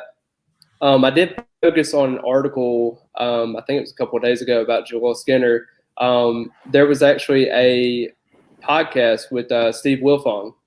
He basically just kind of described his crystal ball prediction. He currently has Skinner to Florida State at the current moment with, I think, a confidence level of 6, I think is what it is. He personally doesn't really like the pick now. He personally hates the pick. He doesn't feel super confident. Me, on the other hand, I have spoken to Skinner multiple times. Personally, I don't see where Florida State's in really a bad spot. Of course, they need to kind of show production on the field, and they kind of need to have that it factor, I guess you could say. They got to have some kind of, sign of progression. The Knolls were his dream school growing up, and when you look at guys like that, he's played with A.J. Duffy, the quarterback prospect commit from Florida State, and there's possibilities there. Miami and also Texas are teams that he kind of outlined as potential players in his recruitment. On his Instagram profile, he actually has a picture of him in a Miami uniform. He actually deleted all of his Florida State attire in his pictures and everything. So Florida State is no longer anywhere on his profile at all. Doesn't mean a whole lot, but when Why you do you think think about that is? Well, you got to think about this way too. Dr. Richardson actually did the same thing. The same exact thing, actually. He actually deleted all of his Florida State pictures and put a picture of himself in a Miami uniform. And a couple of days later, people were questioning, oh, well, yeah. And I wouldn't buy it. He's got till October 9th anyway. He's going to have more connections with A.J. Duffy going forward. They really haven't gelled together so far, which is a little bit worrisome right now, but it's mainly because him and Cardell Tate, the other class of 23 receiver, he's been he's kind of from the Illinois area, so I could see him possibly going to Ohio State or maybe a Notre Dame, but that's going to be another key receiver there, but in the class of 23. But I personally, I think we're okay with Skinner right now. I wouldn't really put too many red flags in this situation. I think it's just kind of where we're at right now as a program. I think a lot of these kids just want to see where everything's at. From all accounts, though, all the visits that he's had over the summer have been positive. He's said nothing but positive things about the staff, and I just don't really see where Florida State's really took a downward trend just because of a couple of weeks. Fair. So he's going to be at the game, though, right? Yes, he is. Yeah. Willis, is he going to be at the game? Yes. That's another scenario. A lot of Florida State fans were up in roar because he made kind of an announcement saying he was going to make a decision one way or the other. He basically publicized a locked-in edit that Georgia Tech probably got a long time ago. They probably made for him a long time when he committed. But you don't really announce that you are staying committed to your program. Just keep that in mind. Exactly. Let me just put it this way. It's going to be a long recruitment there. I could see it possibly being a scenario where he even decommits and goes to Florida State, goes back to Georgia Tech, and goes back to Florida State before signing day. I could see that scenario. I hope not, but okay. Yeah, there's a situation where I think it's going to be a long time. And, like I said, I respect his decision. And a lot of people talk about how, he wants to play safety and wants to play linebacker. He understands the multitude of that is, you can't really be a 235-pound safety. Yes, I mean, you could play maybe hybrid safety a little bit and mainly play linebacker, but you don't want to get into a scenario where you go to Georgia Tech and you're no longer playing safety like they said you would. Right. They're going to go to more along the lines of a linebacker at that point. I wouldn't worry about it too much. I still have my personal crystal ball on Florida State at the moment, but it's just a matter of them pushing Willis more than they are pushing a guy like Daniel Martin. I think they're kind of waiting on how Daniel Martin's going to go. There's a lot of smoke with Vandy. There's a lot of smoke with Oregon in that situation, primarily Vandy at this moment. If Florida State wants him, I think Florida State can get him. But I just think they want to kind of see where everything's at on the linebacker board. And even talking to a couple of commits, they talked about how Wesley Saint is their top guy. It's at the top of the list. He is the guy they want in this linebacker class. And I personally think they're going to just land 2 just because they've kind of broke off communication with a guy like Devin Smith that said Florida State was going to be his favorite earlier last summer. But, you know, they went off on E.J. Lightsey, eventually committed to Florida.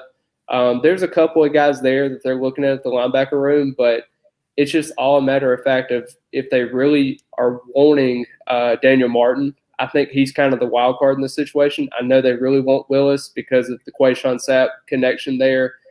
You know, Lee County is not that far from Tallahassee, and you also look at a guy like Wesley Saint. They really do think they have a good chance at Wesley Saint, and I'm not just saying that just because. I really do think that this staff honestly thinks that they have a really, really good chance. I'm not so far to go that way because I think there's a lot of work to do. I don't necessarily think that a 5-7 or a 6-6 season would do justice for him unless they absolutely blow out Miami in hopefully a good game there. I don't know. I'm not super confident. I really don't know where their head is with the linebacker position, but that's mainly because I think they're being too over-selective. It's not really a fact of Chris Marv basically failing on the recruiting trail, because at the end of the day, most of these coaches are going after these targets. It's not just like Chris Marv is going specifically after linebackers, specifically after this guy. Yeah, that's a fair point. Yeah, it's weird to me because I think they over-selected on a couple of guys. I thought E.J. Lightsey was going to be a take. And, of course, they just kind of quit communication with him.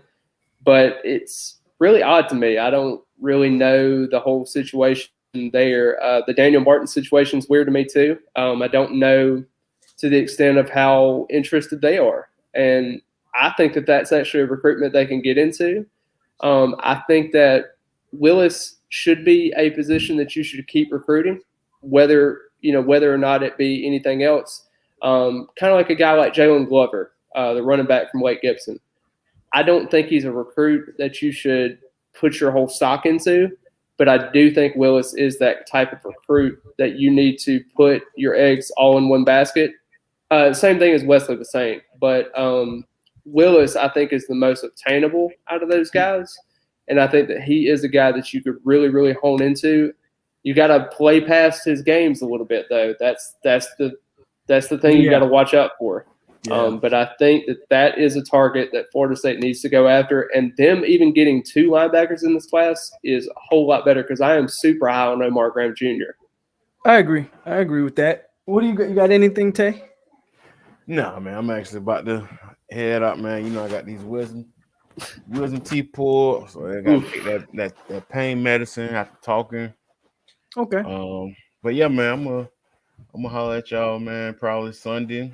We'll see. Give me okay. Well, before you head out, let's get that score prediction. Let's get your season prediction. So for me, score prediction Sunday. You know me, man. I'm a fan. I'm a fan. I'm saying Florida State 34, Notre Dame 26. Okay.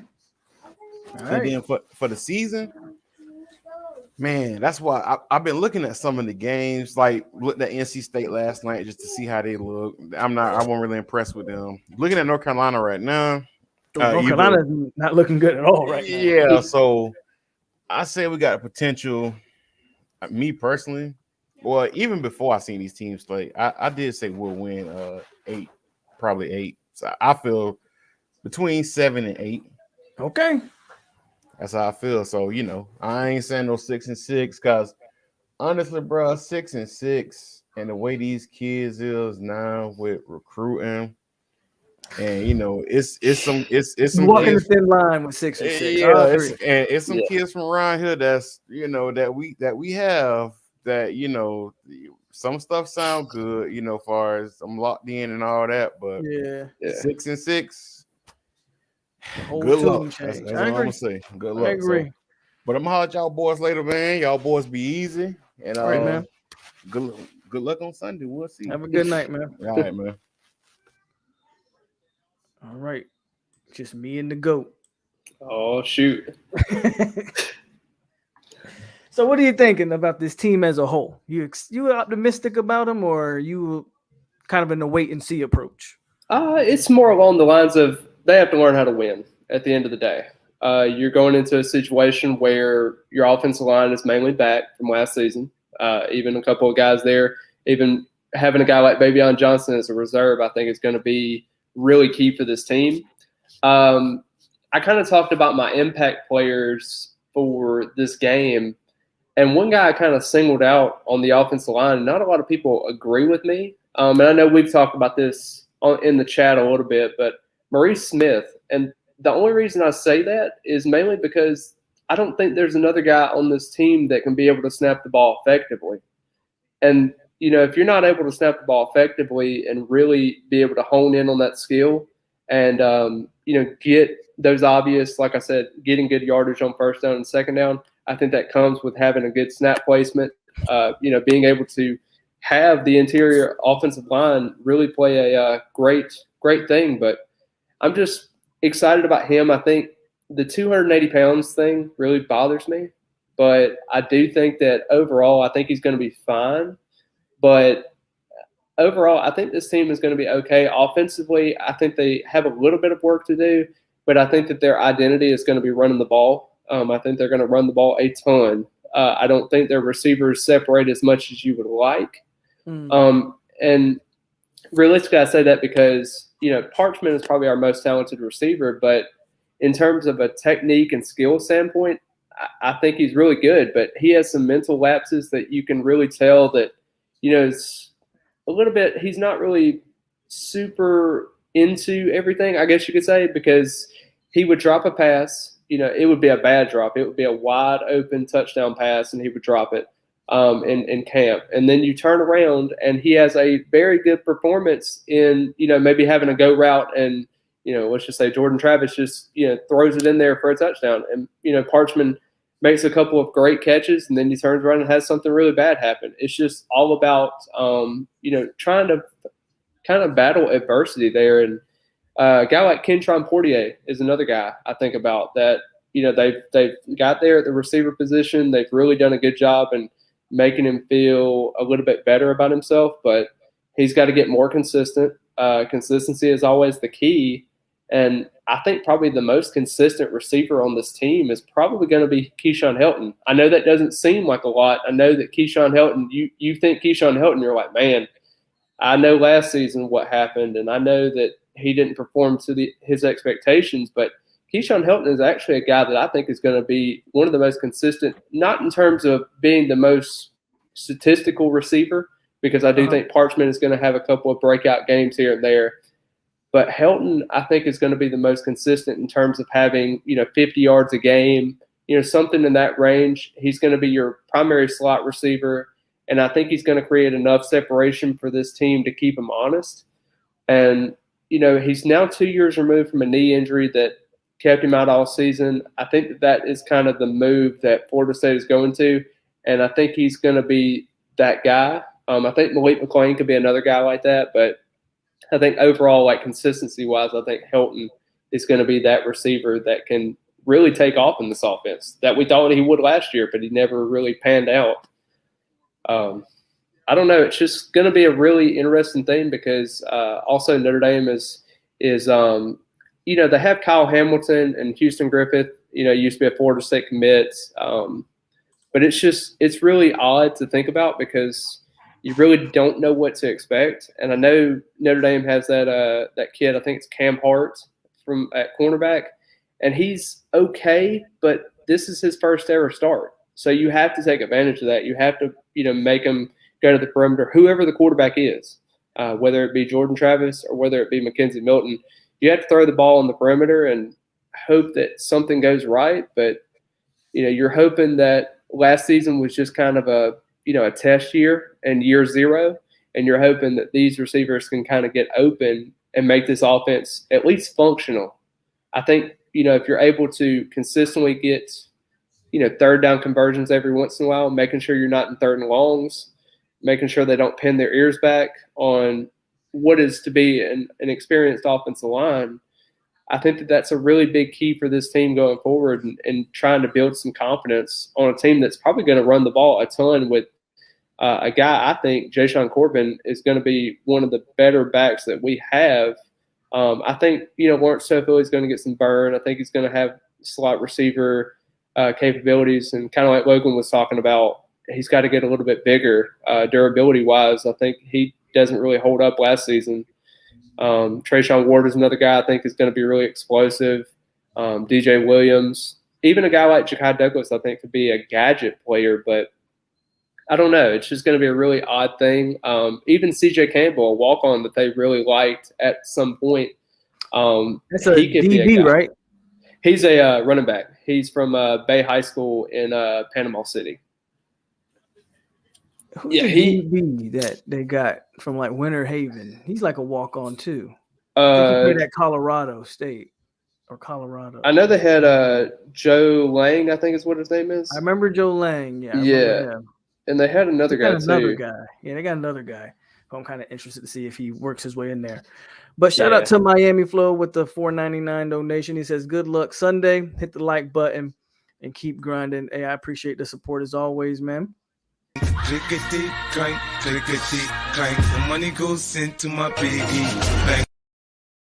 But you hit on it a little bit. So who do you think? Or better question, who would you start? Would you go with Travis or would you go with Milton? Personally, based off everything you know, scrimmage-wise, practice-wise, what do you think? Yeah.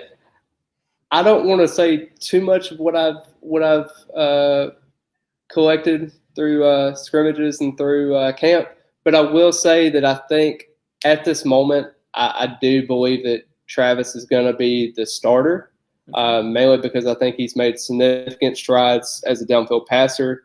That was his main concern in terms of just him being more assertive downfield. You would get in 3rd down and 8, and Travis wouldn't really know what to do. Or he would get in a situation where he would scramble to his right, get really flustered, not really look at his receivers downfield, and would try to scramble for the first down.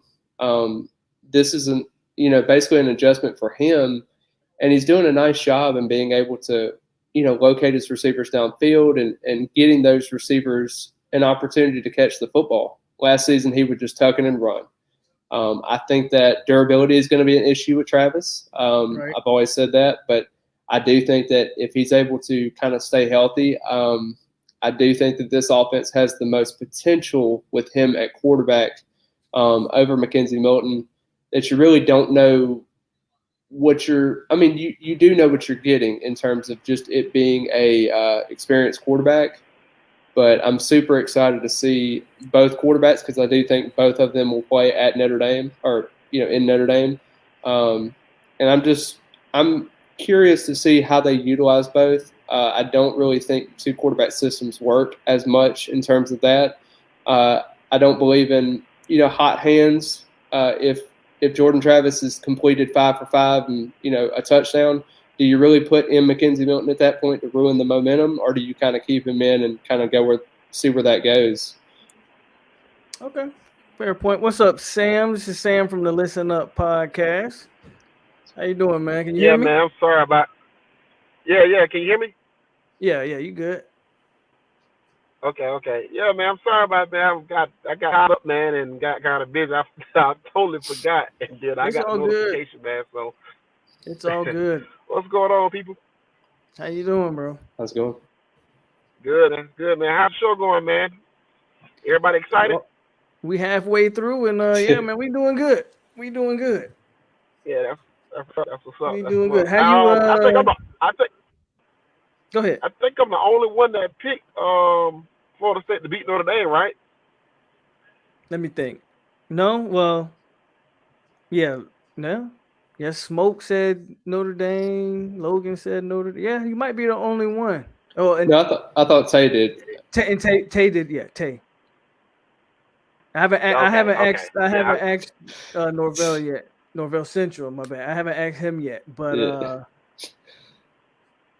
go ahead, man. What do you think? You optimistic? I can't believe you optimistic. You optimistic about this game, or you thinking we got a shot? Well, yeah, I feel good about the game. Actually, I think they got a shot to actually win the game. I still think they win 6 games. Though I think they split.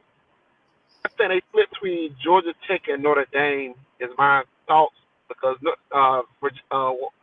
Wake Forest got a pretty easy schedule coming up. I think it's split between Wake Forest and Notre Dame. I don't know which one they're going to win. I'm going to Notre Dame, though. Personally, I think they'll beat Notre Dame. I think it's going to be kind of fluky. I think it's going to be a fluky win, man. So I'm actually kind of excited to see what happens. Who you think going to be a quarterback?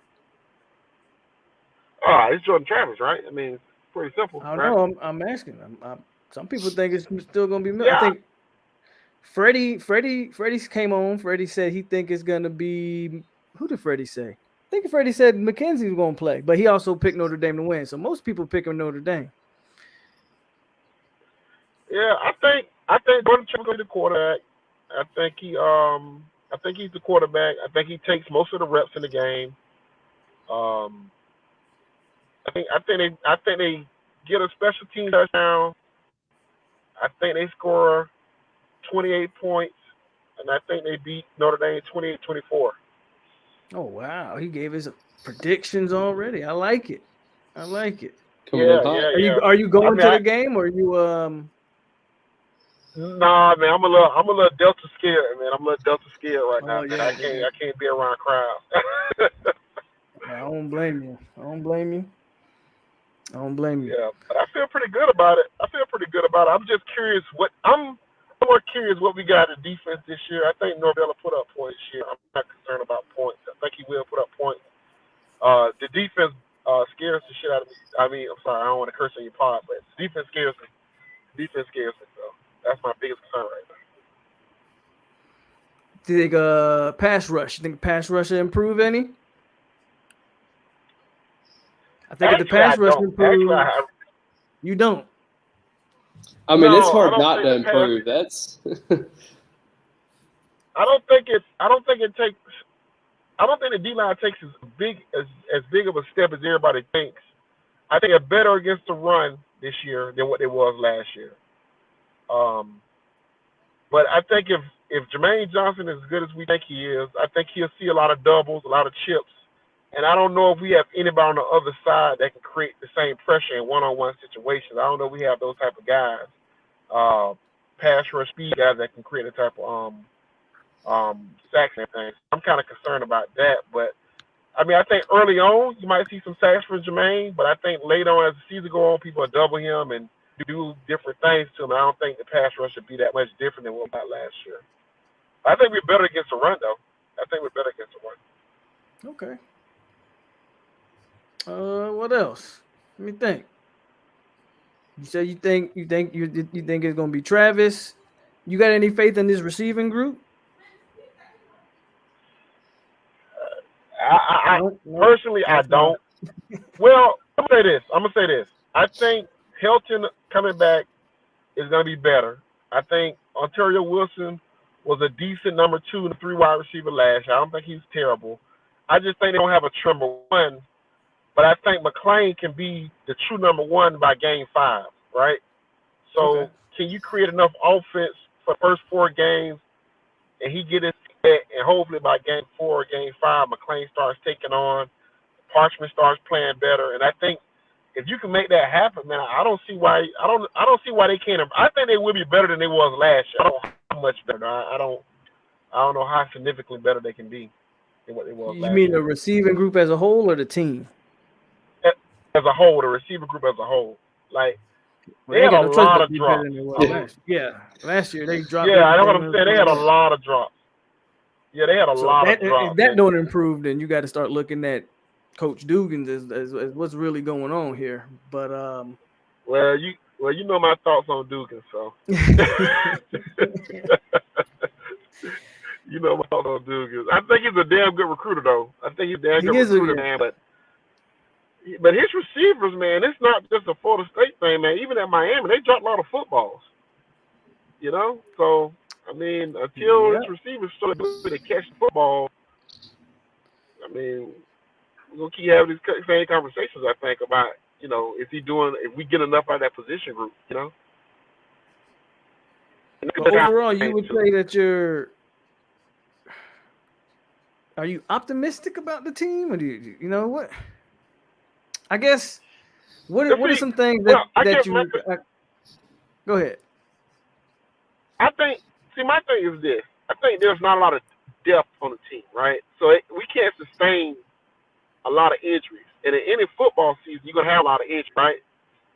So I think they could play really good the first 3 to 4 games, but once you start getting to the whole grind of a season, I think that's where the problem kind of comes in at, right? So then once you get past UMass and then you get to Clemson, you know, you might, but then you're sustaining injuries, and guys are not practicing as much. So you have the same depth to still get good practice in, still install, you know, still game plan. That's when a lot of stuff, you know, that's what team last year got worse and didn't get better because they didn't have a lot of depth. You know, teams didn't have a lot of depth to get better as the season go on. So we don't have a lot of depth, so our best football might be early on than what it might be later on, you know? That's a decent point. What you think, Norville? You think they're gonna get better as the season goes, or could injuries play a part in this? Like he was talking about before, I mean, depth-wise, I mean, if you're looking at positions, I think running back is a position that's got a lot of depth. I think defensive back has a lot of depth. But, I mean, linebacker is a little bit scary at times. Past Jordan and McKenzie, you know, you're still having developmental projects with, you know, Purdy and Rodemaker. You're looking at the receiver room. Yeah, there's potential there, but, you know, you're looking at guys like, you know, Brian Robinson that you still haven't seen much production from. Is he going to be healthy again? You know, it's worrisome at some spots. Even tackle. A lot of people don't really talk about that as much, but I think if Darius Washington, Devontae Love-Taylor, Robert Scott, I think those 3 guys are really good. But past that, I think Lloyd Willis is about a year away from really contributing at a high level. Rod Orr is another year away, 2 years away from contributing. You know, of course, we have a great recruiting class coming in, and there could be some tackles there. But just in terms of depth going forward, if we were able to strike out on a couple of those offensive tackles and a couple of those linebackers, I think we could be in some serious trouble with that. I know that Devontae Love-Taylor is currently playing guard, and that's primarily his position. But I really don't want to see a Brady Scott or a Lloyd Willis come in and contribute right away. That would not be ideal. And I just think Florida State kind of placed their hand. I understand the transfer portal didn't really give them a whole lot of options at offensive tackle. You know, we tried for Kane Madden just to, you know, be able to solidify another offensive lineman, but man, it's looking a little worrisome at those positions, and I think that it wouldn't really play a key factor as much. Now, if offensive tackle did take a hit, there could be a situation where we'd have to scramble out of the pocket. You know, we'd have to do a couple of design or scripted plays just to get a couple of guys open. But man, it's I would definitely say that, you know, we have a specific ceiling and a floor for this team, but the floor could get really, honestly, real if offensive tackle specifically didn't turn out the way we thought it would. Good point. Yeah. I think that's the biggest part. I think if you take a team and say, okay, fully healthy, what are you? Well, fully healthy, I think they could play with anybody in the ACC. You know, in a one-game one-off with a couple weeks to prepare. You know what I'm saying? But you got to play a season. A season doesn't happen like that. It doesn't happen. You don't play games every 3 weeks. You play every week. You know, so you have to factor all that stuff into the games. I mean, and great, we have good injury luck, and we could get a lot of teams that have bad injury luck and play them at the right time. So, but when you talk about the most talented teams like Florida State teams in 2012, 2013, 2014, those teams had significant injuries, but it didn't matter because they had great players all on the roster. You know what I'm saying? And they could sustain the injury. So I kind of worry about that because I think our frontline players might be ACC caliber guys that can go out and beat anybody. But behind those guys, I don't know if we have enough behind those guys. I mean, that's how I feel. And I'm still got, two fingers in my eyes, two fingers to Adam Fuller. You know what I'm saying? I don't know, was last year just a COVID year and everything was fluky? Or is that who he is? Because, I mean, when he was at Memphis, he gave up a lot of points also. So is that who he is? And I don't, we don't know. You know what I'm saying? We don't know. We got a lot of stuff we got to figure out on the fly because last year we kind of giving mulligans. And I don't mind us giving mulligans, but at the same time, it's a lot to be. It's a lot of moving pieces, and we don't know quite where they fit it yet. You know what I'm saying? So what are the things that you're looking for then? Like, if you think, I don't know what you think this team's like cap is, but let's say you think this team's cap is at the best case scenario, let's say 7 wins in your opinion. What do they have to do to get those 7 wins? Well, I think they have to continue to be great on special teams like they was last year. I think they have to take big steps in the passing game. They take big steps in the passing game where they can block it up, throw the ball down the field.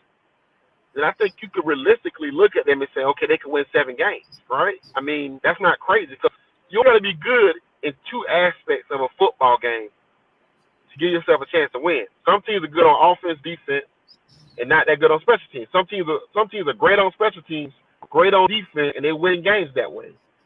Mm-hmm. I think you can be great on offense and great at special teams and win games. I mean, that was Norvell's formula when he was at Memphis. You know what I'm saying? So I don't think it's crazy, but I wonder in some of these bigger matchups against bigger defensive lines, can you block it up enough to pass the football, right? That's the question you kind of ask yourself. And then defensively, are we going to be able to stop outside zone, inside zone? Are we going to be able to stop counter plays? We struggled with that last year.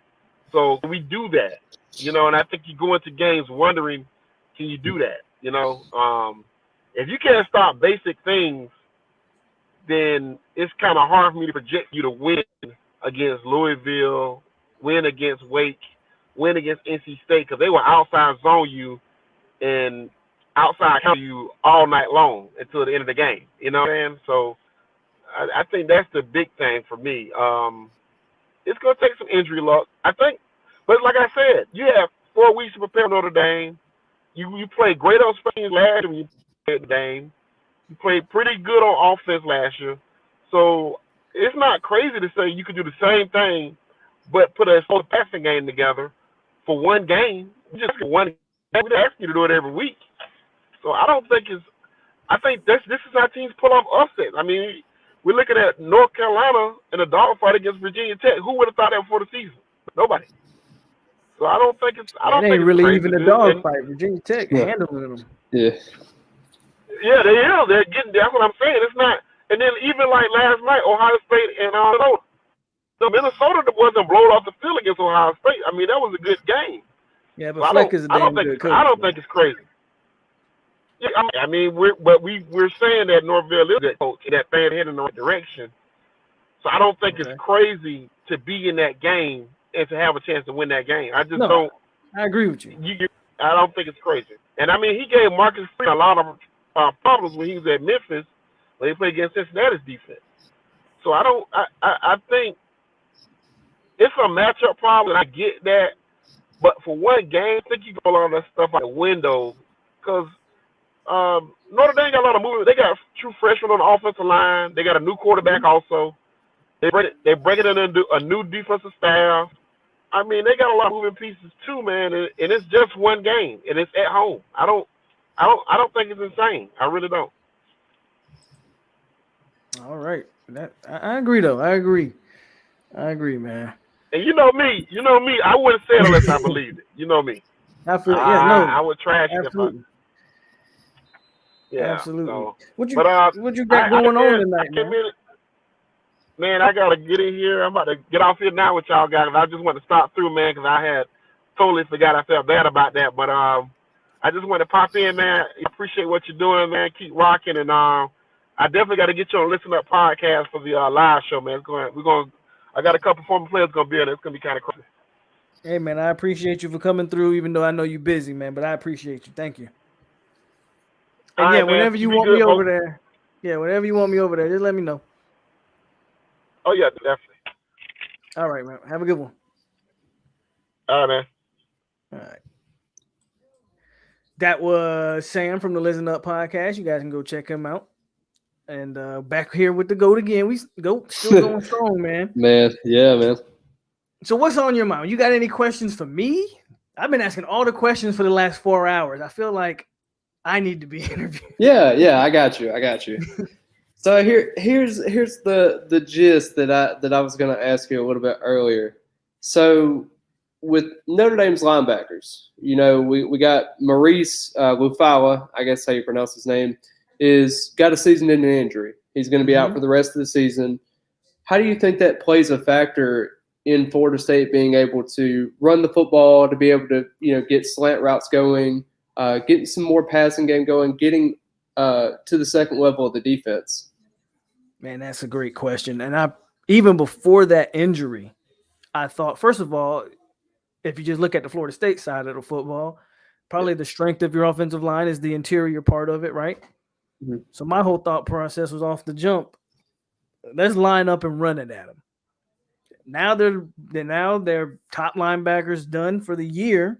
I gotta believe that opens up, like you said, not only the running lanes, but maybe now the quick passing game. You can maybe get try to work them underneath. Anything to take the pressure off those tackles. If we think our tackles are the weak link, we don't want to be dropping back and putting pressure on those guys. Quick passing game. We think we have a deep running back room, right? Well, let's run the ball at them.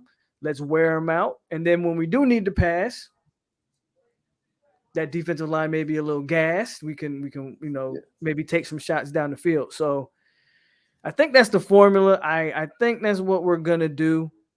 I think they're going to start regardless of who the quarterback is, whether it's Travis or Milton, I think they're going to line up and try to run the ball. Yeah, that's what I think.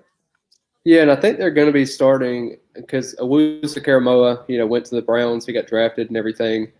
I think they're going to be starting Drew White, I think, at Mike. So that is something to kind of watch out for. He didn't really have a great 2020 season, so that is something to kind of watch out for. They do like Jack Kaiser in the linebacker role there as well.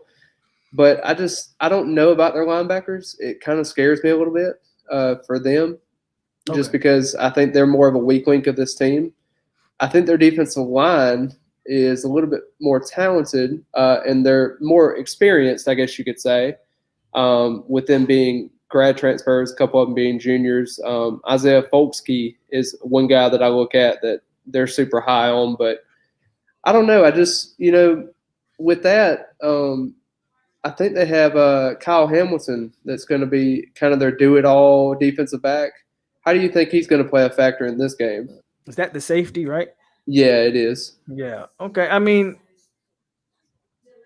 do you think he's going to guard like Cameron McDonald or anybody, or do you think he's going to be just primarily like all over the field? I think they're going to try to use him over the field.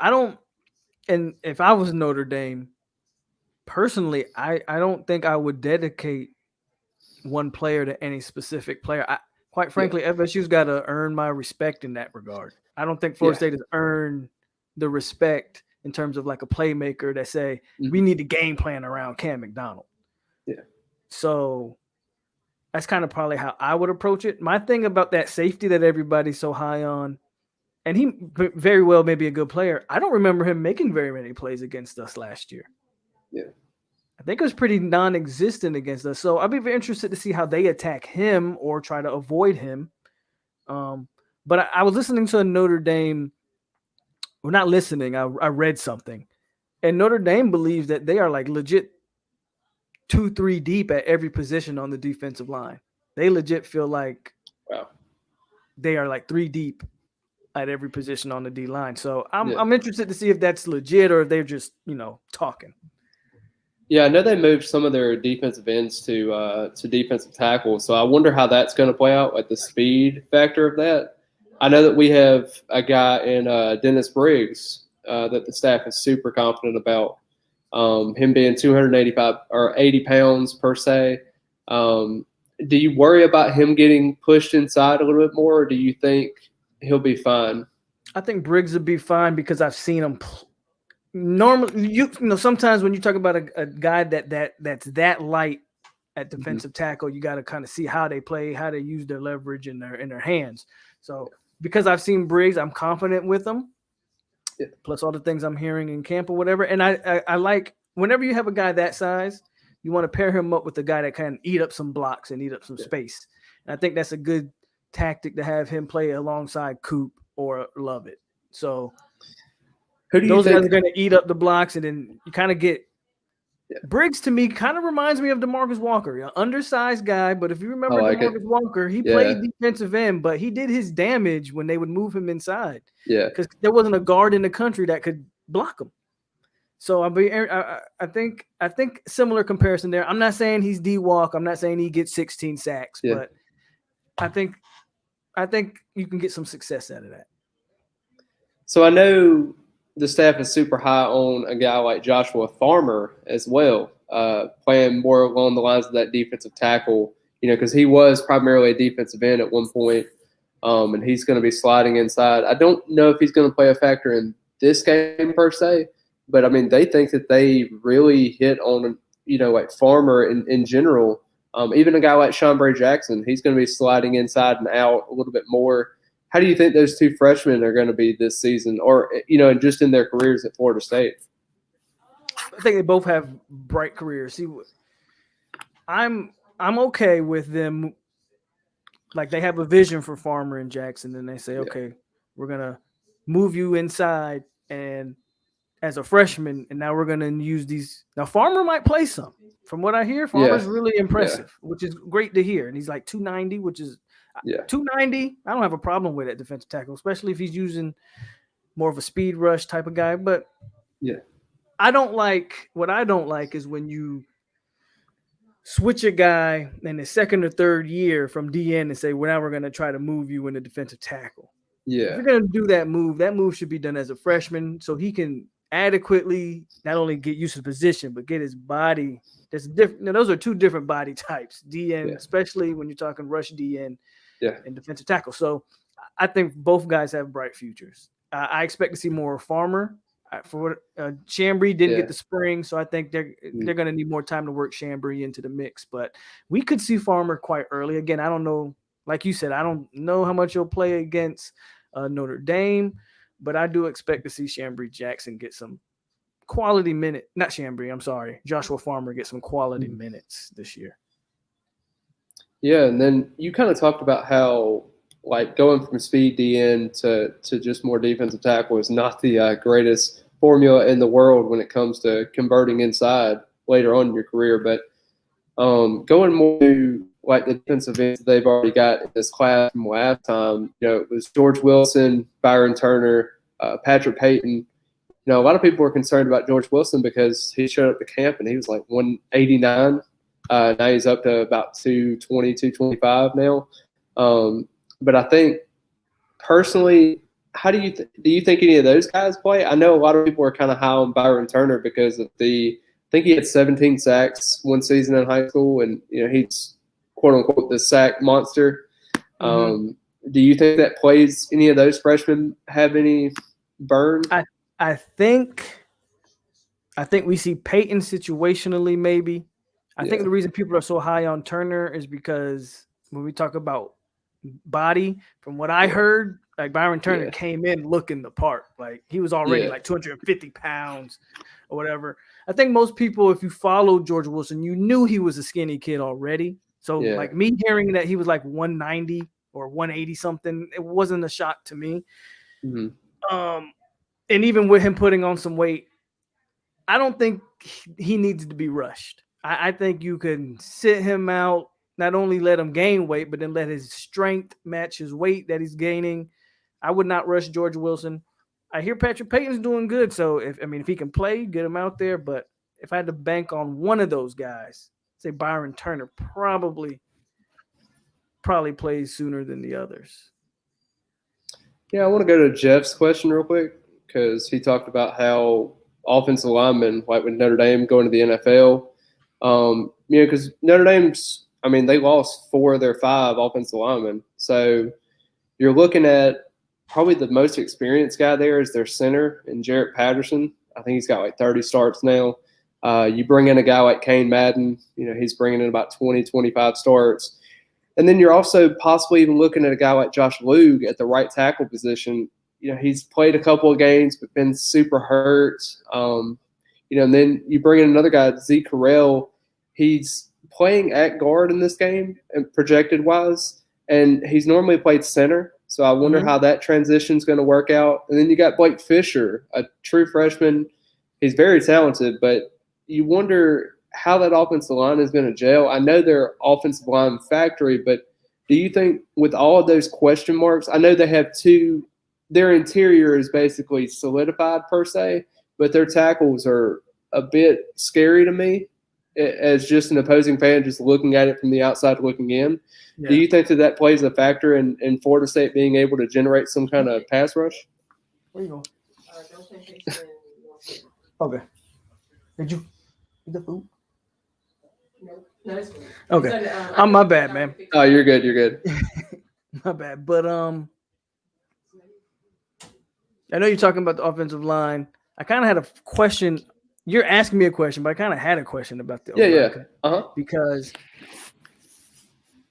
like you just brought up some questions, right? Well, what is that?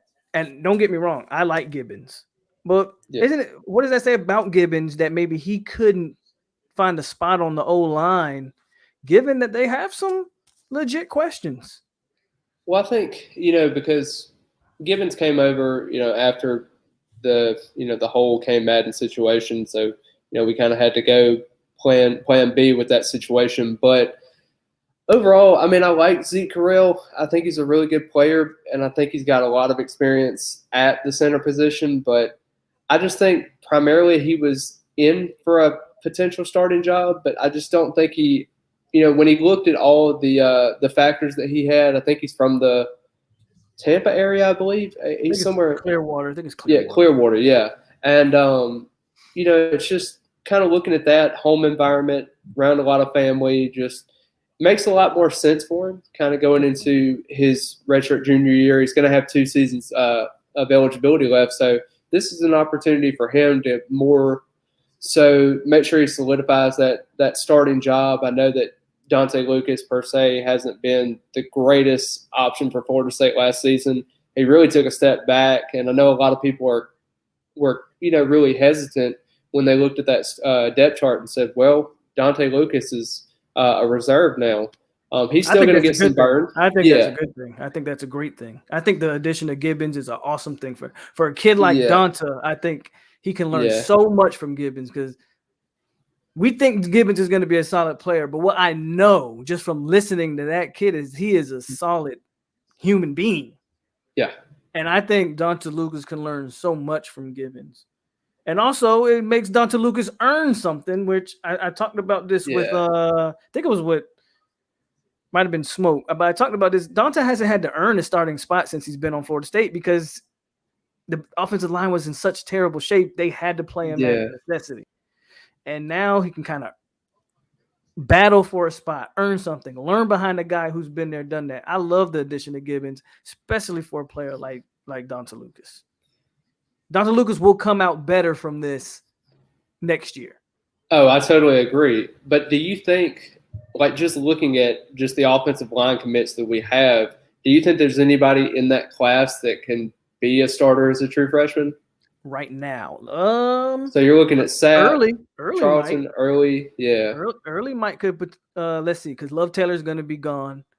I think Gibbons has another year of eligibility, but you never know. Babion Johnson will be gone. Babion will be gone. So Early's a guard, I think. Or is he a guard? Right, he's a guard. Yeah, Probably. yeah. Right, They right. have usually they play him at guard for the most Right. part. So I think he's the most highly rated offensive lineman we have. So maybe Early could try to get in there. And that's not even to mention, like, if we land Pritchett, who knows? Yeah. Pritchett is the guy who probably could compete day one for one of those tackle spots. But I think as of right now, out of the guys we got, Early, maybe Ba You think so? at guard. But Yeah. I I like actually Ba. think, I like Ba's tape, man. Yeah. I'm pretty big on Charlton, and that's Yeah, body but I don't think weights. Charlton's gonna be day one guy though. Yeah, body weight's got to change for him. Yeah, 335, 340 is still not where he needs to be at all. I understand he's bringing it down, but Charlton to me has the best tape of any lineman we've got. yeah, he's a monster, but like you just mentioned, he's got some. He's really got to get his body right. Yeah, he's really got to get the body right. But I agree, Charlton has probably the best tape of any lineman we've got committed. Yeah, and I will say you talked about maybe like a Pritchett situation. This is more of like a recruiting thing for you. So potentially Pritchett's got a couple of crystal balls to Florida State. You're looking at Armella, that's maybe looking LSU, Alabama, Florida State, Miami, those schools. And then you got a guy like Eston Harris. He's talking about, having Florida State as his leader through the visits that he's had. And I think he's not announced it until his birthday in October. So that is something to watch out for there. But if we do strike out on a guy like, or even if we are able to obtain a guy like Pritchett, do you think we'll still go after a guy like Harris? Would you strike out? Because in a sense, that could also mean that you can move Woody to the defensive line. Which I think they should do that anyway. But he could play both. But in reality, like when you look at that, I actually think Eston Harris is one of the more talented prospects that we're going after in the offensive line position, but he's not really highly valued. Do we look at Eston Harris as a tackle, right? I do, yeah. So I guess my question would be, because I think FSU is going to recruit as many offensive linemen, but obviously all these guys are not going to sign. Yeah. So are they worried about running off Dontre Richardson? Are they worried about running off Ba? Are they worried about running off Sapp? I'm not saying that those guys are going to be. Yeah. I'm just saying the numbers are going to speak for themselves, right? So if you keep bringing in guys, some guys are going to be like, you know what? Maybe I want to go here or there. So yeah, I guess that's kind of how I answer that question with the question. I mean, let me just say this. I don't want any recruit to decommit from Florida State because we're getting more numbers. And, of course, I mean, if you're able to get 8 offensive linemen in this offensive line rotation, that would be critical for Florida State to get back to where we once were. That would blow my mind if they pulled that off. If they signed 8 guys, that would blow my mind. Yeah. And, the thing is, too, is, we could potentially get up 8 max, I think is the max that we could really go there. But, a lot of people are concerned about Ba going to Georgia. I've heard. And you have to think about this. And, it's reason for concern. But the problem is he went to the Georgia visit with IMG teammates. That was the only visit he's had, was just an unofficial to Georgia. If he takes another visit to Georgia, I would be concerned. I am currently not concerned as of right now, even after talking to him, actually sitting down here and just listening to him talk about how the staff has been, talk about how consistent they have been just on him in general, how much love they've shown him throughout the process. Yeah. And he even talked about how, when they were recruiting guys, the guys that were at kind of the top of his list were, guys like Jalen Early and, Dontre Richardson and Kenyon Charlton. Those were 3 guys that he was already recruiting in general. So why would that scare someone that's already been recruiting at those, those positions? I understand the hesitancy, That's a but fair point. it's just like he's already been recruiting these guys. So I'm just wondering where the hesitancy is coming in. I understand he's got Instagram pictures of him in Georgia uniforms. They're cool pictures, of course. You got to let him enjoy the recruiting process, but I just don't really get the whole scaring of him visiting Georgia and just visiting Georgia that one time. And I know he's going to be there for the game this Sunday. Like, I don't understand the whole hesitancy with that. Well, I mean, Logan touched on it. FSU Twitter is a force. Yeah. And when FSU Twitter finds wind of something, they start talking about it as if it's fact. I mean, you saw how quick the Mackenzie Milton whole leg drop thing. foot, that thing picked up like wildfire off of a random guy on a random message board. Yep. So those things are, the Georgia thing. I think that was the first place I heard it was Twitter. Like, so when people catch wind of these things, they just, and it catches. And this fan base is so mentally beaten that any negative thing they take and they make it as if the world is come crashing down. So no, I'm not worried about anybody decommitting right now, including Ba. But I will say, if you continue to add players, I just think from a number standpoint, some guys will opt out and decide to decommit because there's only 5 spots. Yep. And all those spots aren't guaranteed, and so as far as from a Florida State standpoint, hey, you take as many bodies as you want to come. Yeah. But here's the thing too. A lot of people talk about this too, is you can't just add bodies. That's what a lot of people were talking about. Add the right guys too. Portal. A lot of people were talking about when we were trying to get offensive tackles, they were just wanting guys that were, breathing at the moment. That's true. And no, absolutely. And I don't mean to bash any former players. There were certain offensive tackles and offensive guards that transferred out of the program that are no longer here, that were great size-wise, but didn't really translate it on the field. And no, you're right. Yeah, you just definitely don't need that situation. I just want to clear that up because I see that a lot. Not with you or not with anybody like that, but I see a lot of my followers messaging me about, okay, well, he is 6'7", 320 pounds. Let's go get him. Or they see one film of somebody pancaking somebody, and it's. I think the beautiful thing about Florida State and the position they're in right now, I think the guys they got, all the guys they got now are really solid guys. Yeah. But not only that, the guys that's left on the board are borderline elite level guy, like Pritchard's elite level, Armelia's elite level, and you said Harris is one of the more talented guys too. So the guys that they have left on the board are definitely worth it, right? And then you did a great job of solidifying your core.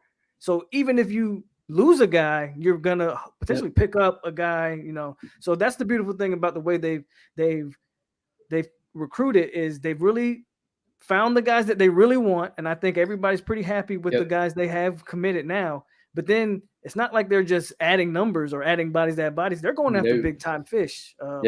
And that's the way you're supposed to approach it, in my opinion. Yeah, and also you kind of look at how they've recruited the offensive line position as a whole. They really brought home versatility. And that's the thing, like Quayshawn Sapp, he can play right tackle all the way to the other guard position. Like he can play, he's even playing center this season. Alou Ba, he can play tackle and guard. Yeah. Early can play tackle and guard. Woody can mostly play guard, and Charleston can mostly play guard. But you've got some guys there that have played other positions, and we talked about how worrisome it was for the depth of offensive tackle. They're trying to fix that problem and making sure that we have some capable tackle bodies. And now you're looking at Florida State's depth next year as possibly tackle being one of the better positions in terms of just having depth there. And it's crazy to think. I mean, this staff, they've really done a great job in doing that. And Coach Atkins has done a phenomenal job as well, just getting more. It's not just, like you said, it's not just bodies. Like I love the combination of size and length that they're recruiting. Atkins is doing a phenomenal job. I don't know. We probably can't praise him enough, right? But Yeah. if you look at this offensive line, what we currently have on the roster, the guys that they're recruiting are massive compared to the guys like we have on the roster right now. They're recruiting size and length, and I love it. I just can't wait to get these kids on campus. That's the thing. Kind of like I talked about a couple of recruits that, I was talking to, a couple of the commits. They all talk about how, it's nice for Florida State to have 18, 19 commits in the class so far, but how many of those will actually finish and sign in December or January or in February? And that's kind of the question I have too. There's certain people like Travis Hunter that I think will probably sign with Florida State. They went 0-12. Honestly, and Sam McCall, he had his experience at Florida and saw the Dan Mullen, TikToks and all of that jazz. But, some of these guys are really, really invested in this program. And, even a guy like Quayshawn Sapp, he grew up a Florida State fan, had been silently committed for like 3 or 4 months before announcing his commitment. And you're hoping that he can bring in Jerron Willis, but that's a different story. But you're definitely seeing a lot of kids. Brian Courtney, I know a lot of people aren't really high on Brian Courtney, but I think he's really a guy that Norvell sees as that do-it-all player. He played quarterback and defensive end in high school, and a lot of people were questioning his ability to play tight end. But when Norvell really put him into that showcase camp and they saw him catching passes out of the backfield and, really saw how skillful of a player he was, people started turning their narrative around and saying, oh, well, he might be the steal of the draft. And that's a guy that Florida State offered right away. He barely had any offers. And I think Virginia come into the picture because he's from the Virginia area. I think they were his second offer. And, he just told them, thanks for offering me, but Florida State's where I'm needed and where I'm wanted. So it's just very odd that Florida State's kind of in this position. I just think you got to give the staffs up. You have to give the staff so much credit from this standpoint of they know what they put on the field last year. Yeah. And to convince these kids that, yes, we are a work in progress, but buy into this. You can be the change. You can be the beginning pillars of what we're trying to build. I think Sam McCall, people a lot of talk about Sam McCall. Sam McCall was the first commit we got that made me go, wait a minute. Because that, to me, his recruitment came out of nowhere. I agree. I still remember when he committed, I was like, wait a minute. I didn't even know we were targeting Sam McCall. I didn't think we had a shot. So when they got Sam McCall, I felt like, okay, they're actually making big time moves, and they've continued to make big time moves throughout the summer leading up to this fall. Yeah. And again, the guys that they got left on the board, the core of this class is intact. Travis Hunter, AJ Duffy, your core is intact. They're swinging for the fences now with Skinner and Coleman and they're swinging for the fences for some of these kids, man. And I'm all for it. I'm all for it. Yeah, and I even talked about how most of the positions are basically filled. I thought that they've done a pretty good job in most cases. A lot of people want to see if they can solidify another defensive back. I don't really think it's needed. But I wanted to ask you this question too, and this is a question I get a lot. I've already answered it a couple of times on different outlets from my Instagram. But I know Travis Hunter plays both positions. They're primarily putting him in defensive back. A lot of people ask me, which position do you prefer him to play at? Not what position you want or that you think the staff is going to. What position do you want him to play at? I understand this question because it's hard to watch a Travis Hunter highlight tape and not get infatuated with his ball skills. But I think he's a DB. I think he's an elite DB, and I think he is in the mold of Jalen, Patrick P., you name it. I think this is a guy that, barring, knock on wood, any serious injuries, you're talking about he's a top 15 pick in the NFL at DB. I think the reason they play him so much, I watched him play that Corky Classic. I watched that game. Yeah. I think quite frankly, the reason they play him so much at receiver, one, obviously he's talented and he's a beast with the ball in his hands. Mhm. But if he just played DB, we wouldn't know who Travis Hunter is because teams don't even go to his side of the field. He literally shut down the entire side of that field that game. That team didn't even target. That team didn't run to that side. That team didn't throw to that side. They didn't throw to the flats on that side. Travis Hunter is a DB, and he's an elite DB, in my opinion. He's a great receiver, too. Don't get me wrong, but I think he makes his money at defensive back. I also agree, and that was kind of my point as well. Like, if he plays at defensive back, you're looking at possibly a top 5 NFL pick. That's what NFL teams gravitate towards. Are they going to get that shutdown corner, that's going to be doing it all, every all over the field? And I understand the hesitancy because Florida State really hasn't recruited the best at receiver. Right. You had a guy like Brian Robinson in the 2020 class that was a 4-star, but you really don't have that difference maker. I mean, Malik McClain was a pretty good acquisition, and you also have Joshua Burrell that I think is going to be a physical freak. And you could be a guy, it could be a guy like Auden Tate or, a guy like that could be a goal line wide receiver. But they just have to have difference makers, and I think that's also if Hill shows up in January. Yeah. I mean, that's definitely a big boost to that receiving core.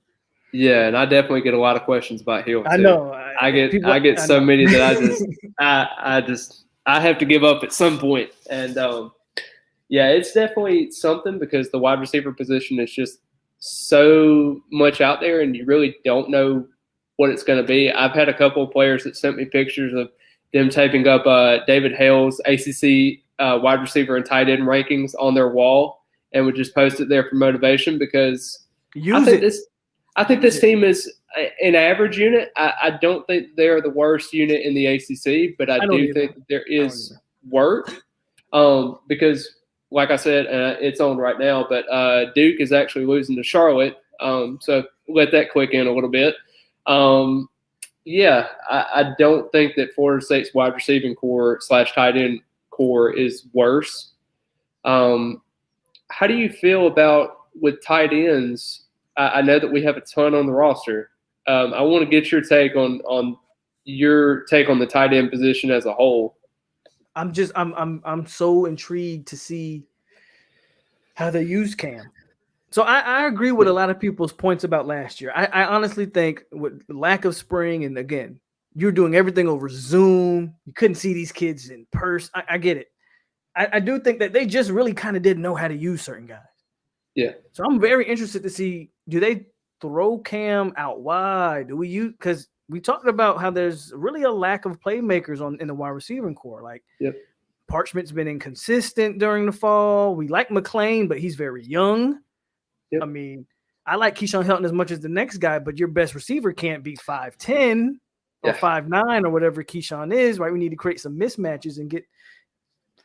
I would love to see them use Cam McDowell. I think Cam has the skill set to be used in a wide receiver-esque type of role and put out there and give him mismatches. I just, I want to see it though. But I like where we're at. I think Jordan Wilson is a great addition just from a blocking standpoint, let alone he is a guy I think you can sneak out and catch the ball a little bit. So I'm way more excited in that tight end room than I was last year when Preston Daniels, no knock on Preston Daniels, but that's a walk-on, true walk-on, was our second string tight end last year, right? Yeah. So I think we're in a better spot for sure. Yeah, and I talked about with Jordan Wilson, like right after, as soon as he had that Achilles injury in the fall camp, I reached out to him, just told him I was praying for him, thinking about him, and his mom actually reached out to me. The first thing that she said to me was that he was going to come back healthier. He was motivated. He wanted to be with the program. He stayed in the program even after rehab and everything like that. I was a little bit more nervous about the injury just because of him being 260 pounds. I thought Achilles injuries, especially with guys like DeMarcus Cousins that were around the same frame, I thought that it would be a little bit more difficult for him to manage. And I think the fact that he suffered it so early in fall camp, I think that really helped him. And, he was able to, not really shrink down, but you could really see him bulk up a little bit more and get a little more healthier. Yeah. He's a massive human being. And you got to figure out who's going to be that tight end 3, because you know Cam McDonald's going to be that go-to weapon that you have. Even when we had James Blackman throwing the football, Cam McDonald was the weapon. You think Rector can sneak in there? I do, but I do think that this is going to be Rector's last season. I also think this is going to be Cam McDonald's last season. From my understanding, if I remember correctly, Wyatt Rector is actually graduating this year, and he's going to be, I want to say, a trainer. So he's going to be able to graduate and start his career kind of early with that. So this kind of brings up the question now is, we have Jackson West, Kobe Groves, you have guys and Preston Daniel, and then you're turning to the next recruiting class with Jarrell Powers and also Brian Courtney. Do those guys, are they able to contribute, or do you think that they're probably going to bring in another transfer to solidify that room to maybe bring in a more experienced option? I've heard, and I've heard that Preston Daniels has been that guy that's really helped these younger guys, because I've talked to a couple of them, and they all say that Preston Daniel is that guy that's really stepped up. He's still a walk-on right now. He hasn't been offered a scholarship or anything, and with him, the surprising thing is he started out his career as a lacrosse player in Memphis. So, I really don't know how that generated, how he's made such an improvement in terms of just understanding the playbook, understanding this coaching staff, and he's really bought in. And I just want to know, are they going to bring in another tight end after this season? I mean, I know this season with having, I think it's 10 or 9 scholarship tight ends on the roster, with having those losses of Jordan Wilson, Cameron McDonald, and Wyatt Rector as well. I mean, that's 3 quality tight ends that you're leaving. And not to say that Wyatt Rector has been a tight end that's lit up the world on offense. He hasn't, but on special teams, he has been a very guy that's just been committed to that aspect of the game. You need those special team guys, absolutely. And I just wonder what's going to happen with that. I know Chris Thompson is a good evaluator. I know that he's also had offensive line coach experience, so they could be another extension to the running game. But I just wonder what's going to happen with that position. I know Norvell covets it so well in this offense, but I don't really know what's going to happen there. I think Sammy kind of hits on it. Personally, I think out of the bunch, I think Jackson is the most talented guy. I think he's the most talented guy. Now, by default, I think Kobe will get the nod next year as kind of tight end 1. He'll be like the senior statesman in that room, right? The leader of that room just by seniority. I think Jackson West has the most talent. Nobody talks about Carter Boatwright. I don't know if you know anything with going on with him, but he seems kind of be like the forgotten guy. And then you still got Marquise Douglas. Yeah. And I was going to hit on him too. Yeah. Yeah. Who might be an interesting guy to keep an eye on. Yeah. So with Carter Boatwright, they've had some optimism there. He's shown flashes here and there, and he really kind of picked it up later in fall camp, but he still isn't that guy that's really emerged. They really think that Jackson West could be that tight end 3, after both of those guys leave potentially. I'm thinking Cam McDonald will probably go to the NFL and try to get drafted, kind of like a Trey McKitty did last year. But I just, with Marquise Douglas, here's another guy. Some people actually call him Biscuit, and that's not a rumor. That's actual. Some people call him Biscuit. He was not shocked when you weigh 290 at the start of camp. Yeah, and he started out at 290 there at the beginning, and a lot of people were questioning, was he going to be fit? Was he even going to be qualified? Because a lot of people were thinking he was going to be disqualified, from the exempt list, and he wasn't ever going to play at Florida State. Oh, wow. And he kind of turned it around a little bit. A lot of people were talking about he was going to be just another body, I guess you could say. They even had a couple of things out there with Coach Atkins talking to him, playing potentially offensive tackle at that weight because he wasn't really able to get around and do a lot of things. And he really transformed his body. I think he's down to 270 now. It's still a little bit not where he wants to be, but it's getting further down the list now. But to his credit, yeah, you shed 20 pounds in a matter of what 4 weeks or so. I mean, that means you put in the work. I don't know. I'm indifferent about it with Marquise and Douglas. I think Norvell kind of talked about this when he picked up Douglas, that he was supposed to be that guy that was, one of the steals of the draft or steals of the recruiting class. And you haven't seen kind of the fruits of that labor kind of stand out a little bit. And I'm not so sold on Douglas or Boatwright. I'm pretty sure they're going to be more outliers and maybe taken over by Jarrell Powers and Brian Courtney. Correct me if I'm wrong. Wasn't Douglas a basketball player? He was. He was a power forward.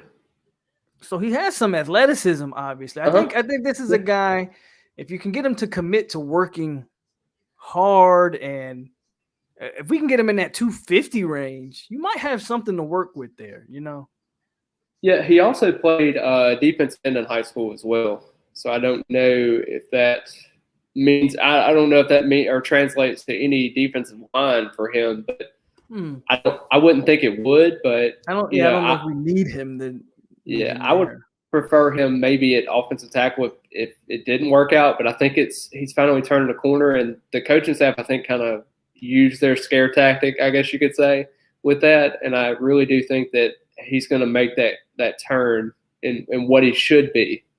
Okay. I just don't know. That's a position that I'm just a little worried about just after this season to figure out what you got to do. I know a lot of people look at the numbers and they say, oh, we have 6 scholarship tight ends after this season, and they think that's a lot, but Norvell uses a lot of tight ends. So I don't know. What about here's kind of a guy that nobody has mentioned. So I'm interested to know what happens with TJ Davis. I know the DN, a lot of people, I know the staff thought they got like a major steal out of him. But he's another guy who gained a lot of weight this offseason. Yep. Almost to the point where I'm like, are they moving him to defensive tackle? Like, what's the plan here? So do you have any insight on him? No, there has been nothing on TJ Davis. And I was personally a little bit more higher on him when he came into Florida State, but throughout everything, he has been nothing. And I know a lot of people talk about a guy like Jarrett Jackson. A lot of people weren't really talking about him, and he was the Louisville transfer that come in last season and didn't really play a whole lot. He may have played like 1 or 2 games, but he wasn't really an answer there. And as soon as everybody starts questioning about Jarrett Jackson, here comes Norvell talking about Jarrett Jackson being an X factor this season.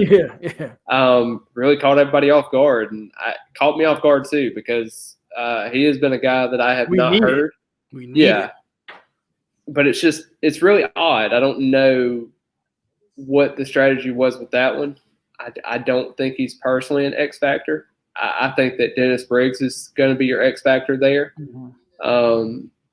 And even a guy like Joshua Farmer, if you wanted to say he was an X factor at defensive tackle. But saying that Jarrett Jackson is an X factor is a little bit more of a stretch than I would like to think.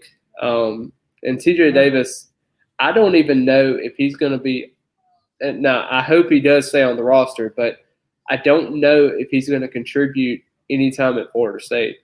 And that's sad to say, because I really do like TJ Davis, and I really think he's a talented prospect. But I just don't know how he fits in the defense in general. I don't know if there's another position move that would be able to make him play significant playing time, or even minimal playing time, at that matter. Do you have any sleepers? Any player that you think no one's talking about, but this guy, if given the opportunity, he's got a chance to turn some heads?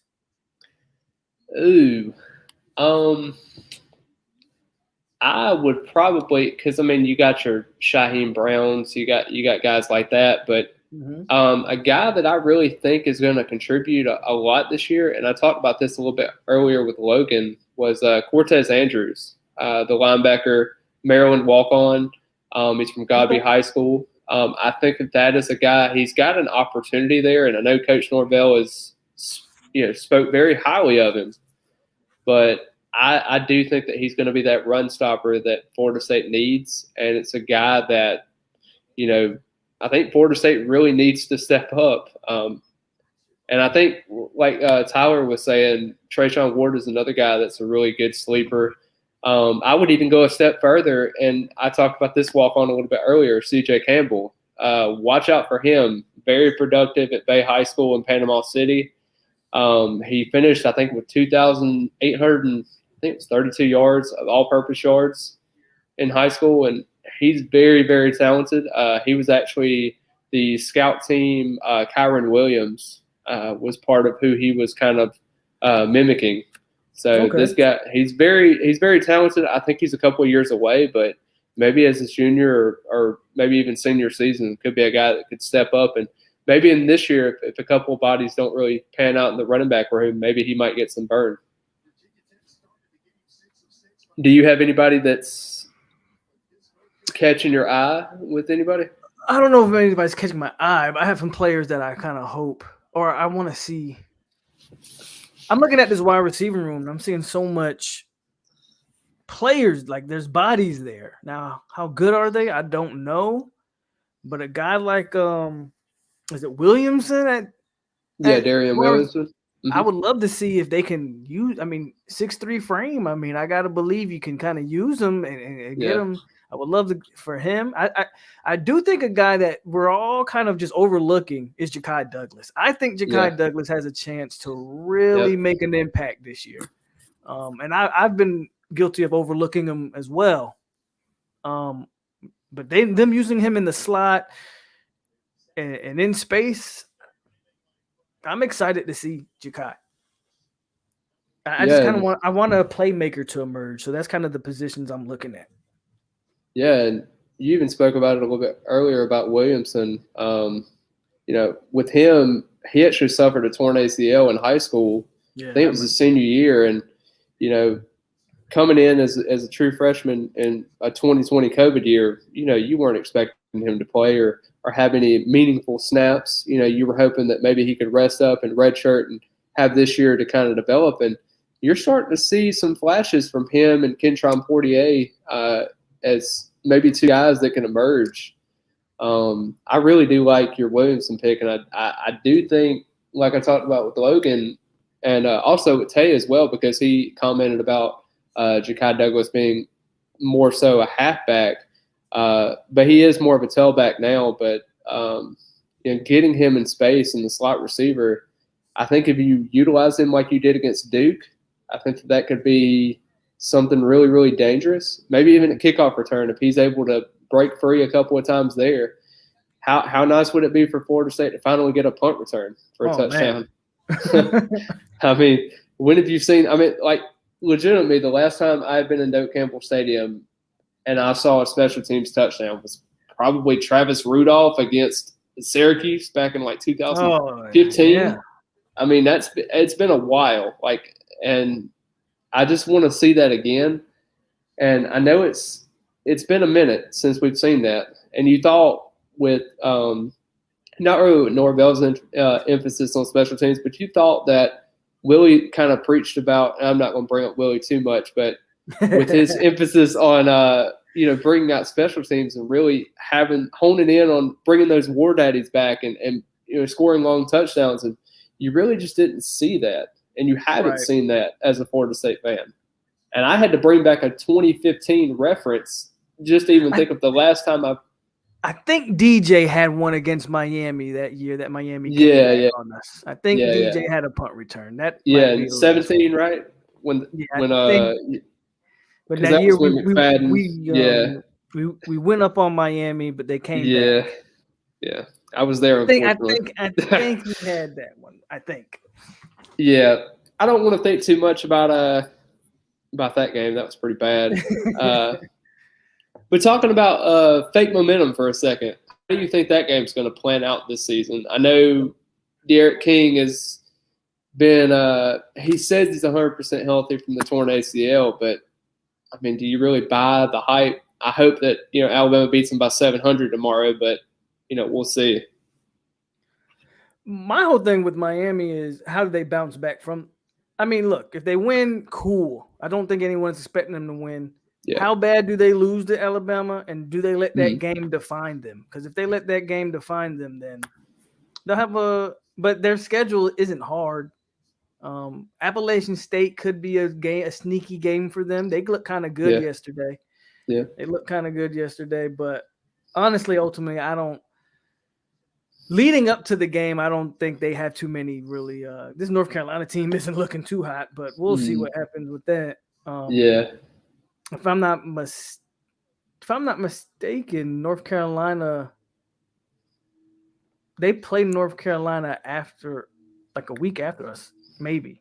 I'm thinking of some game. Yeah, they do, because we have a bye week. So they could October 16th, I believe. So maybe they could be looking forward to that game, or I don't know. Yeah. I don't think that game is. I think that game is closer than people think, man.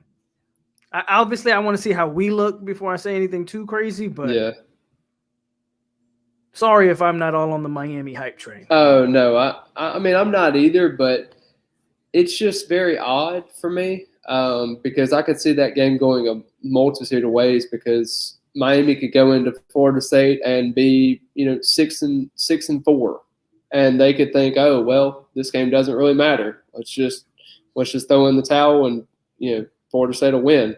But there could be a situation where there may be 9-1 at that situation, and then you could really see some hesitancy with Florida State, and maybe it could be as worse as last year. I don't think anything could be as worse as last year, especially with Mike Norvell having COVID and not having a whole week of practice, and we have to hear 52-10 for a whole entire year. But they don't have any ACC championships to prove it. But besides the point, in a weak Coastal Division, I do think that Florida State's throwing shots at Miami over and keep them coming. I'm with it. But I do think that Miami's going to be per se. I think they're going to be weaker on defense. I think they're talented, but I just think overall, I think that's going to be their struggle. I think linebackers very big concern for them, and I'm just not a huge fan of their team in general. I just think with Miami, I think it's they got a lot of smoke and mirrors with. Yeah. And I say that because they play one tough game, in my opinion, that's Alabama, and then after that, maybe North Carolina's a tough game. Again, Michigan State, I also think is decent. Do we think Michigan State is decent? I don't know. I think they're playing tonight, right? Decent. So I guess we'll see how they look tonight, but their schedule is so favorable that they could not really be that good. No, but still have a decent record. They don't play Clemson's. They don't play. No. I mean, I guess we'll see how they look against Virginia Tech. Virginia Tech looks pretty solid. So we'll see. We'll see what happens with them. I don't know. That's just very odd to me. I think it's a winnable game, though, for sure. Yeah. I wouldn't necessarily think that Miami's world beaters, but, I definitely think that it'll be we'll have our hands tied there. I think that we got to set kind of a statement, because after the Clemson game, you're looking at a brutal back half of the schedule. Yeah, it is. And, that could definitely be something that you got to watch out for. Shout out to Jeff. I don't want to forget it, Jeff, with the $5 donation. I appreciate you, man. As always, Jeff. Seems like I feel like you donate every hour. So, again, thank you, man. Yeah, more money. Yeah, more money. Yeah.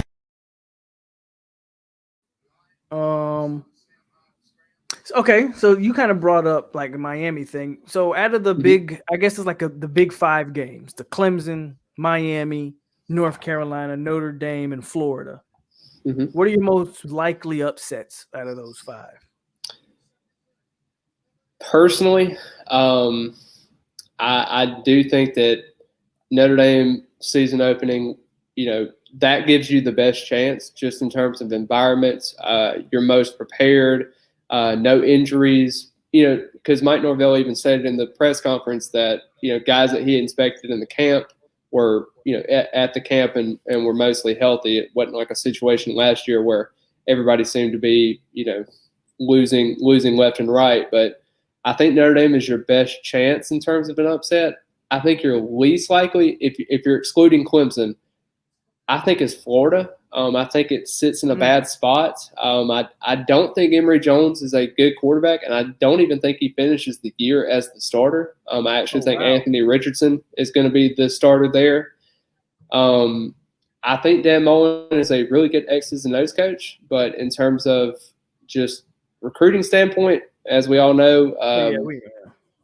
very good.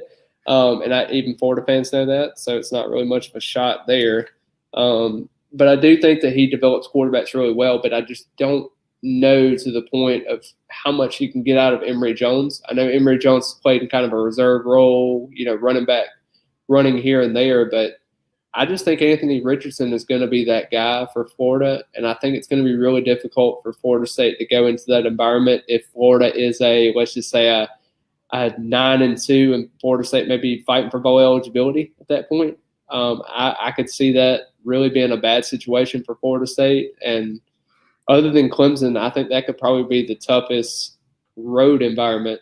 Other than maybe Chestnut Hill, that could be another with Boston College. Yeah. I agree with you, though. I think that Florida game, that's one of those games, because I don't necessarily think Florida – no shocker. I don't think Florida's that good either. But the problem is you're catching them at the end of the year. Whatever. If we were playing that game early, I would be very confident in that game. So I agree with you there. Yeah. And Dan Mullen, again, we can talk about his recruiting all day because I'm right there with you. But what you can't knock on Dan Mullen is that he's a good coach. Yeah, he's a good football coach. He will have his team prepared to play football. I know that for a fact. So. That makes sense. What you're saying makes sense, and I do, and I think that Boston College game is maybe the toughest road game. I mean, outside of Clemson, that Boston College game might be the toughest road, just because it's November. I feel like we maybe don't even ever a Red Bandana game too. I feel like we don't ever play Boston College good around that time of year. Yeah. So, yeah, it's just very odd to me because even. Dan Mullen even got Felipe Franks to be a good quarterback. Just let that sink in a little bit. I mean, Felipe Franks. I mean, Kyle Trask, they had a generational offense last year with mainly Kyle Pitts that you can say as a tight end, but he's really a glorified wide receiver. Super talented guy, but I don't want to give Florida too much credit. But, I do think they were pretty much good circumstances last year for them to succeed. And, of course, they didn't finish out the greatest because, we got a shoe thrower on the field. But, it's definitely been a trying time for Florida to kind of get through that East. I don't think they get it done this season either. I definitely think Georgia is that contender. And I think Georgia's actually good enough to beat Clemson this season. And I know that may be bold, may not be bold. I don't think it's bold. I think, obviously we're talking Georgia, so we're not talking FSU right now. But at what point is Georgia going to finally get it together? In my opinion, like they have talent and they've had talent the last 5-6 years. Georgia recruits better than, unless you're Alabama or Ohio State, Georgia recruits better than you. Like they have the top players in the country as well. They get the top guys. For some reason, they fall short every year. I think Georgia's more talented than Clemson. Now, the question is, are they going to pull the game out? It wouldn't shock me if Georgia found a way to lose the game because that's just what Georgia does. Yeah, I like JT Daniels as a quarterback. I think offensively they're going to be there.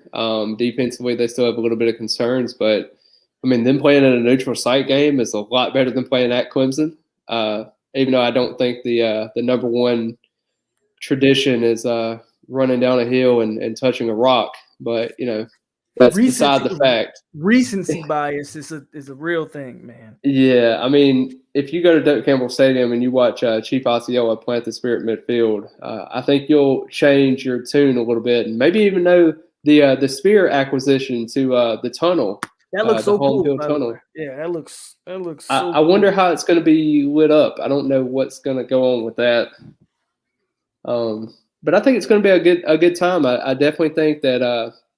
The Clemson-Georgia game is going to be a good game. I think Georgia has a really good chance of winning, but like you said, they haven't won a championship in 41 years. So what does that look like? I mean, they got about as many championships in the last 41 years as Miami has ACC championships. So, Damn, he's I taking mean, the shots at y'all. I got to take them because, Damn. but yeah, I'm super excited to see what that Georgia team does, though. And I think it's probably the most anticipated game since Florida State, Alabama. And I know that brings up bad memories, and I was at the game. That game for me, it does bring up bad memories, but yeah, that game, man, we were in that game. Yeah. We were in that game. A blown pass interference call. There's a lot of things that kind of went bad, but it's not, to me, I always look at that game and I say, yeah, that's the game Francois went down, and it started that, right? It started the downward thing. But I don't feel like Florida State was embarrassed that game. No. Everything considered, I thought FSU played a hell of a game. That game. And maybe quarterback stays healthy. Maybe we get that pass interference that, I don't know, we can score some touchdown there. Yeah. Maybe things play out differently that game. But, somebody said that's where Francois died. Yeah, I mean, it also happened that, Ronnie Harrison was actually from the Tallahassee area, and we weren't able to. Yeah, that stings a little bit. But, I mean, a lot of people were thinking, oh, we still had a chance when Francois was in the game. But you have to realize it was with like 4:30 left to go in the game. Like, I don't even know why he was actually on the field at that time. I understand you still have to compete, and you're down 17, but you're down 3 possessions with 4 minutes left. I mean, there's a scenario there. I don't know. I'm excited, though. I think this weekend in college football. Who's your favorite? Who's your favorite to national championship contender? Who's your favorite? Actually, right now I have Oklahoma. Everybody has Oklahoma. I hope Oklahoma gets it done because they are the unanimous damn pick. Yeah, Alex Grinch, I think, is going to be that defensive coordinator that really turns it around for them. Wow. I think the one thing they were missing was the defense, and I think they finally have it. I'm not a huge fan of Spencer Rattler. Don't get me wrong, but I do think he does enough to get you past that. I don't think Texas is that good. Really, the only games that I see on their schedule that are anything decent is Iowa State, and I'm higher on Iowa State. Do they have any out-of-conference game? Like any major? Not that I know of. Not any that are like super noteworthy. I know they're playing Tulane tomorrow. Not that one. Oklahoma usually schedules at least one solid out-of-conference game. I feel like, though, maybe they didn't this year. They just, I think it was, when I looked at it, I think it was more conference games more than anything. And the one thing that kind of strikes me is they're playing Iowa State closer to the end of the year. And you're also looking at maybe a Big 12 championship with Iowa State again. So it kind of matters if you beat Iowa State the first time, when you beat them the second time. Will that ruin your chances of being in the playoff? Yeah. That's what concerns me, just playing them twice. But I don't see it. I mean, TCU's a good team. Texas is a little bit overrated, in my opinion, in terms of top 25. Oklahoma State usually gives them a run. Yeah, but I mean, it's just like out of conference. They don't. I mean, they're gonna play Nebraska. So let that sink in. How many points they're going to score in Nebraska? They're going to destroy that. And I don't know if that's really. I don't want to call for anybody's job, but could that be Scott Frost's last game in Nebraska? Does he make it that far? When is I mean, that's game 3. So I mean, so he'll probably make it that far. But yeah, you got a point. I'm with you. I'm not calling anybody's job, but that Nebraska team has. Yeah. Oh man, I don't know. But here's a good question for you. Since we were talking on without the Florida State side of things. Is there any coaches that you think after this season will go elsewhere? Not saying fired, I'm saying going elsewhere after the season for Florida State. Do you have any candidates? The only coach, well, I won't say the only coach. I think depending on how the offense plays out, I could see somebody maybe looking at Dillingham as a potential candidate. Virginia Tech just scored again, so North Carolina's not looking very hot. But maybe Kenny Dillingham, Obviously Atkins, I know but they just gave him an extension, so I'm hoping that's enough to keep him in place, right? Yeah. But I could definitely see a team potentially targeting Atkins with the way he's recruiting, and if that offensive line is able to keep Milton or Travis upright, watch out for teams targeting Coach Ack. But other than that, no, I don't really think so. Because Fuller has a ton to prove. Yeah. Maybe maybe Coach Woodson, because Coach Woodson does have the most dynamic high school player we've seen in, I don't know, the last 20 years. Maybe a team might try to sway him to see if they can pull Travis Hunter with them. So there's a lot of situations, but I don't know. What do you think? You might have a better feel than I do. Does that ruin Travis Hunter's, not saying chances, but I'm saying in terms of him being committed to the program, because he has such a great relationship with Marcus Woodson? That's what I'm saying. That's why somebody might try to get him because of that relationship with Travis Hunter, right? I would hope not, but I would understand, but I would hope not. Yeah, I think in terms of Coach Atkins, he's extended to, I think, 2025 now. And after the LSU debacle, trying to lure him away and take him to the SEC, I just don't see a situation where he would take a offensive lineman or offensive line coach position. I think he fully wants to be that offensive coordinator. That's what I've heard too. I heard he was an offensive coordinator. Yeah. Yeah, I heard he's not interested in taking a lateral move. I've heard the same thing. And that's the thing too, is you don't want him to take an offensive line coach job. He loves the offensive line. He has a lot of passion for it. And he was an offensive coordinator at Charlotte, but he was also a run coordinator. It was more of a offensive coordinator job. So it wasn't really a full-time offensive coordinator job.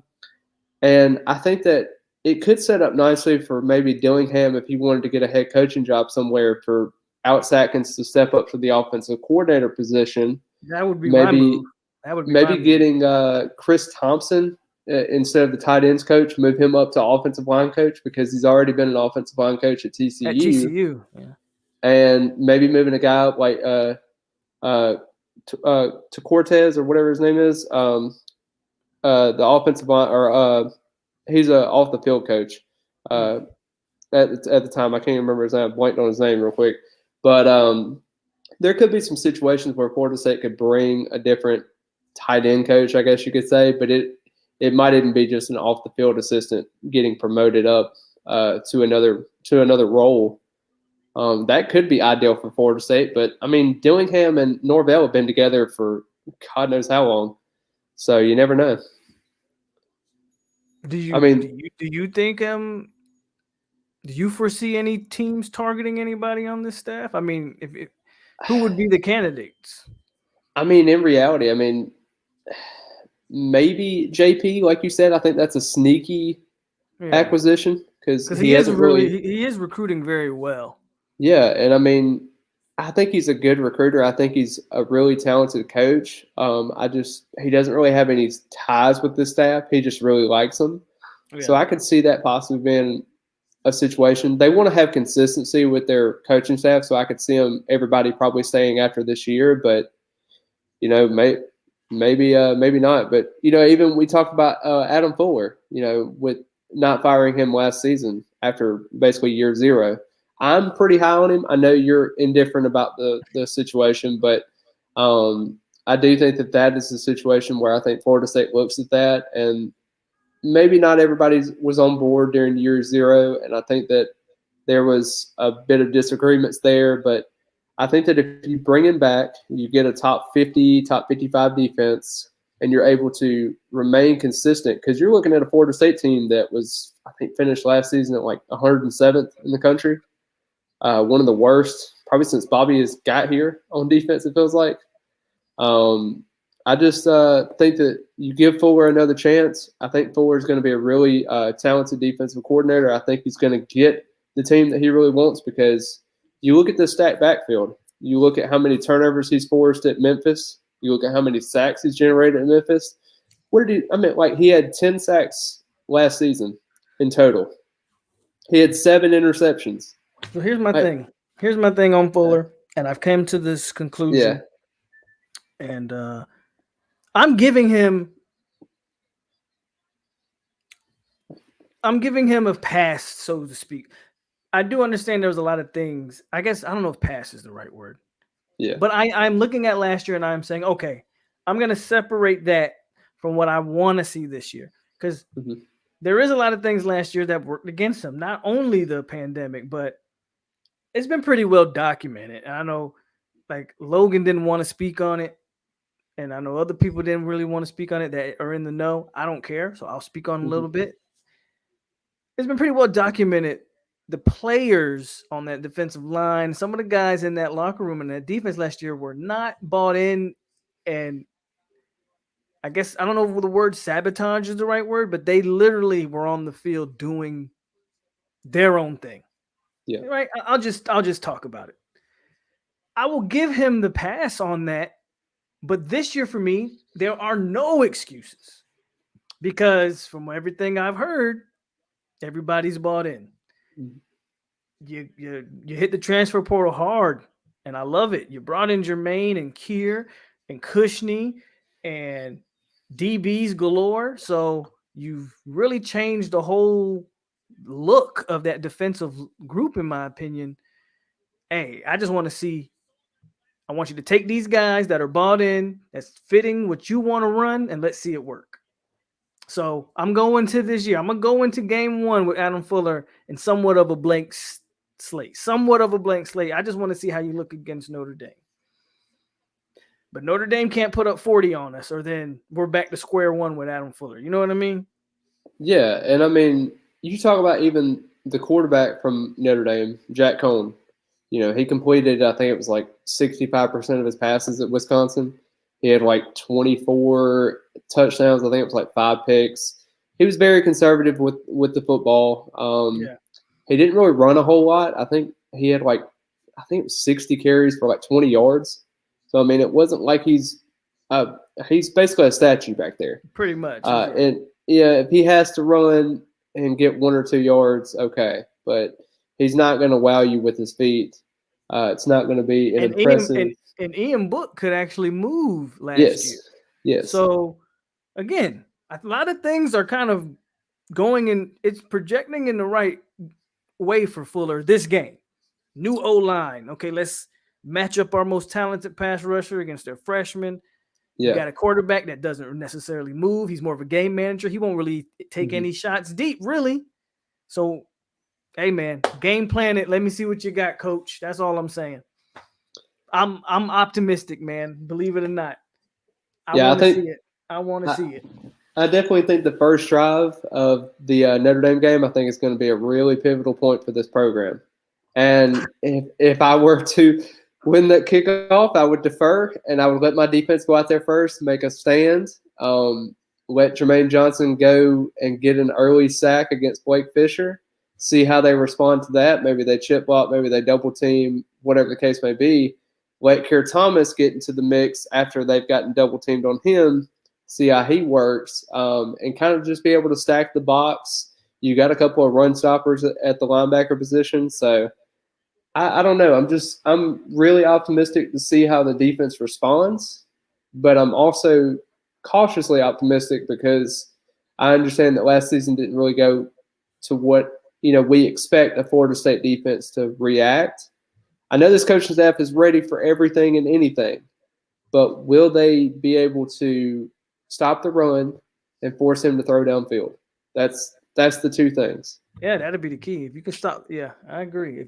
If you can stop the run and force that quarterback to beat you with throwing the ball vertically, I think it plays into your benefit. Yeah, and then you talk about Florida State's receivers like being inconsistent, not really having much production. Notre Dame really doesn't have any production either. So it's just like, they have Kevin Austin is a guy they look at. I don't know any other receivers. So yeah, Kevin Austin is the biggest guy that they have. And, they got another guy, Avery Davis. He's like a small, like Keyshawn Helton, 5'11" guy. They're super high on him, but he's been hurt. Like, I think last season he's their top leading like production like from last season, and he had like 300 yards and 2 touchdowns. So it's just like, yeah, I mean he's okay and their weapons are okay, but really, if you're looking at their offense, you're looking at Kyron Williams, you're looking at Chris Tyree, which is both of their running backs. You're looking at Jack Cohn to see how he develops, and you're looking at Michael Mayer because Michael Mayer is their consistent And receiving Mayer's the option. guy for me. I think they're going to try to really get him mismatches. They're going to try to get him on. If I had to guess, Mayer, when they go to pass, I think he's going to be target number 1. So, but you said, I think it was you that said FSU has a game plan for that, right? Weren't you the one that said, yeah, okay. So I'm Adam Fuller. I want to see it. That's all. I will say they have a game plan. Now we'll get I didn't get to hear any of the your input on the safeties that we have, Brendan Gant and also Akeem Dent. What are your thoughts on both of those? I know that Akeem Dent went back and forth from safety to corner, and Gant primarily played more of a reserve role, and you look at him more as a thumper. Like, what do you expect from both of those guys? So I like both. My problem with Gant, I've said it before, isn't so much on Gant. It's how they're going to use Gant. My problem with Gant is I don't want to see him covering down the field because I know how that plays out. That's not his strength. So if you're using Gant in the box to his strength, almost as sort of an extra linebacker who can cover in a short amount of space if needed, then that's a perfect role for him. As far as Akeem Dent goes, I believe if Akeem Dent catches those interceptions as a freshman, his whole outlook on his career is completely different. He literally dropped 6 or 7 interceptions as a freshman. If he catches half of those, 4 of those, he never moves back to corner. His whole projection of his career is probably at safety, and who knows where he's at right now. So it's a good move for him to be back to a position that I think, he played well at. So I like the safeties. My question is, how are they utilized? If they're utilized properly, I think we're fine at safety. Well, here's a question for you. I know you just talked about someone in Hakeem Dent that struggled mightily last season. I'm talking about like he was probably one of the worst in terms of like PFF. Yeah. Another guy that really struggled last season is Jerrion Jones. Yeah. That, he's a lot to be desired. He come into fall camp and had that like wrist hand injury. And, he did tell me that he was going to be, ready and everything. And he finally got cleared. And he's the to Travis Jay at corner. But do you think he's going to have a meaningful like impact, or do you think it's just going to be more of the same with him? Unfortunately for him, he got injured. Yeah. And unfortunately for him, Travis Jay is now playing corner. If he can take that job back from Jay, good luck to him. Or his best hope is that maybe Brownlee doesn't quite live up to some of the preseason hype he's getting, maybe, but his injury didn't help him. Yeah, and he didn't have the greatest film last year. And if Jay plays how I think he's gonna play, his best bet is to try to see if he can take Brownlee's spot. I have more questions on Brownlee than I have on Travis Jay. I actually don't have questions on either one. I don't think Jay's giving that spot up. I don't think Jay or Brownlee's going to give that spot up. Hey, that's fair. That's a fair point. Personally, think they're both locked down. I know a lot of people have questions about Demore Tate and will he ever get back to what he is. I think it's going to be more of a Travis Jay situation for him where he's not going to contribute. We'll see Demore one day. No. It'll probably be next season. I think is when he'll develop a little bit more consistency. Guy like Hunter Washington, maybe another year away. I like what he has. I like where he's at. But I do think Jerrion Jones is going to have an impact. I think he's going to get a couple of interceptions this season. I know that may be a little bold, but I do think Jerrion Jones is going to play. I think he's going to play a lot, actually, more than those 4-2-5 sets. But I am pretty high, and I think that this could be a situation where we talked about the safeties not being up to par, or you're a little nervous. I think Jay could move to that safety position, and You mean Jerry and force Jones? Jerry and Jones. No, just Jay moving to Travis Jay safety. moving back to safety, Like not moving primarily back to safety. I'm saying but like kind of he like could. rotating Yeah, sometimes. yeah, yeah. Okay, okay. Just because I don't know what's going to happen with Renato Green. That's Is he still one. recovering from an injury, right? Yes, and he's Yeah. still kind of consistency wise. You got to see more there, and What he about hasn't. Sidney Williams though? I've heard they're high on him. I heard they're high on him. I was high on him as a special teams, like just him being a contributor there, and I also thought the same for Shaheem Brown. But I think Sidney Williams is talented. I think they want to bring him along kind of slower and kind of see where he develops. That's fair. It's kind of a situation like not even in the same spectrum, but maybe like a Zane Herring. They want to more along the lines bring him along and see how he goes. I know with Zane Herring, I know before he got injured, they were playing a little bit at center just to see how that would work. He got hurt, so unfortunately he missed some time in trying to develop that consistency there. But yeah, I think that the secondary is fine. Even a guy like Jarquez McClellan, I think is another guy that from Arkansas. He's the guy that I actually thought was going to get one of those starting safety spots. From what I had been hearing in camp, that he had been pretty consistent at the safety spot. So yeah, I think agree that like some quality depth there for sure. I mean, we haven't even mentioned Miko, and Miko was one of the most praised guys from this fall camp, and we haven't even mentioned him. So they have quality depth all across the board at DB for sure. Yeah, I'm really excited about that position. Like just in general, just from where it was a year ago to where it is now. You looked at last season and you thought, man, who could step up? When Asante Samuel leaves, and you're seeing Jarvis Brownlee gain confidence every day. Not saying that he was great. I actually attended the Louisville game and watched him get toasted by Tutu Atwell multiple times. Tutu Atwell, that's why. Yeah, I mean, a 12-hour road trip wasn't the greatest in the world. But, you just live through those things as an Knowles fan. You just got to take some with the good and some with the bad and go from there. But I am super excited about this DB room. I think they are one of the better units of this team. And I hope that isn't preseason hype like it was last year with the defensive line. But I do think that the cornerbacks and also just the defensive backs in general, I think are probably the strength of this team. I know that's a stretch. I think both of those. Well, I don't know if it's much of a stretch. I just think that that pass rush and that DB room, those two things are going to benefit off the other. Yeah. If those DBs are better in coverage than they were last year, then they're going to have more time to get the sack and vice versa. The quicker they get to the quarterback, the less time these DBs are going to have to cover.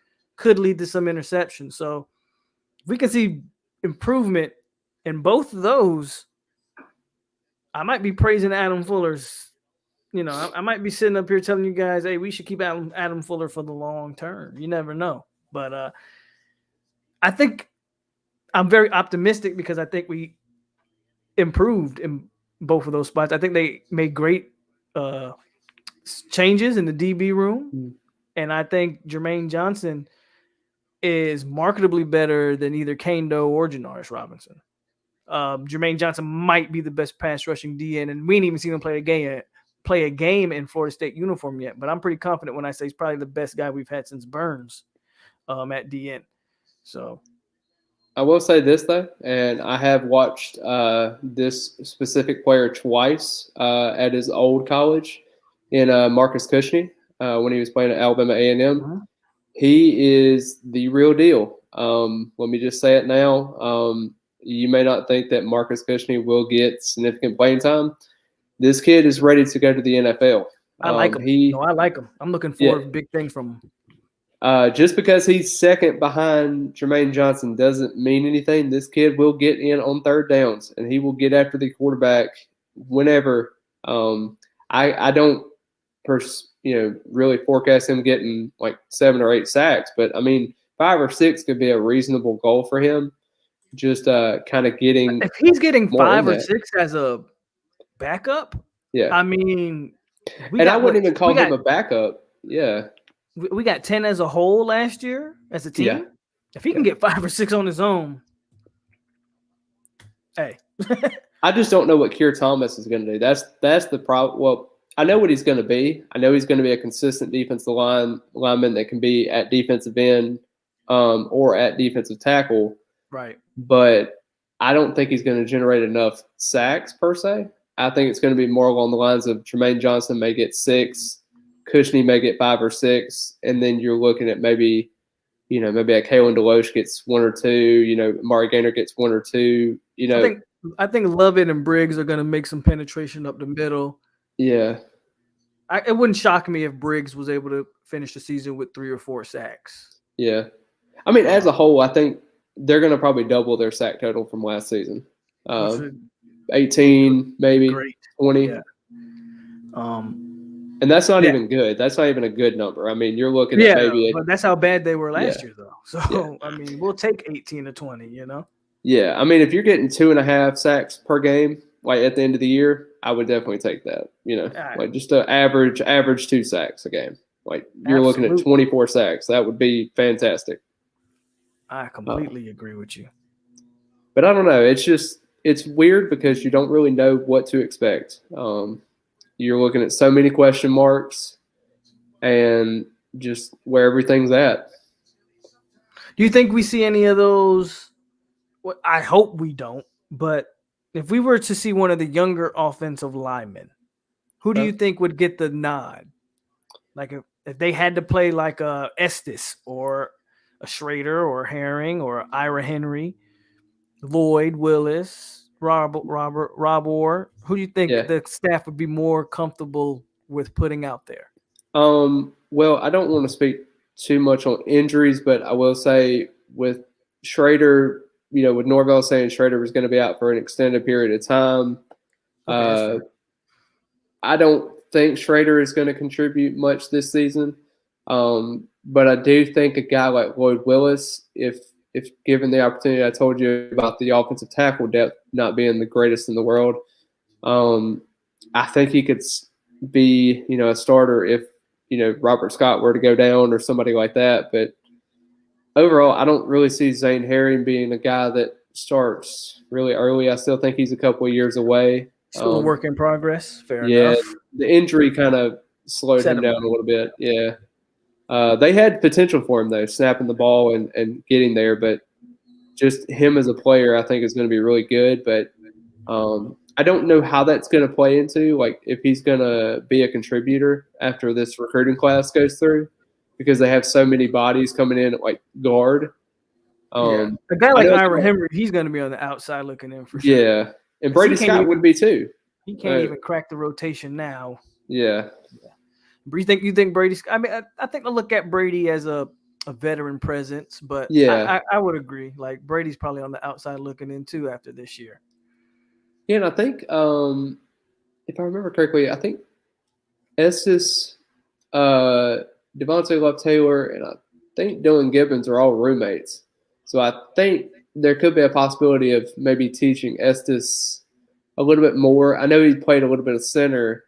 Maybe I'm not saying we're weak at per se at center because Maurice Smith is a pretty good center. He just needs to add a little bit more weight. Yeah.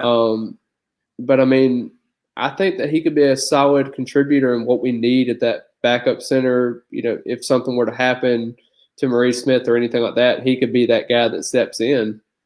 I think he's your future center, and I know that might be crazy to say because Maurice Smith is still a freshman technically, but going into next year, this will be Maurice Smith's third? That'd be third. So I mean, he still will be a pretty much a veteran player by that point. Wouldn't shock me if Estes is your future center, for sure, especially with some of the guys you're going to have at guard around him. Yeah.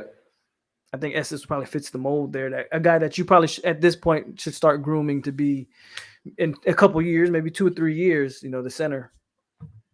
Yeah, and like him and Joshua Burrell are like 2 of the strongest guys on this team. I know that means a lot coming from a wide receiver, but it's Burrell's built like a linebacker.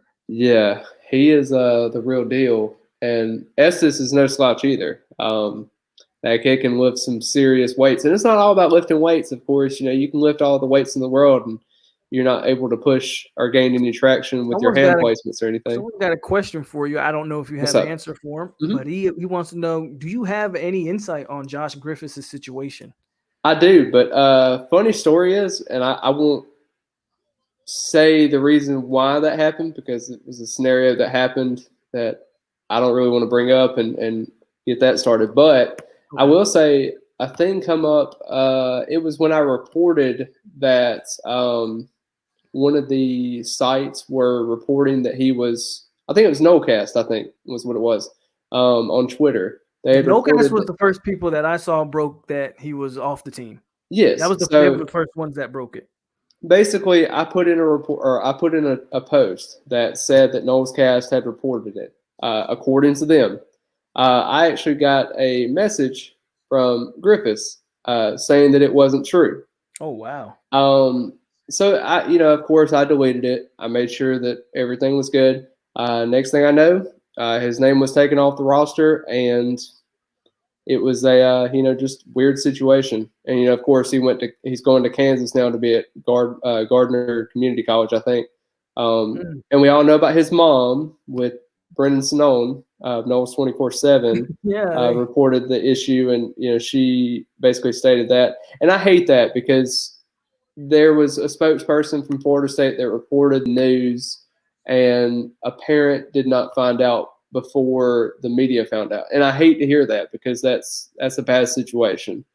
But I do hope that Josh Griffiths cracks the rotation in community college, gets everything together, and plays somewhere else that hopefully is, pretty Power 5 caliber, I'm hoping.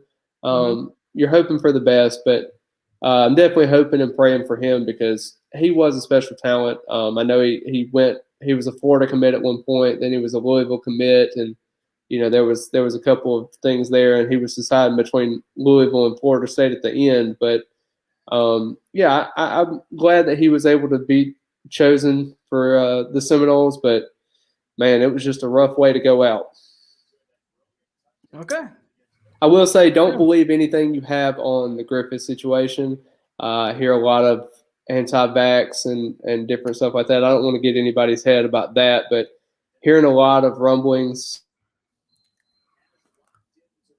Just make sure you don't spread those rumors because they could go into a different direction where it could be directed towards his family. And that is the last thing you need to do with any of that is to bring up any issues with that. Okay, there you go. Tyler says he heard it actually wasn't the vaccine related anyway. So yeah. But yeah, it a lot of people were reporting making I saw accusations for that. So yeah.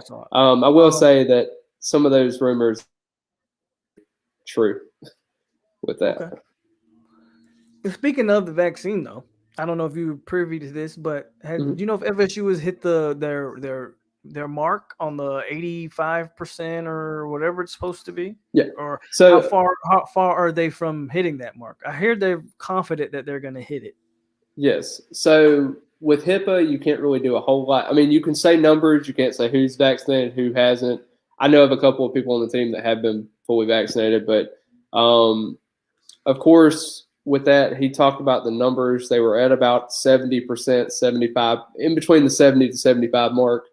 Okay. And 90% have been in the process of getting a vaccine.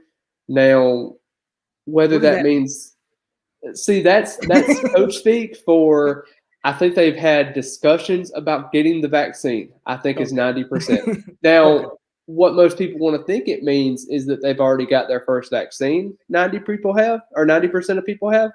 But I think it's coach speak for they have talked to the staff. They have made that decision and said, hey, coach, I'm getting the vaccine.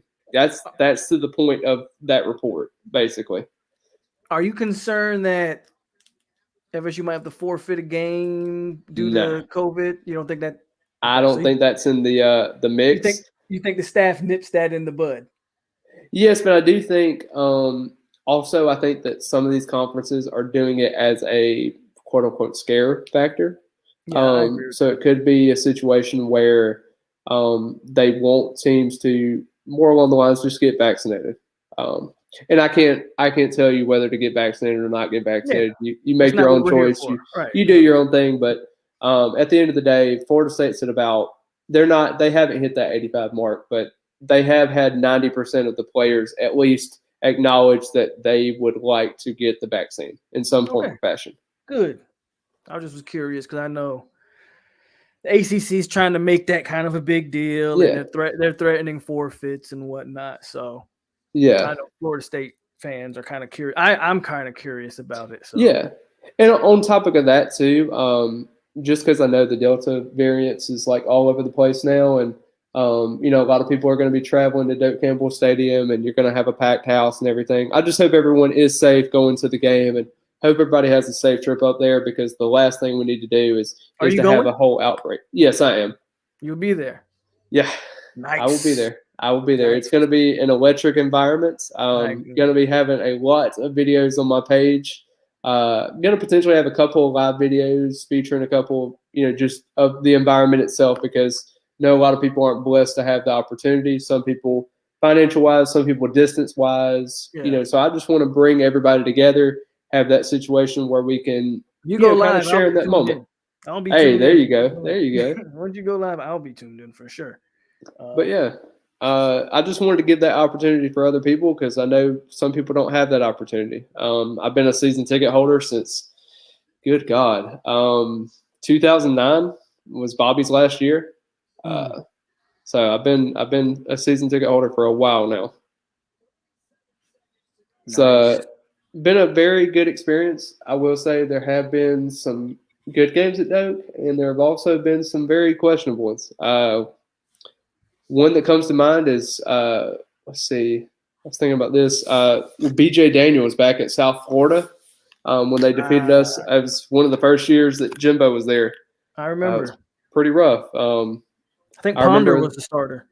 Yeah, I remember the first year in 2009, Miami-Florida State game at home. Jermaine Fortson drops a fourth down pass to end the game. Yep. That memory will stay in my mind for the rest of my life, probably, because of just how the significant was for that game.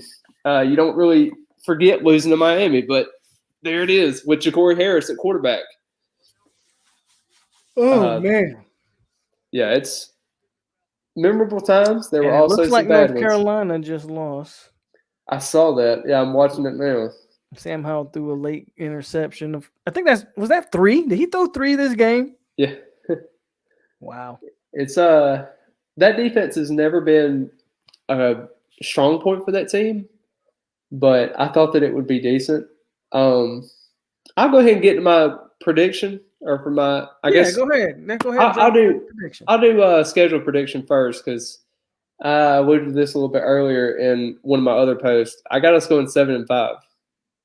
I got us losing to Notre Dame, North Carolina, which I might regret that later on, but North Carolina, Miami, Florida, and who was the other one? Oh, Clemson. How could I forget?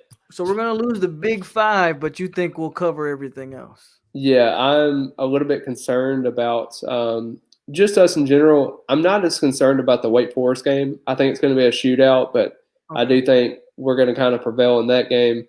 I think really what's going to test us is right after Clemson, I think we play NC State at home. I think that's going to be a big game for us, just to develop some kind of confidence, because I don't think we're going to get absolutely boat raced by Clemson, but I do think it's going to be probably a 4-touchdown game, maybe even a 5-touchdown game. And you wonder about the psyche of the team after that, when something bad happens. And I think at that point I would have them getting their 6th win against North Carolina State, and that would be big for a team that's just trying to get there. So I would really like us to do that. The Boston College game was kind of a toss-up for me. Right. I thought that Phil Jerkovich, their quarterback, and also with Jeff Hapley there as their head coach, I thought that program was going to be a little bit more difficult, especially playing in a road environment in November. I thought was going to be something that Florida State was going to have to watch out for. But I think they get enough confidence going into Florida and get their 7th win, and then try to battle it out with Florida. But I personally think Florida is going to be their toughest game. So it's definitely going to be something. I don't think Florida State's ready to win the big games yet, but I do think that they're good enough now to win the games they're expected to win. Okay.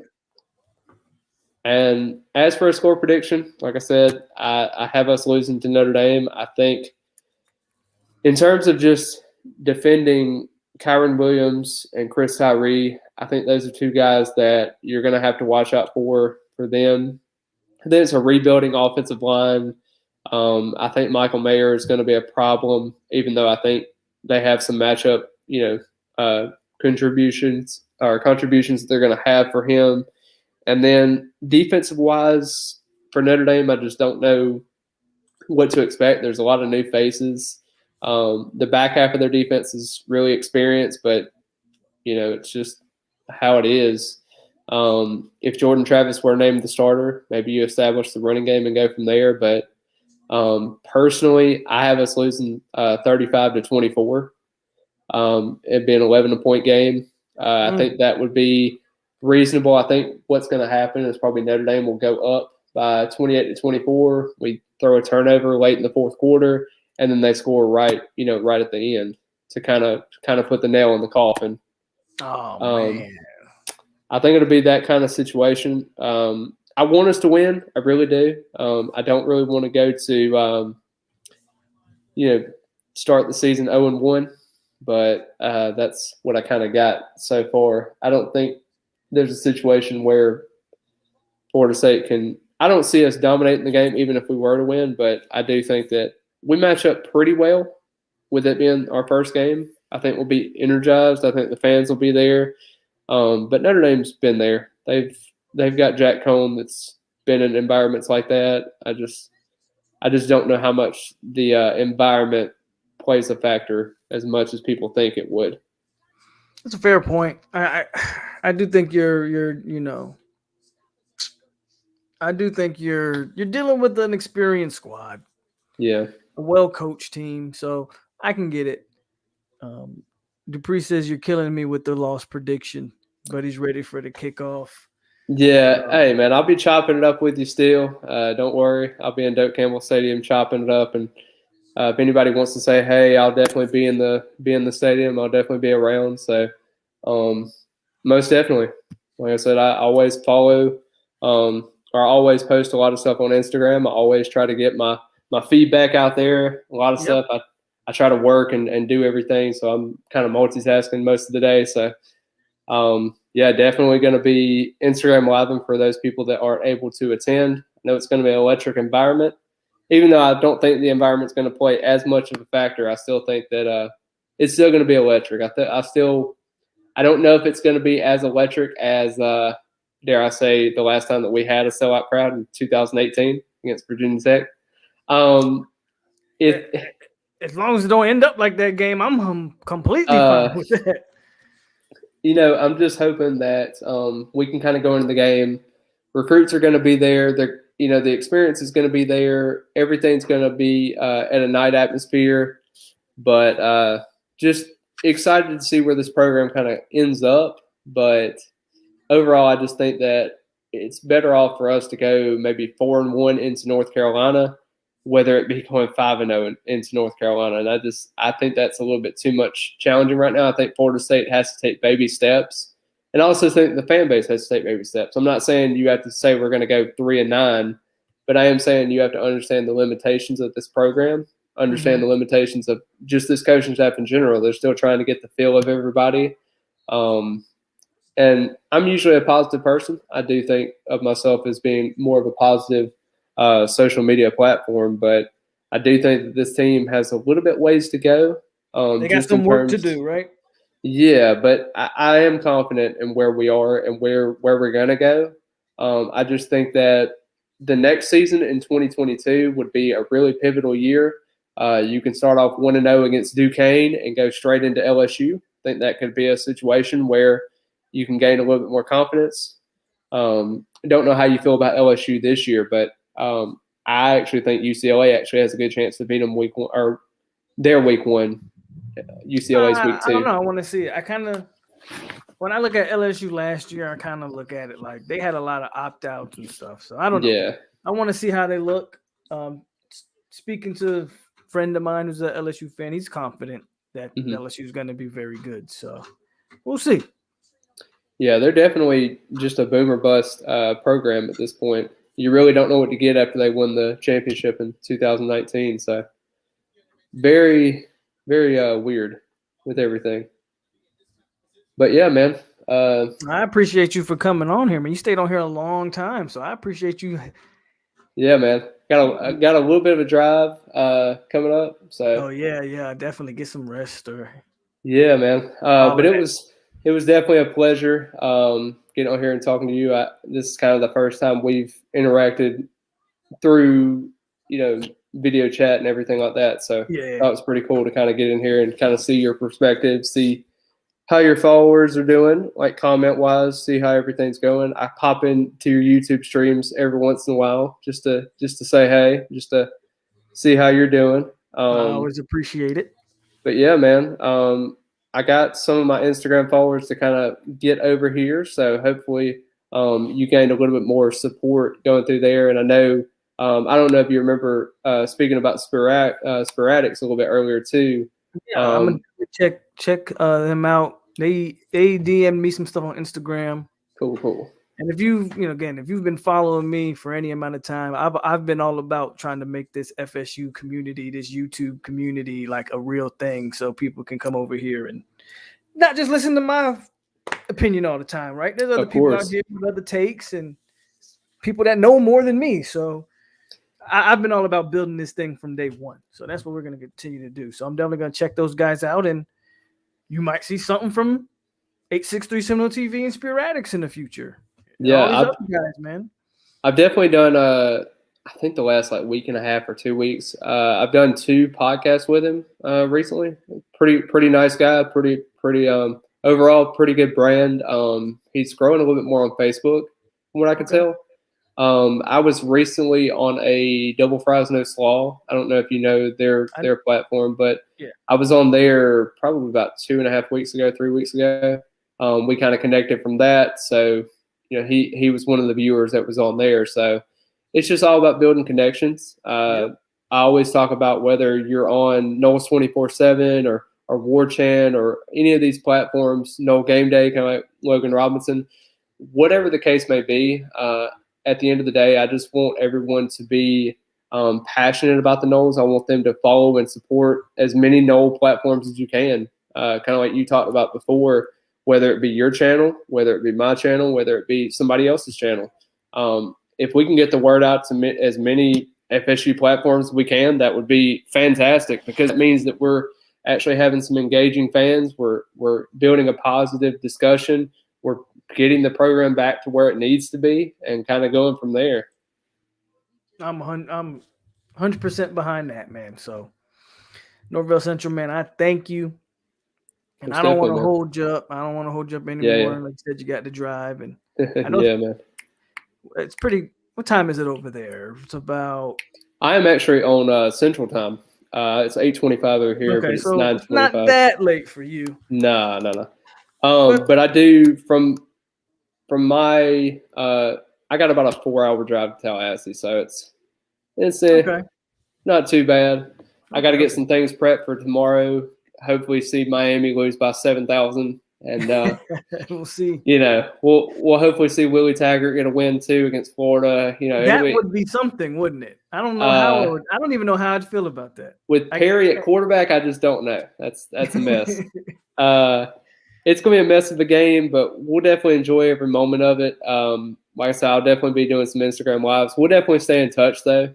Yeah, man. If you ever want to do another one or everyone chat it up or anything, just let me know, and I'll definitely do my best. Of course, man. Anytime. I don't have a problem with reaching out. So Of anytime, course, man. But again, that was Norvell Central. Hey, thank you for showing up. And if you guys haven't followed them, go follow them, go subscribe on Instagram. Where can they follow you on Instagram? Go ahead and get all your plugs in, and then. Yeah, man. So basically, my Instagram is just Norvell Central. You can follow me. I'm usually one of the first pages. I'm at, I want to say, like 9,850, I think now. So I'm about 150 away from 10,000. But like you saw in this conversation, whether I have 10 followers or whether I have 10,000 followers, I will be the same person. I'm going to be the same optimistic person about this program, share my passion, and kind of go from there. But I have a Twitter account as well. I post a lot of edits, recruit wise. Also have a YouTube account. Still learning the ins and outs of that. Don't really know what's going to go on with that just yet. We've delayed a little bit of uploads because I'm trying to figure out what we need to do on that.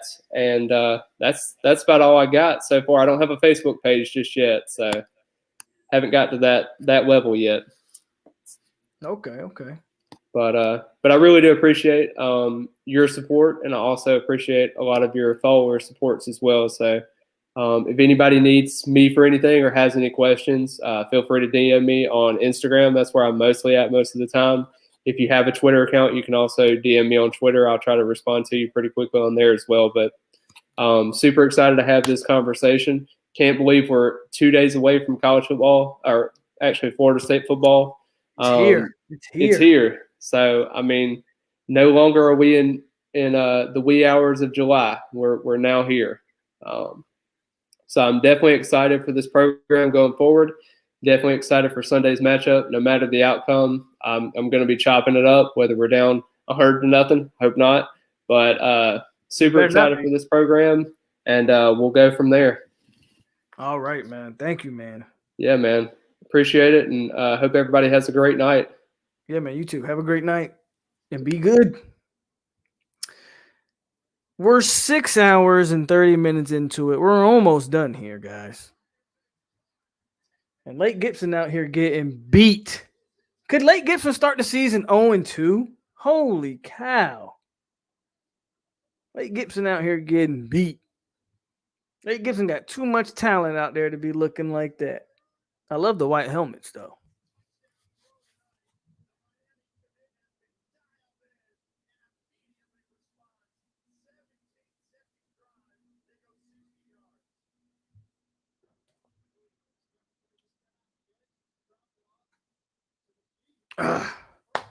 I'm going to take up. I won't give a time. I got to go use the bathroom. I've been sitting in the same seat for damn 6 hours and 30 minutes. Let me take a bathroom break, and I'll be right back. And we're going to finish this 8 hours strong, man. I don't know how we're going to do it, but I'm going to get through it. We're almost there. Be right back. Put your questions in the chat, and I'll come back. I'll answer all the questions.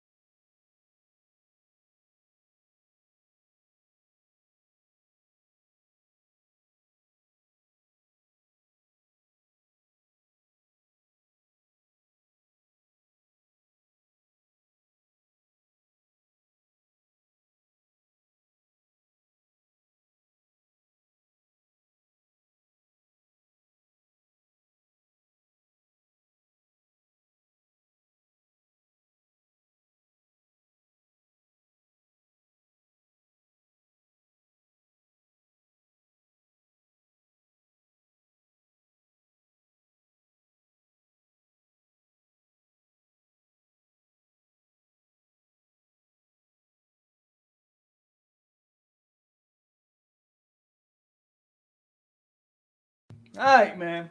If you stuck with me this long, I appreciate you. I'm going to grab me an empanada. We got North Carolina, top 10 team. They've already lost their first game to Virginia Tech. If Virginia Tech can pull an upset on a top 10 team, well, why the hell can't we do it?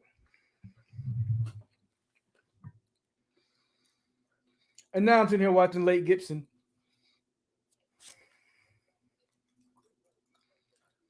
lose to this team from Georgia.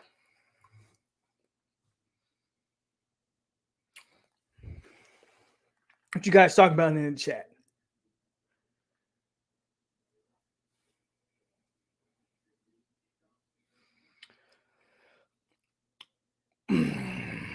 POLK, how many people pulling for KZ? How many for Trav?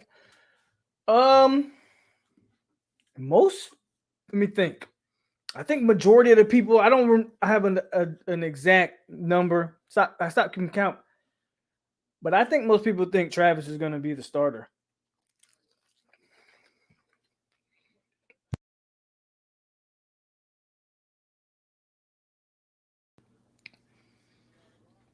Most people are saying Travis is the starter.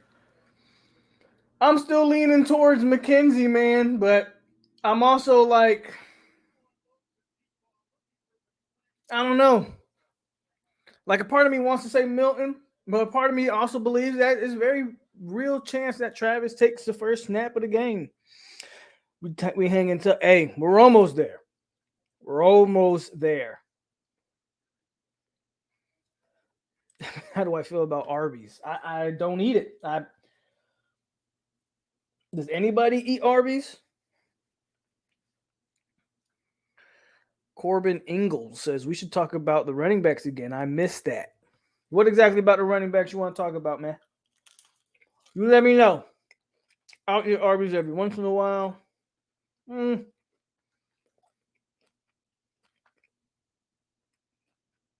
I love Arby's potato cakes with a double Whopper with cheese. I don't even know what that is.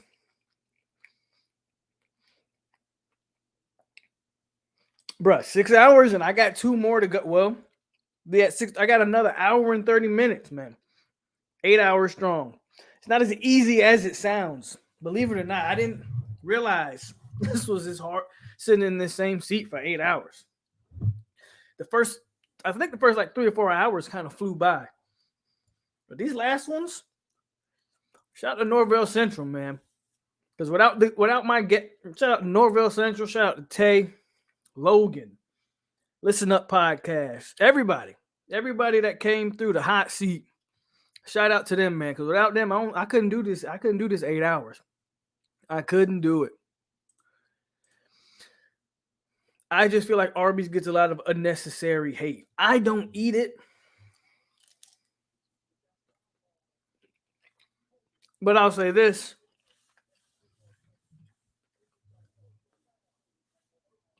I would eat Arby's over Jack in the Box. I think Jack in the Box is some nasty stuff. Our Virginia Tech is a little better this year, or North Carolina not as good? Hey, I don't know. It could be a little bit of both. Because, again, North Carolina lost a lot of talent, guys. Everybody talking about North Carolina. Lake Gibson out here looking.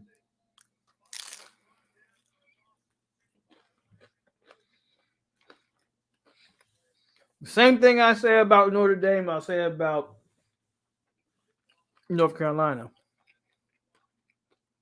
You don't just replace all that talent. There's only 2 or 3 teams in the nation that can just continually replace talent. North Carolina is not one of them, and I'm not sure Notre Dame is. And the Virginia Tech may be more improved. Virginia Tech may be a more improved team. That we'll see, but I don't think North Carolina. I think all the hype around North Carolina was just Sam Howell. Sam Howell just threw 3 interceptions in game 1. So there's that. I like Arby's, Turkey, and Reuben.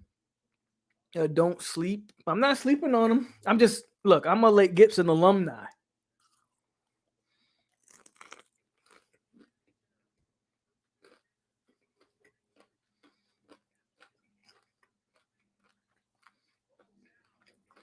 Oh my God.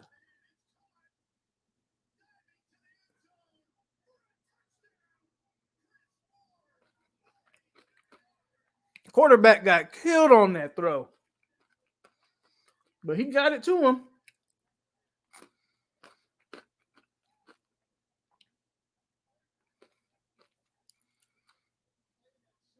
Who was that with the catch?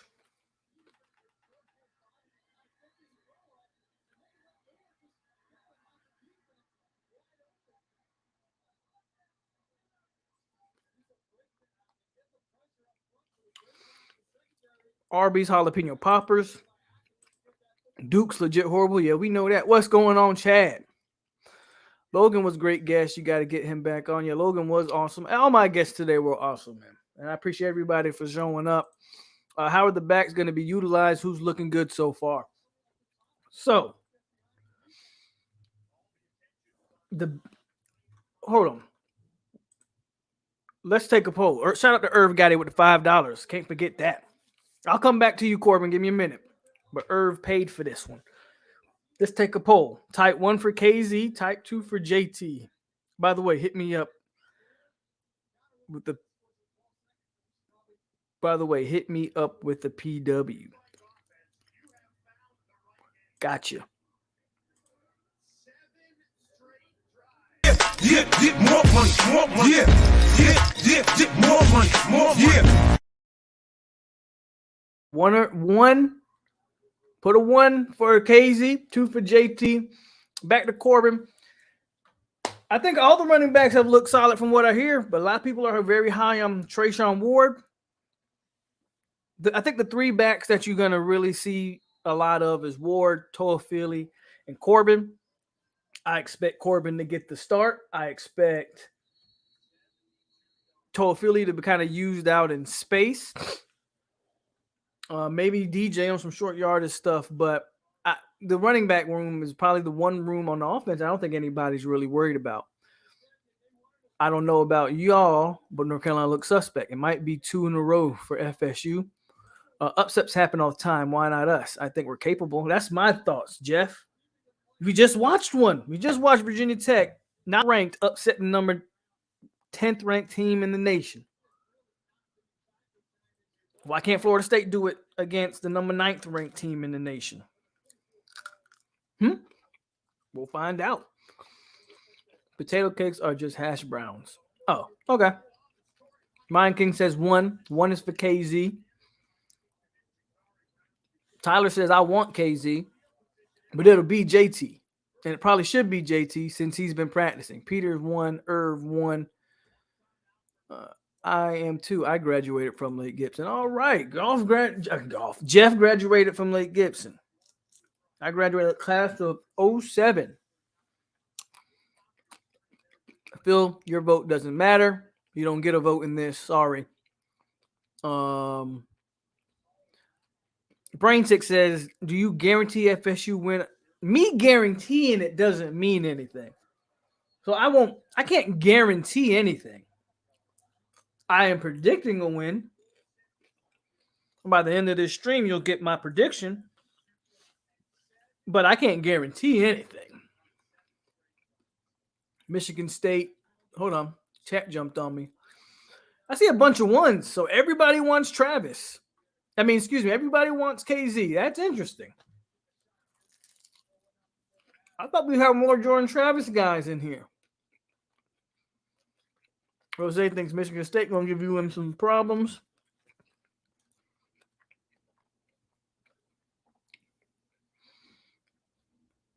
The media makes these predictions based off the year before. They conveniently or intentionally leave out the fact that these teams lose great players every year. Billy Beats says Corbin from Brevard County. He's the best back we got. There you go. DJ will come strong later on in the season. Okay. What game are you? Right now, I'm watching the high school game. I'm watching Lake Gibson versus this Lowndes. I don't know how you pronounce that. Lowndes or Lowndes. And Lake Gibson is losing by 2, 35-37. And this is all in the first half, by the way. Northwestern is struggling. Port St. Joe, best 1A team in Florida. Sniper Gang got real quiet. Not that it looks like JT will start. Where's Sniper at? I saw him in here earlier, I think. Didn't I? I think Milton shows up once the lights are on. We beat the number 5 team in the country last year. We can surely beat the number 9 team in the country. Both UNC and Notre Dame are overrated.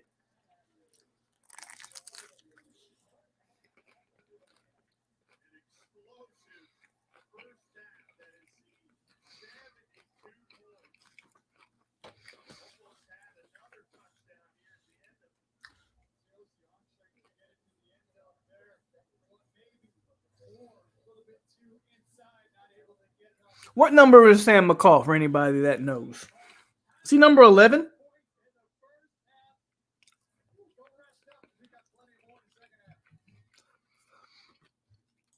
Everyone in my family went to Lakeland. I'm the only one that went to Lake Gibson. And Branchick says he went to Lakeland. So we got a bunch of Polk County people in the building tonight. Sam is 11. Okay, that's what I thought. Sam is 11.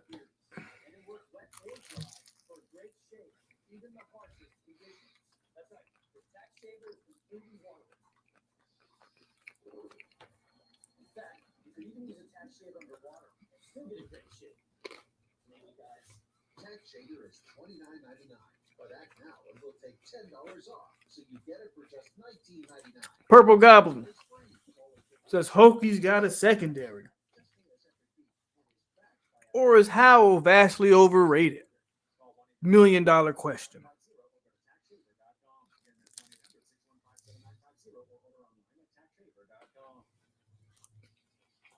Well, we're at halftime of this one. Let's click over to the other game.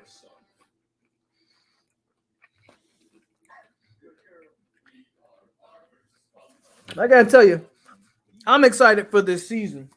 I mean, we just did 8 hours strong, and we've had a solid. This is the low. I think this is the lowest we've been this whole time. So we've had a solid group of people watching the whole time. So I'm expecting big things from the channel. We had some good guests, good conversation.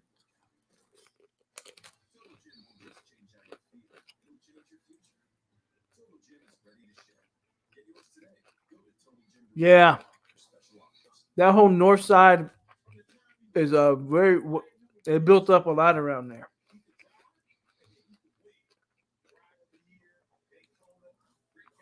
Hokies got a secondary. Howell got hit every play. So that North Carolina offensive line isn't what it's cracked up to be. Someone said overrated. I don't know. I kind of agree with that. Jeff said Sam Howell's a very solid quarterback. Bob never sold that he was his second coming of Tom Brady. Oh, I mean, he's not that good. Do you think Ohio State ends up in the playoff?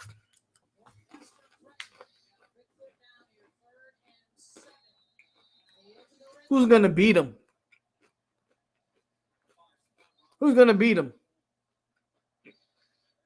Minnesota gave it their best shot.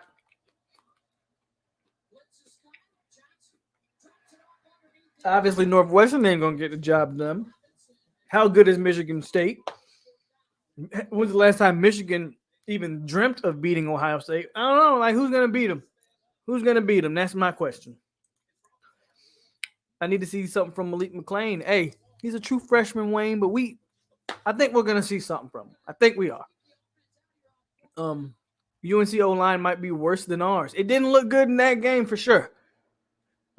Did not look good against Virginia Tech.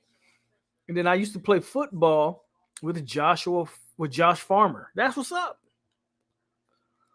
The Big Ten refs definitely going to do all they can to not let OSU lose. You see how they twisted the rules last year for OSU to get them into the playoff when they didn't deserve it, in my humble opinion.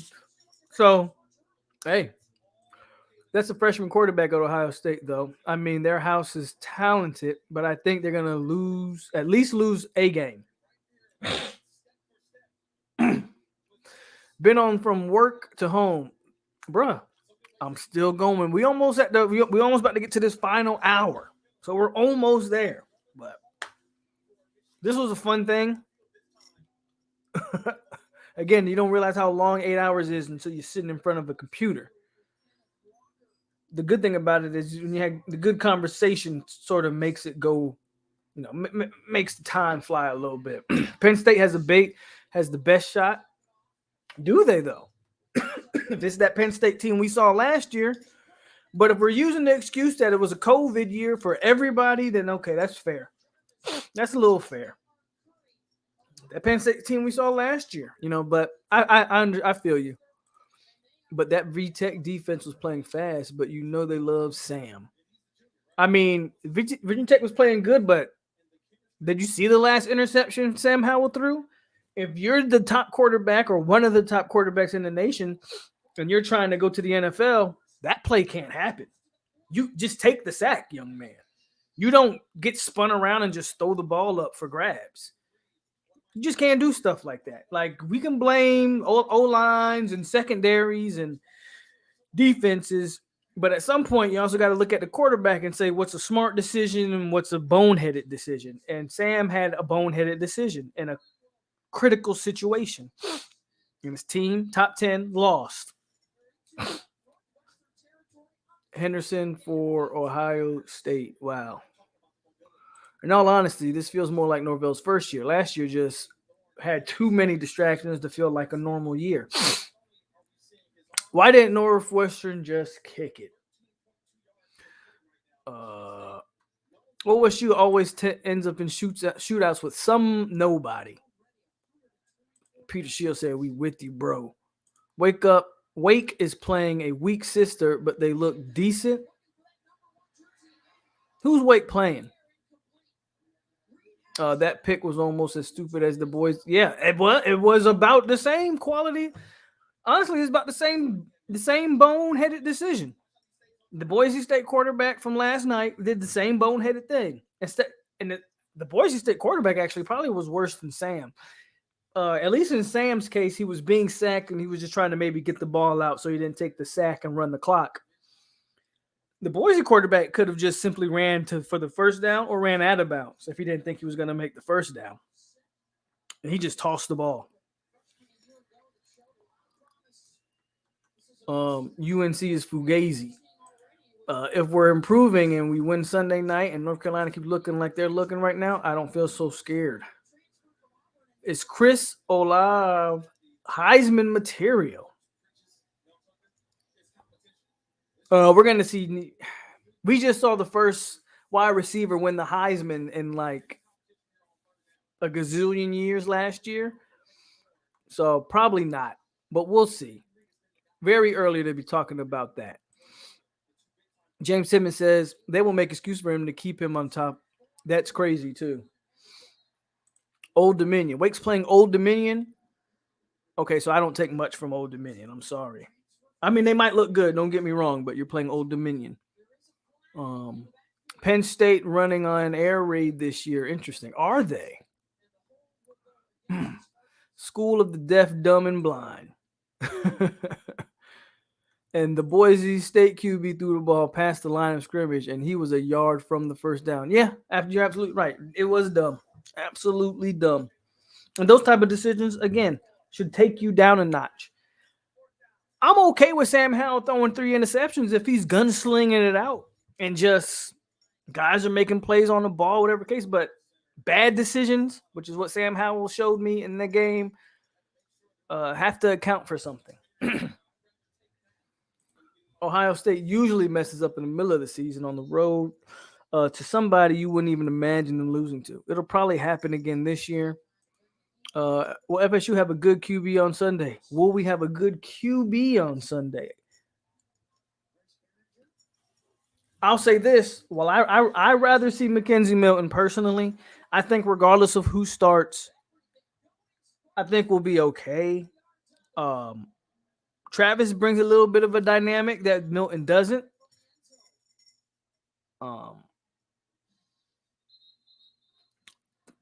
What Travis is when he's rolling out the pocket, scrambling, using those legs, can he avoid the big the mistakes that we're just talking about? The Boise State quarterback mistake, the Sam Howell mistake. When you're rolling out, can you avoid those mistakes? Because he has a tendency of making those type of mistakes. Can he avoid those while still also being able to make the big plays happen? If so, FSU has a shot.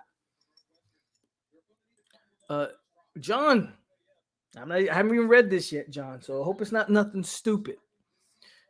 Just don't think the Noles have enough talent to beat Notre Dame. Okay. Did Appalachian State have enough talent to beat Michigan? Minnesota probably could. They didn't have enough talent to beat Ohio State, but they were right there with opportunities to win. You want to check the recruiting rankings. Is Virginia Tech more talented than North Carolina? Okay. Those are just all rhetorical questions, by the way. I truly believe we'll see more of Mike Norvell's Memphis team on Sunday. Just hope Fuller has tightened up our defense. And we have two legit options at QB. When's the last time we had that? Maybe Coker and Jameis? If we think that Coker was legit. I think under Jimbo, Coker was probably legit. Northwestern is Northwestern is usually a very well-coached football team, and they are not looking like that tonight.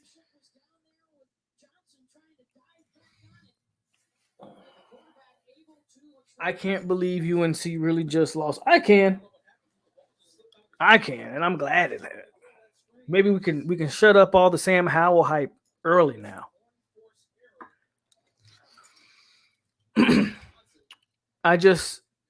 I still have trouble believing that Travis has passed Milton's accurate passer. I mean, I believe he's gotten better. But come on, if it's Travis, I'll behind that screen rooting for him hard. Hey, I talked about it too, Jeff. Again, this time last year, Travis couldn't throw the ball 10 yards. This time last year, he was all but might as well have been the fourth string quarterback because if Purdy would have been healthy, we already know how that would have played out. No knock on Travis, but man, has he raised his stock drastically. I'm not saying it's unheard of, not saying it can't happen. Obviously, it can happen. And I agree with Tyler. I just want to win.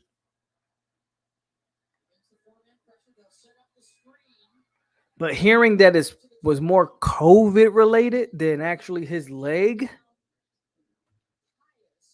believe it or not, has me more. I'm less worried. If it was all just COVID precaution or I don't know if he tested positive or not, but if it was all COVID related, assuming he's healthy in terms of that, I'm less worried about that than his leg. Like if it was his leg, I'd be more worried. So, but I do understand why people are saying Travis, because if you can't practice, whether it's your leg or COVID related, if you're not on the field practicing, it's how are you gonna be the starter? I mean, what message does that send to the team that the guy who played, practiced, and executed the game plan in practice doesn't get the nod starting? Is that a bad message? Does the team understand it, though? It's a lot of questions that we don't know, but we'll find out on Sunday. Here in FSU, we'll use a huge amount of screens on Sunday. Who'd you hear that from? You got to have a source. When you say something like that, I want a source. A huge amount of screens. I mean, the screen game is kind of a part of the quick passing game anyway. So it's not, I don't know if that's necessarily shocking news, but I'm one of those people that I take words literal, right? So when you say a huge amount, to me, that says, I don't know, more than 20 screens. Hell, I don't know. Like the word huge makes me worry. Would I expect to see screens? Of course, but we don't need a huge amount of screens. No. You got to push the ball. Hey, so I want sources. I just want to win, and if that's Travis, I hope everything that they say that says they're saying about him is right in practice, and it shows up on the field. I agree. Hearing that Florida State will win Sunday, source me. I like that source, Sammy. Why would someone in the program tell the game plan? Damien, they got questions, man. You said you heard, or you're hearing. I'm sorry, you said hearing. So, where's your source, bro? And why would that source tell you the game plan so you could leak it on the internet? They're questioning you, man. And Irv says a large amount of screens is not a good sign. I would agree if that's true.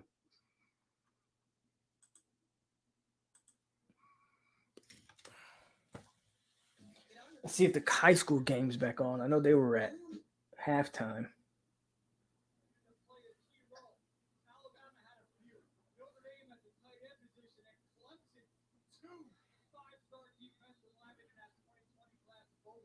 Nope, not on. Somebody just made it up. Y'all think somebody just made that up? I don't know. By the way, hit the like button. We're at 3 more minutes, and we're at the 7-hour mark, and then we got the final hour, the final countdown. Hit the like button, man. If you haven't hit the like button, subscribe if you're just now finding me. Subscribe to the channel. This was my college football kickoff. 8 hours. My first time ever doing this. Figure I'd bring in the season doing something different. Especially since I won't be doing anything tomorrow night. I decided to not do anything on Saturday night. One, Florida State doesn't play. And two, there's nothing to talk about. After going 8 hours on a Friday, what's there to talk about on a Saturday when Florida State isn't playing? I'll let all the other. There's going to be a million Miami streams on tomorrow after that Alabama game. We'll see how that game plays out and what they'll be talking about. Clemson and Georgia. So you're going to have a lot of content. So 8 hours here, not going live. But then Sunday night after the game, live after the game, if you want to get instant reaction, whether it's good, bad, or whatever, win, lose, or draw, you tune in here Sunday night after the game. Get my raw emotions after either a win or a loss. Hearing that Sam isn't that impressive on the defensive side, and he lacks the dog mentality. Do you guys know if it's true? I haven't been watching that game. I just recently turned it on, and I haven't. I heard he took a touchdown back. Sam might be more of an offensive player than a defensive player. Who knows? I don't care what he is. Get him to sign, and we'll figure out how to use him, is the way I see it. FSU will run the football on Irish. Did you see Kawhi Leonard and Drake's new video with Future? No. I need to I downloaded on Apple Drake's new album, but I haven't really listened to it in its entirety. I'll do that probably later on. But no, I haven't seen the video. As long as I don't see a video after the Georgia Tech game where you said we suck, I'm good. Was it a lie? Was it a lie, though? You got to understand my emotions after that game. After being up, 13-0, and hey, the Miami one's gonna be like, how did we lose? I thought we're back. Who you got winning tomorrow? I think Georgia. I keep saying this. Georgia better win. I don't know if Georgia's gonna win. Georgia better win. Because I think Clemson takes a step back this year. I know they're good on the defensive line. Everybody's kind of hyping up that Clemson D line. I think Clemson takes a step back. You lost ETN, who I was never really high on. But anyway, you lost him. You lost Lawrence. You lost some stuff on offense. I just think Clemson takes a step back, and I think Georgia better win. If Georgia doesn't win, then They're just the same old Georgia Bulldogs as far as I'm concerned. We might have to talk the Miami boy off the ledge. I hope they don't go in there with the huge expectations of not committing suicide. John, what's up? He says, I heard FSU doing a big time tribute to Bobby Bowden. Yes, they are supposed to be doing. I'm interested again, and I'm interested to see exactly what they do for Coach Bowden's, but it's supposed to be something, and they're keeping it pretty secretive from what I'm hearing. Every time I hear about McCall, he's getting cooked. Sign him and put him at wide receiver. Yeah, I agree. I just know he's 5-star / 4-star. I think he recently actually they redid the rankings, and I think he lost a star. I could be wrong about that, Sam McCall, that is. But I don't care. First of all, we already know Sam McCall is a safety, not a corner. So all these people talking about him in one-on-one coverage, I've only said that from the beginning. That is not Sam McCall's strength. Probably more. Think of Akeem Dent, ball hawk type guy at safety. That's Sam McCall. But if he does lack some willingness to tackle or dog mentality, which I'm not saying he is, I haven't seen it, but some people feel that way, then obviously he's good with the ball in his hands. We can put him at receiver because what we need that. So Sam McCall's not going anywhere. Panama says, write this down. If FSU limits Notre Dame to under 150 yards rushing, I guarantee a win. Jack Cohn doesn't scare me at all. Wide receivers a passing game against our D. Okay. There you heard. There you go. Panama put a take in there. You guys put your takes in there. Panama's take, hold Notre Dame to under 150, guaranteed win. Any more takes we got? Any more bold predictions as we go down to the last hour stretch of this? Any more bold predictions? Sam McCall has the dog in him. He can barely move out there. He hurt his ankle real bad. There you go. See, I didn't know he hurt his ankle. Again, I hadn't been watching that game from the beginning, so I haven't been watching it. I know he took the first kick back for a touchdown, if I'm not mistaken, but that game just came back on. So my late Gibson Braves. Those post games are helpful as heck. Seriously, and the halftime ones. That's how I found the channel. I'm pretty sure. Hey, that's right. I'll be doing my quick halftime analysis. So also be on the lookout for those. Or I'll either be extremely happy with one half for football or pissed. If we win, I'll donate $1 for every point we score. Hey, shout out to Tyler. If that's the case, I need these guys to win like 70. Just put up as many points, Norvell. I need Norvell to score about 56. How about that? He's a high 4 now. He's not a 5 anymore. Right. That's why I thought he lost a star. Still a top 100 player, though. I think he's still a top 50 player for that matter. I saw this Miami rapper. Don't know if anyone saw this, but he was rapping how they're going to beat Bama. Coach Coop. I think it was Coach. Isn't that his name? Coach Coop? He's a YouTuber, actually, I believe. He's not a real rapper, but he did a little rap parody. Yeah. He caught a lot of heat for that, too. I believe that's his name, Coach Coop. I think. If some of you guys know who I'm talking about. Jeff, I saw that, too. It was hilarious. McCall is better off at safety because that's what he is. He's a safety. We will have a block kick. Okay. There's one of Tyler's bold predictions is we'll have a block punt or block field goal. Which one? You got to pick one. You just can't say block kick. I need a specific. Block punt or block field goal.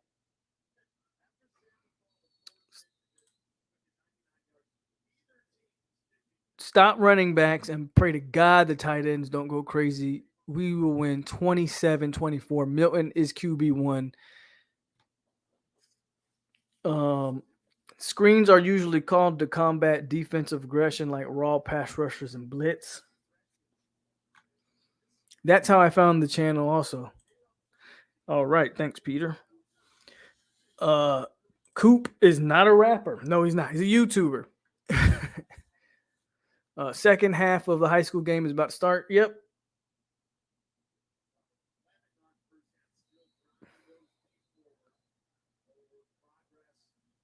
FSU got a not FSU. I said FSU. Lake Gibson ain't nothing but a mini FSU, by the way.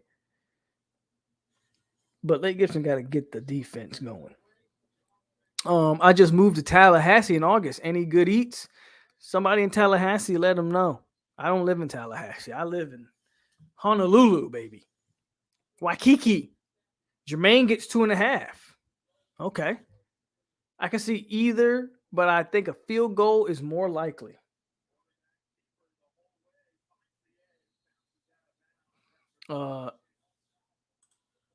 Give me 3.5. Wow, y'all go with 3.5 sacks for Jermaine. Y'all ain't trying to temper no expectations. Okay. I think that's how I found your channel is when I saw your video after they lost to Georgia Tech, and I don't blame you. They did suck. I think we're better off DN. I agree with that. Definitely better off at DN. Keyshawn scores a TD this game. Okay, I got a question. How many TDs do you guys think we score?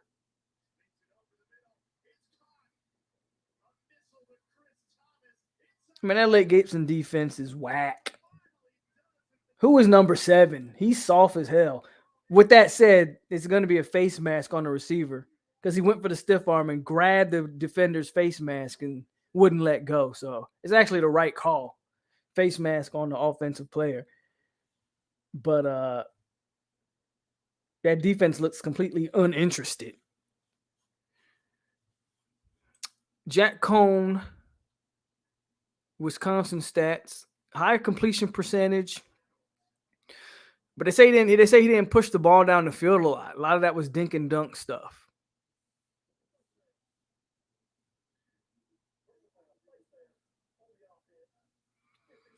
Two dislikes are from J Travelovers. I have 2 dislikes. How could you come in here and dislike? But hey, I don't really care. Thanks for the interactions anyway, whether they're likes or dislikes.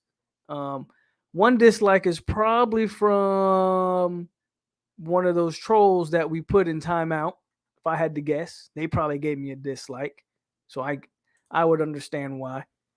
And if anybody else gave me a dislike, I don't know. Actually, I got 3 dislikes, guys. I actually got 3. 78 likes, 3 dislikes. Maybe they're mad because I'm going 8 hours. I don't know. Gordo's is a place to go eat. US doesn't scare me. Their game versus Bama will tell me a lot. James said we'll score at least 35. Okay. I will make a prediction. I think Jermaine Johnson gets a sack and a fumble, and I think Travis J gets the interception. All right, man. You guys are. Doak will be lit. Very emotional night. I think so too, John.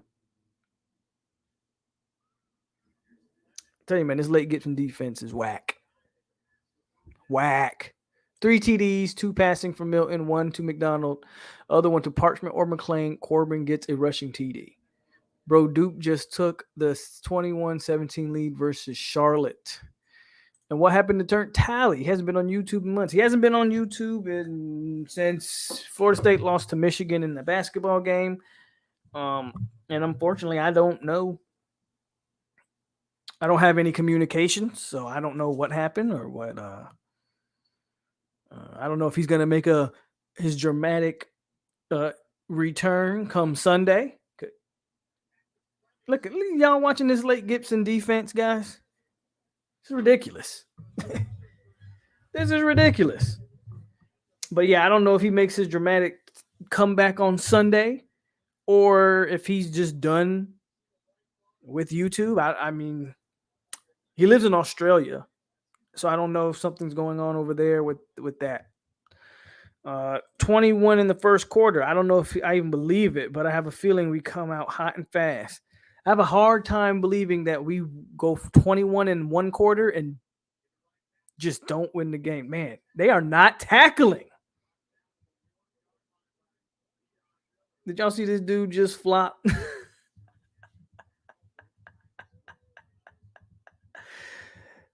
I know it's on ESPNU. I don't know. Somebody might have a link. But yeah, this Lake Gibson defense is. What is going on? What's your favorite food? There's a million restaurants here, and Lake Gibson. No, they can't. They can't tackle. They can't tackle at all. So this game might legit be a shootout.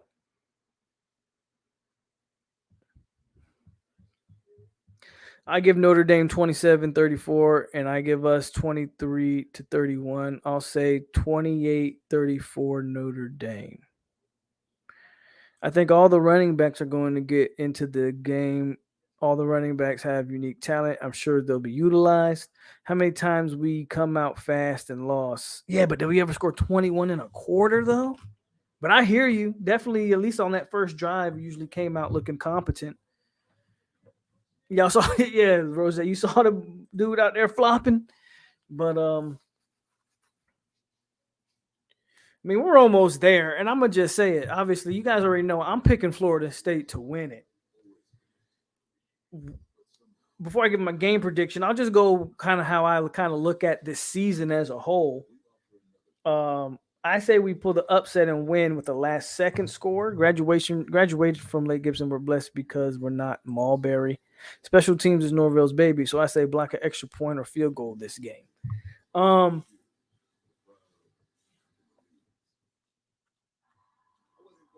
been so cautious about predicting this season because I don't know. I don't believe that last year's team was an adequate way to judge it. I think a lot of things played into last year that are no longer a part of the team.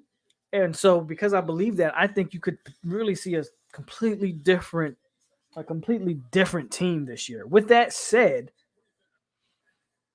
I got to see this Notre Dame game. I got to make sure what I saw last year wasn't just a figment of my imagination or wasn't just some, a COVID year, right? I got to make sure it wasn't just a COVID year and that, or it was just a COVID year. Like, I just got to see this year. So Notre Dame is going to tell me a lot. Again, I don't necessarily think we need to win it. I just want to see how they play. I want to see 4 quarters of football. We didn't get one game last year where they played all 4 quarters. Can we get a game of all 4 quarters this year? That's the kind of stuff I want to see. If we win game 1, you can't convince me they don't win at least 8. And if you lose game 1, depending on the manner in which you lose it, I still say FSU can find a way to sneak 8 games out. That's the best case scenario. 6 to 7 is definitely likely. But again, man, for me, I just honestly believe, like, who says we can't turn it around in 1 year? I saw a Florida team win 4 games and come back and win 10 games the next year. I saw a 3-win Auburn team playing the national championship the following year. So it's possible. Don't tell me it's not possible. We'll just see what they put on the field. I got us winning 8 games this year. And then I'll talk about my game prediction coming up. But let's go back to the comments. Special teams is Novello's baby. I think I read that one already from Panama. Fitzgerald, game-winning, 37-yard field goal, 4 seconds. I'll take it. The Ghost of Judah tribe says Notre Dame 42, FSU 24. Obviously, we have a Notre Dame fan in the building, so I'll give you that. We did it the last game we played, 31-28 FSU. That was a horse collar.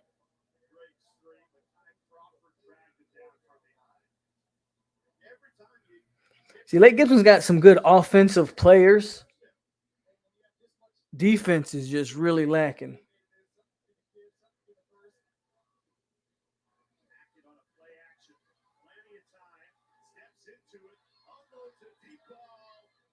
Number 12's got is that his number, the quarterback? Got a little bit of an arm. Listen, I want to win, but even if we lose in a close game, I can still feel good about the season. Agreed. scored 24 in the second quarter versus UNC. Yeah, but a lot of that was also on a in that second quarter, they returned a touchdown. Excuse me, they returned that interception from Sam Howell. They returned that for a touchdown. So the offense have put how much? 17 points up, right? I'm not saying it's impossible. I just, if you're telling me that we're going to score 21 points and 7 of those points is a defensive touchdown, okay. I don't know if we're going to,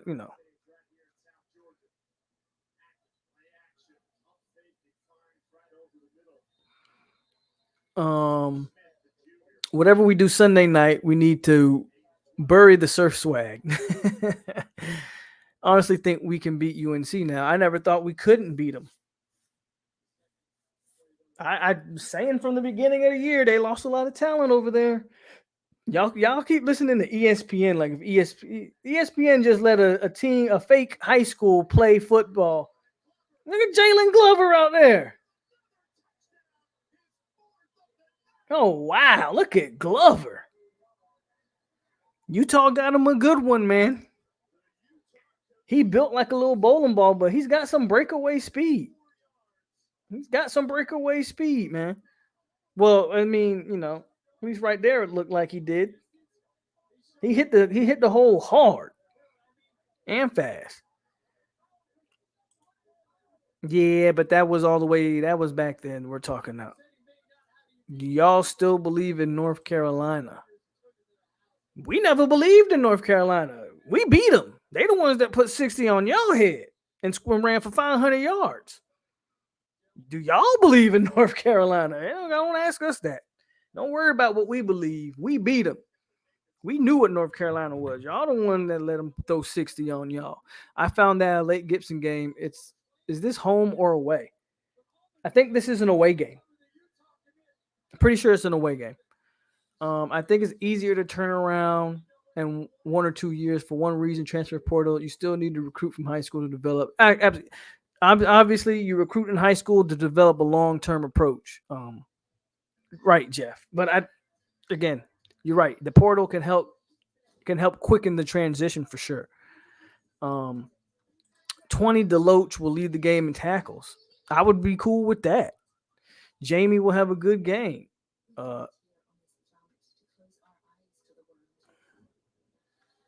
Charlotte is going to beat Duke. Lake Gibson has a giant offensive line. I think Cam McDonald is going to have a big game. That's one of my guys that I hope he does.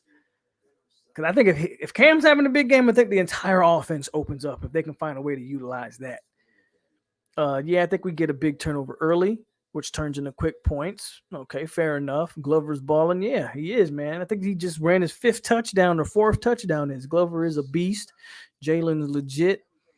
We better not do a blackout, but I doubt they will because they would have said it. Yeah, I don't expect any like jersey-wise. No, I think you're going to go traditional unis. Game 1. My question is, does anybody think we see the all-whites this year? 2 questions. Because somebody told me that the all-white helmet isn't actually a thing. They were just using it for recruiting. Is the all-white helmet an actual alternate helmet? And if so, do we see an all-white game? Do we see a whiteout this year? I want everybody to think about the Woodbay bonehead personal foul right before halftime that gave Notre Dame the momentum going into the half because they scored a TD. Big change in momentum. I want to see how Fuller schemes in this game. Might tell me all I need to see. Agreed. I wonder why Glover chose Utah. Random considering FSU. I can't speak for Florida. Any Florida fan in the building can answer that question. I can't speak for Florida. I know FSU just wasn't. And I'm not going to say they didn't want him, but he was not a priority for Florida State. Glover was not a priority. I'm not going to say they didn't want him, but they didn't want him. They wanted him to kind of wait it out. But shout out to him, man. I'm glad he's doing his thing. I wish we would have pushed for Glover more after this game. I'm just saying, we put up more than 21 in one quarter twice last season. Both games we won. Yeah, but you talking about who we talking about? Duke and Jacksonville State, Tyler. I don't count them. 31-24 Irish. Right. Do they all believe in yourselves? Great question from Rose. I think Notre Dame wins, but I think we beat UNC, Miami, and Boston College. We beat North Carolina when they had the playmakers at receiver and running back. We flipped an entire roster almost, and the ones that came in certainly are better than the ones that went out. So I definitely see significant improvement. John believes that the Canes are going to shock Alabama. All white versus UF. I kind of want to make the all white a home thing, though, Sammy, because I would love I think it would be sick to see Doak Campbell in all white with some flashes of garnet and gold in the stands and just all white. I would love to do a whiteout at home. I don't want to do a whiteout on the road. If we do a whiteout, I want to see it at home. I mean, Utah was showing him the most love at the end of the day. Right, that's the truth. Utah was the one that showed him that they really wanted him more so than some of the others. It better be a thing. Someone told me that the helmet isn't an official alternate helmet yet, that they just were using it for recruiting. I don't believe that, but I don't know for a fact. Tyler says he hopes we see a whiteout.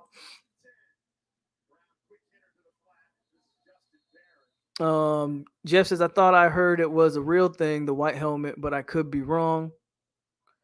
The all-white helmet is official. I believe it is too. Ain't no way we do a whiteout. Who would we do it versus? Jacksonville State? Because it's got to be a night game. I think it's got to be I think it's got to be a night game and it's got to be a home game. So I agree with you there. But the schedules can change. Especially if FSU starts off the season. If FSU starts off the season, let's say you beat Notre Dame, you beat North Carolina, you start off 5-0, 6-0. There's no way they don't make that. There's no way they don't make that Clemson game a night game, a primetime game. I think they were testing the waters with the fan base, and the reaction was generally positive to the white helmet. Something that I thought I would be against until I actually saw the helmet with the uniform combo. I've always been a traditionalist when it comes to the helmet. I feel like you don't touch it. I think it's one of the most classic helmets in college football, if not the most classic look, right? The only other ones I could think of, they're like when I think college football and helmets, like Michigan, I think it's a fair one. But again, I've always been opposed to touching the helmet. But when I saw it, didn't initially like it. But when they put it next to the uniform and I saw the whole getup, I was like, okay, the icy look, I like it. I'm with it. I support it. FSU. I keep calling them FSU, but Lake Gibson's defense finally showing up. Slap Ja'Cory Brown in his mouth. Yes, I believe we have white out. I like the gold and white also, the garnet pants in the white. I love the all whites. If we have a white out, a ton of people will get white shirts for the bookstore. I agree. And I would love to see it, man. I think it'd be a dope thing to see. Lake Gibson got the safety. Okay, so we're tied at 44, and Lake Gibson's getting the ball. I'm telling you, man, we're gonna have a 60-60 game here when this thing's all said and done. Oh, 3 games: UNC, Duke, and Jacksonville State. I didn't count. Rose, true. I guess his recruitment isn't over if the Florida schools decide to turn up the heat on Glover. You got to think that he probably doesn't want to go to Utah, but Utah showed him the most love up until this point. But if Florida State, let's say Florida State misses out on all their running back targets and they want to circle around the Glover, it'd be interesting to see if he entertains it or not. Same thing with Florida, if Florida was interested. Seems like Norvell likes the white FSU shirts. He's been wearing the white shirts often in his press. A whiteout would be sick, but would we do it versus it should have been Notre Dame? Again, yeah, I don't know. Miami's a home game. Miami, again, depending on FSU's record and Miami's record at the time, could be a primetime matchup. Miami, if I'm looking at a home Miami would be the game. Miami better hope they finish the game with all their players.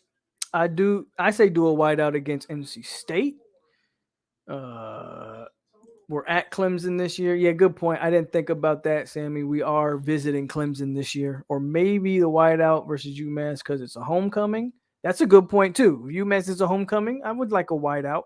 Plus, maybe you want to, when you debut the all white, you kind of want to guarantee a win. So it kind of makes sense to do it against UMass and guarantee a win there.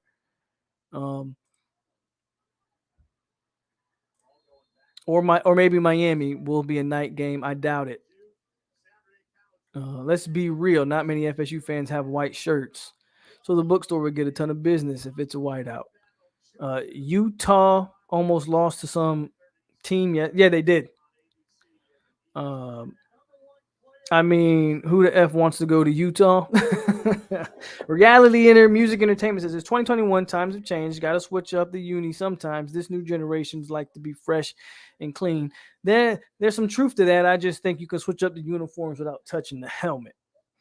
That's just me. But again, I like the white helmet. I like the white helmet a lot better than I like that dark. It's not even garnet, like burgundy helmet. Like this one I got over here. Hold on.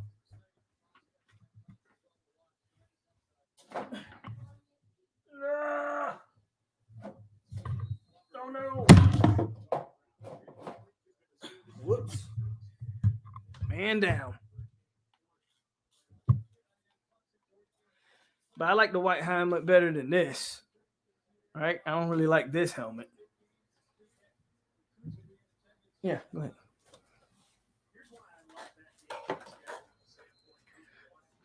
Tay says he thinks Glover's locked in with Utah. What's the Vegas line? At 7. -7. If you look at Memphis game when he was at Norvell, did a lot of different uni combos, hoping he does the same. Phil, it's not all about I know you think it's all about the Canes, but I keep telling y'all, we're your Super Bowl. You're not ours. We don't live. We live rent free in y'all's head. Y'all, we don't really think about y'all unless it's game week. What are your thoughts on relatively new logo and uniforms? I personally wish we could have our old ones back. I would take the old ones in a second. Hell, sometimes I look at our practice uniforms and think they should be our game uniforms, if I'm being honest. I personally hate that helmet. I don't disagree with you. Tail Dog, we had garnet and garnet, white top, white bottom, black 2 garnet bottom, original this year. Norville definitely changes it up. Old logo and the 2012 jerseys with shiny gold pants. Utah almost lost to Weber. ESPN has Hunter ranked number 3. It's a joke. It's a joke.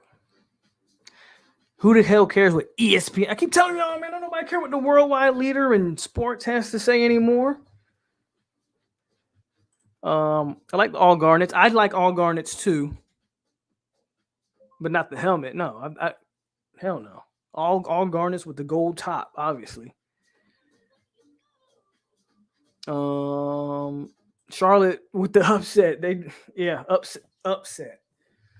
We're not worried about y'all this year, I promise. We still want UNC head. You guys are definitely worried about us. You always are. That's why y'all was playing the war chant in practice. The Gators are almost hated rivals, not Miami. Worst FSU uniform ever. It's got to be the ones we debuted after winning the Natty against Oklahoma State. That crap was hard to look at.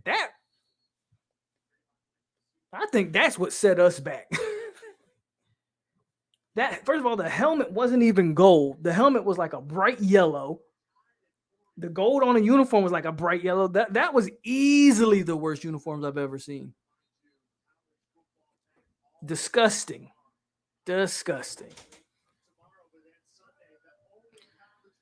What uniforms are we coming out Sunday? I think we're just gonna do traditional, traditional garnet and gold. Oh, I got it on in the back, Brain Tick. We got it on in the back. 44-44. Lake Gibson has the ball. They got the all white icy tops. So that's a little. Bro, they just be slinging that thing up. Sam McCall dropped it. That was a tough catch. It hit him in the face mask, but Sam had him burnt though. And now it looks like Sam's hurt. Yeah, he's limping. Man, that quarterback be getting clapped.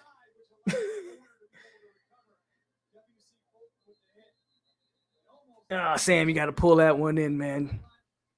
Good effort, though. Who's home, UNC or Canes when y'all play? Oh, he's asking Phil. I think an alternate helmet with the logo on it would be nice. Which logo? Like this logo? With this logo? I don't want to see that. You know what I think I would have loved to see and just a one-time thing.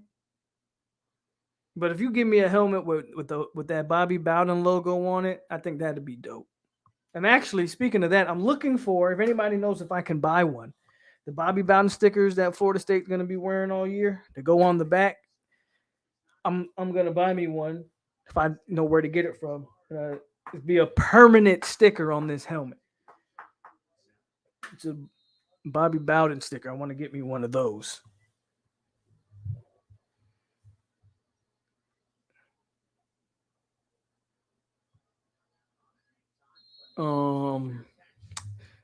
Those blue, the gold numbers, I couldn't see the numbers. Yeah, those uniforms suck, man. You couldn't see nothing. Watching that stuff on screen was hard. A quick history lesson. Florida Gators for a long time didn't want to play Florida State. We have to go there and play them for a long time. Treat it like a stepchild. We hate them more. ESPN hates anything or anyone relates to FSU. If Travis was a Bama commit, he would be unanimously number one. I agree with Irv. I don't know how you watch a Travis Hunter game. How do you watch a game? Forget those highlights, right? Because you can put a highlight tape for anybody and make them look good. Watch a game from Travis Hunter and tell me how he's not the best offensive and defensive player on the field. Therefore, how is he not the number one overall recruit? Bobby says 31-27 FSU. ESPN got licked for a bunch of money by a fake school. Do y'all really think they have any credibility? Right. A difference is I have a dislike for Miami, but respect them. That's what I've talked about before, Jeff. I think let's not pretend like we like Miami. We just don't. It's just not. There's not a disdain for Miami. There's little. I don't know if it's respect. I think let me speak for myself. When I think about Miami, I think about the respect I have for the university. Not so much their fans. Their fans are some of the worst fans I've ever came across. Don't get me wrong. I have plenty of friends that are Miami fans, but some of Miami guys are some of the worst fans. And the crazy thing about it is Miami fans will tell you that about Miami fans, that they have one of the worst fan bases. But I have utmost respect for the university, to be honest with you. Oh, look, they got our recruiting class up on the board right now.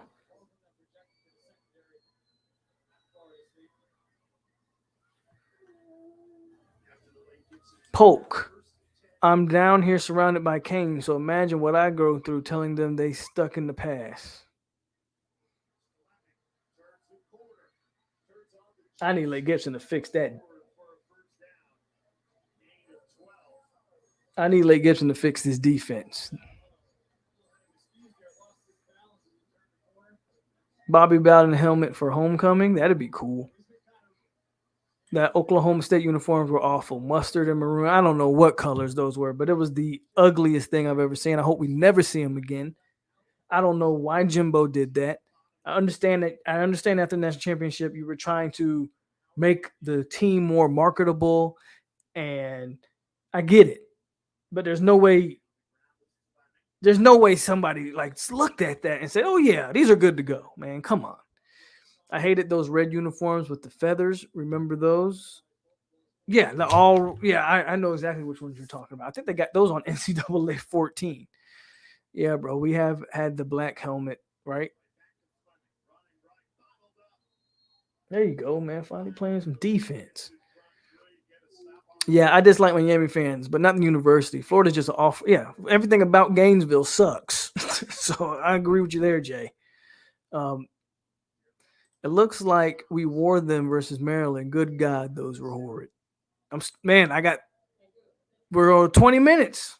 We're almost at 20 minutes. 23 minutes left, man. And then that's it. That's your preseason or college football kickoff 8-hour FSU stream. And you had some of the best FSU content creators on here, man.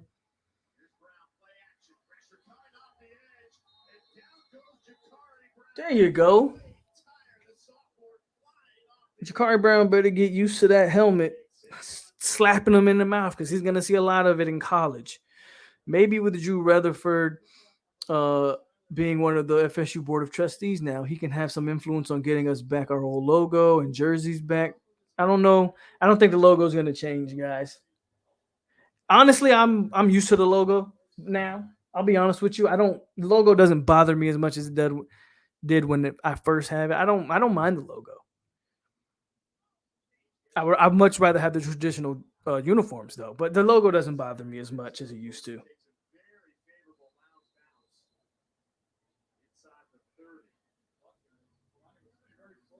Did number 7 touch the ball? Because they looking like a throwback year would be good though. I agree. Get like a throwback uni every year. ESPN was ranked in the top 25 best football programs. They had 9th. I think they had FSU 14th and Miami 16th, Florida 15th. I think they had Oklahoma number 1, and I think Beavis and Butthead wrote this column. Bring back Rio Garnet. We as FSU fans dealt with so much since Jimbo left us. To the point, I feel the tide will change Sunday. That's our theme this year. Believe. Let me see what.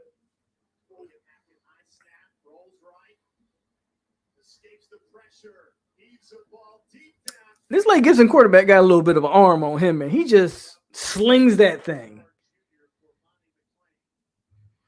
Polk, how much was your setup? I'm thinking about doing FSU videos in the next year or so. What you see here is this.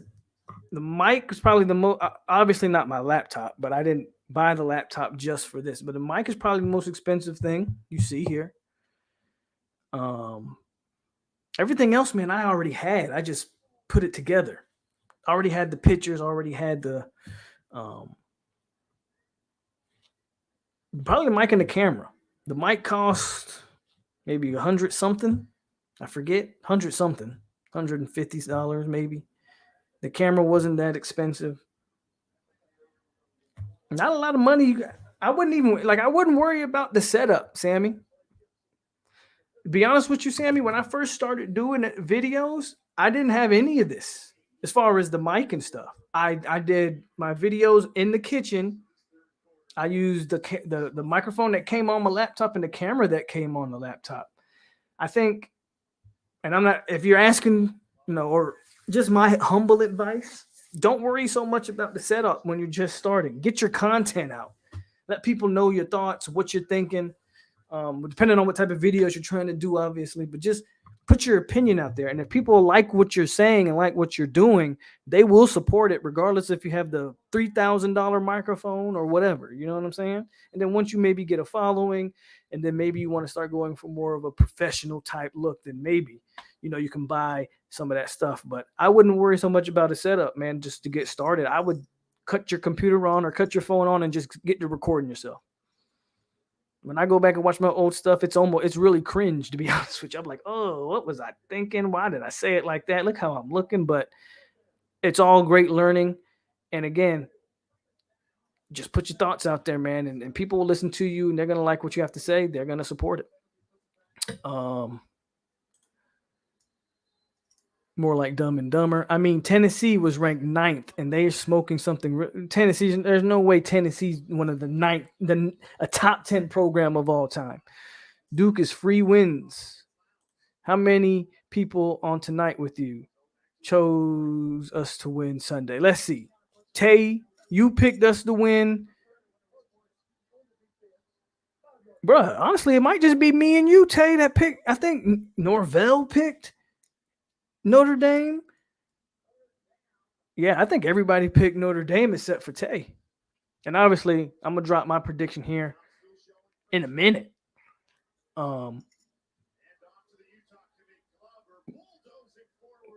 That Glover's a little bowling ball, man.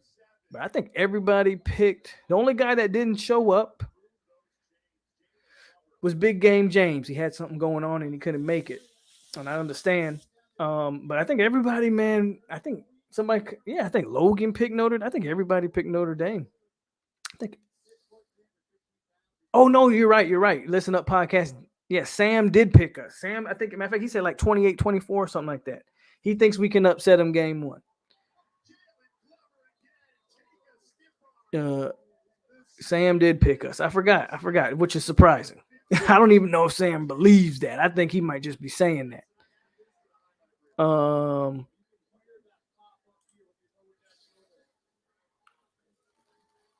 I think you should keep the stickers on from season. I'm talking about the helmet stickers. You think so? Get gaming headsets. They're actually pretty decent on shutting out feedback and casting those. That's true. So like these aren't gaming. Well, actually, people use them for gaming. The HR, what is these called? Shit. HyperX, whatever the hell. I didn't pay for these though. I actually don't tell nobody. I stole these from work. So if anybody's from work and watching that, you didn't hear that, but I stole these from work. So I didn't pay for these. But these are actually really good headphones. Either highlights of our guys or a podcast as live stream video content. I don't know yet. We'll see. Okay, well, like I said, man, whatever you choose. If you're just choosing to sit in front of the camera and talk like me, again, eventually, yeah, you do want to get a mic for good sound quality and all that, but I wouldn't worry about it I wouldn't like just starting off, I wouldn't worry about it. But if you're trying to do like highlight videos or whatever, I think you should be more concerned with what kind of video editor and stuff like that you're going to use instead of a setup. But hey, man, whatever you choose to do, just let me know and I'll shoot over there and check you out. I mean, okay, yeah, Oklahoma has been around since Jesus, but come on, what Bobby did in 14-year stretch may never be done again.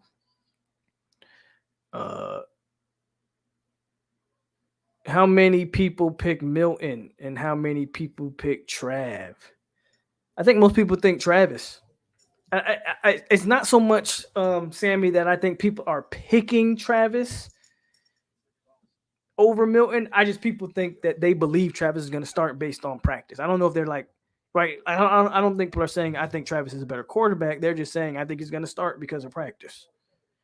The score is 44-44. Glover running and Glover and FSU. I keep saying FSU because they look like a mini FSU, but Lake Gibson's driving right now and Glover's running that rock.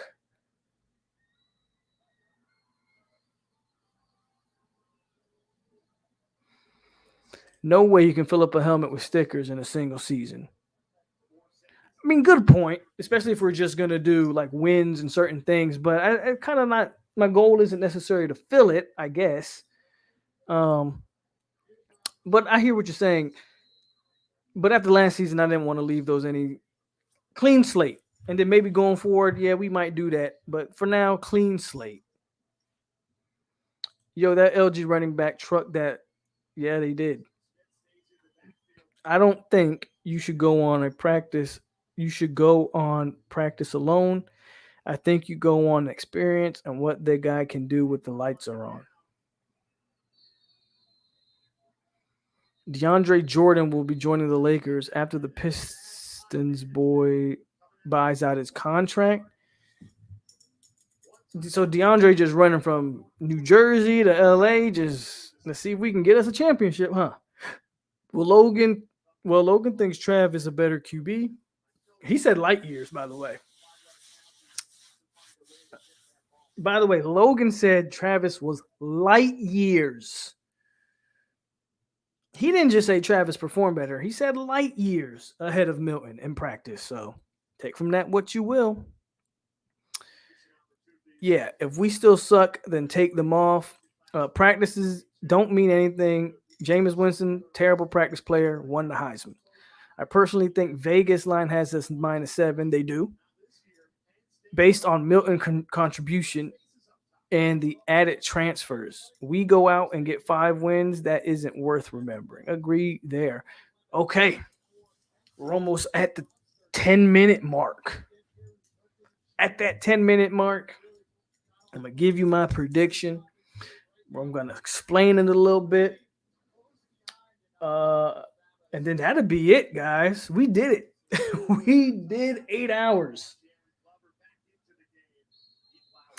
Jalen's so hard to tackle, man, because first of all, he's legit 5'6". Look at the size of his legs. So you already have to get super low to hit him. His legs are the size of freaking tree trunks. Glover's got some huge legs. His body's all legs and torso. That's what he looks like. That's why he's so hard to tackle. I don't know what he sees with that. I thank Logan tremendously for showing up. But when he said light years, I was like, whoa, light years.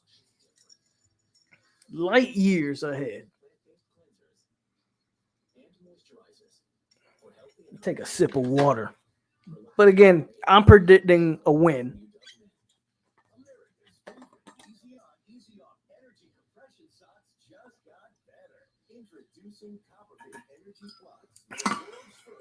Boy, you need to light a stogie.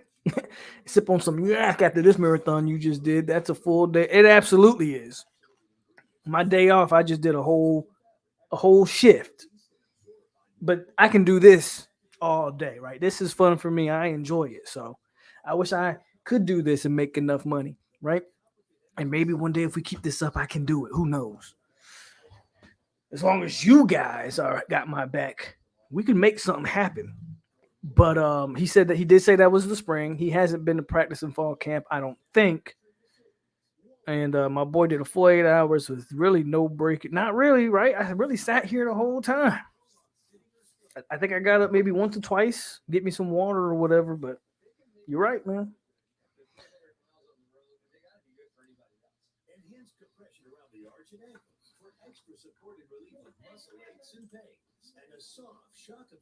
Give us 2 more hours, Ray. Man, Ray, you better go away. you better find something else to do for these next 2 hours. I'm good, bro. I can't do 10. Who knows? Maybe one day we can do it. Nah, I ain't gonna say that. The only way I would do a 24-hour one if I could get over 150 people in here steadily, I'll do a 24-hour stream. Picking Notre Dame is just an observation, but we are all walking into Sunday expecting the W. Will there be a Bobby Bowden tribute before the game? Yes. Yes, there will. Okay, here we go. 7:50 mark. Now, my score prediction. Let me read these last few comments real quick before I get in there. But Ronald Smith says Novell will be much better than a lot of people think. They understand the scheme better. Coaches had enough time to evaluate the players. And if I was putting money, I'd pick Notre Dame. But deep in my heart, I have a feeling we win.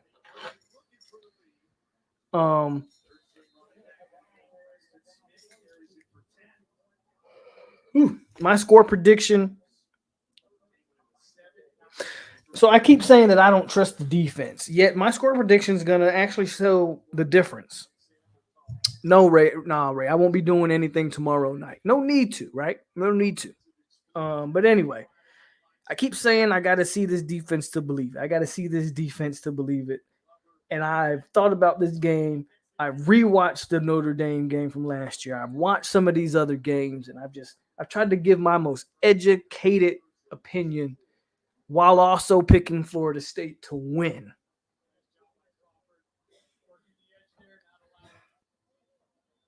I am going Florida State to win 31-20.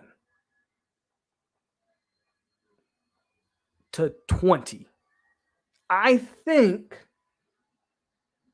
that shows the keys to this game for me.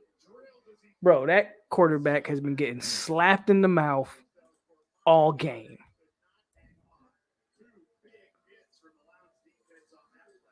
If they called targeting in high school, this would be ridiculous. But FSU 31, Notre Dame 20.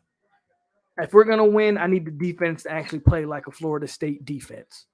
I don't think we can win a shootout.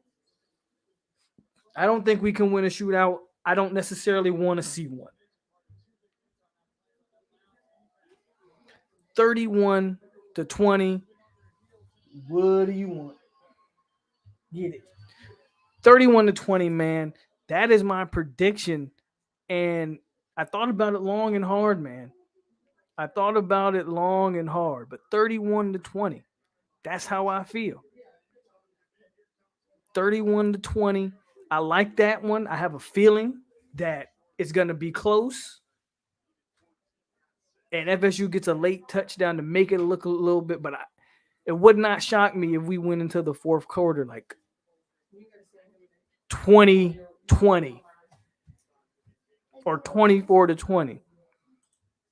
I think this defense is going to show up. I know that shocks everybody. You know why? Because y'all would swear to God. Oh, Glover, I think he's just cramping. The way they're treating it looks like a cramp. Yeah, I think his calf just tightened up. And they've been running him so hard that not surprising that he's cramped up. But I know it comes as a shocker to people that like, man, I hate Fuller. I don't hate him. I don't hate Fuller. But I'm gonna tell you right now, I'm rooting for him. I'm okay with giving up 20-some odd points. I start getting dicey when I hear people saying that FSU is going to be giving up 30-some odd points. I'm like, okay, well then that's what we saw last year. I think this defense is going to show up. I think having Travis Jay on the outside is a big deal. I think Jermaine Johnson can cause some havoc. So I'm all for it. 31-20 for me, man. 31-20. I'm not rooting against Adam Fuller, regardless of what people may think. I'm honestly not rooting against him. I'm rooting for him. But be aware. If we give up 40 points in this game, if we give up 200 yards rushing and all this, I will come on Sunday night and tear Adam Fuller's ass up. But as of right now, I'm giving him the benefit of the doubt. I'm saying FSU only gives up 20 points. Regardless of the quarterback, and we find a way to put 31 points on the board, that defense is a little is stingy, and it marks and sets the tone for this entire year where I think we can legit win 8 games and really shock a lot of people. And what I just saw from North Carolina, winnable game. What I just saw from NC State yesterday, they played a terrible USF team. But I watched that game. There's nothing about NC State that is impressive to me. Nothing about NC State that's impressive. They just played a team that didn't have any offense at all. Lake Gibson's offense is better than that USF offense that we saw on the field yesterday. I would almost bet you Lake Gibson could score more points on NC State than USF managed yesterday. So 2 of the ACC teams I've already watched, I don't see nothing. Both North Carolina schools, I don't see nothing from them. Oh, Wake Forest dominated Old Dominion. Well, congratulations. You should. I'm not scared of Wake. So as far as I'm concerned, you come out Sunday, you set the tone, you show that this defense is for real. You continue to build cohesiveness on the offensive side of the ball. A lot of things set up very promising for this Florida State team. You heard it here first. 31-20. That is my belief. And I think we're in for a season that is going to shock a lot of people. But again, that's just the fan in me talking. Let's see what you guys think about what I have to say. We got 3 minutes left. I just have a hard time believing that if Milton is healthy, he wouldn't be starting, but I'm cool with whoever the coaches give us. 31-20, good stuff. What's the biggest difference on Sunday versus last year team? It's going to have to be the defense. Polk, what position you played in high school? I only played a year of high school football, but I was a DB. And I didn't even play the whole year. Holler at y'all. All right, Island Boy. Don't worry, we got 3 minutes left, almost 2. Facts. Defense will be stingy. I was a right tackle. Our guys seem ready. Wow, I hope you're right, Pope. Go Noles. Fair game. Let's go Noles, please. Pope, what if we win 49? I would be happy for the win, Sammy, but to be honest with you,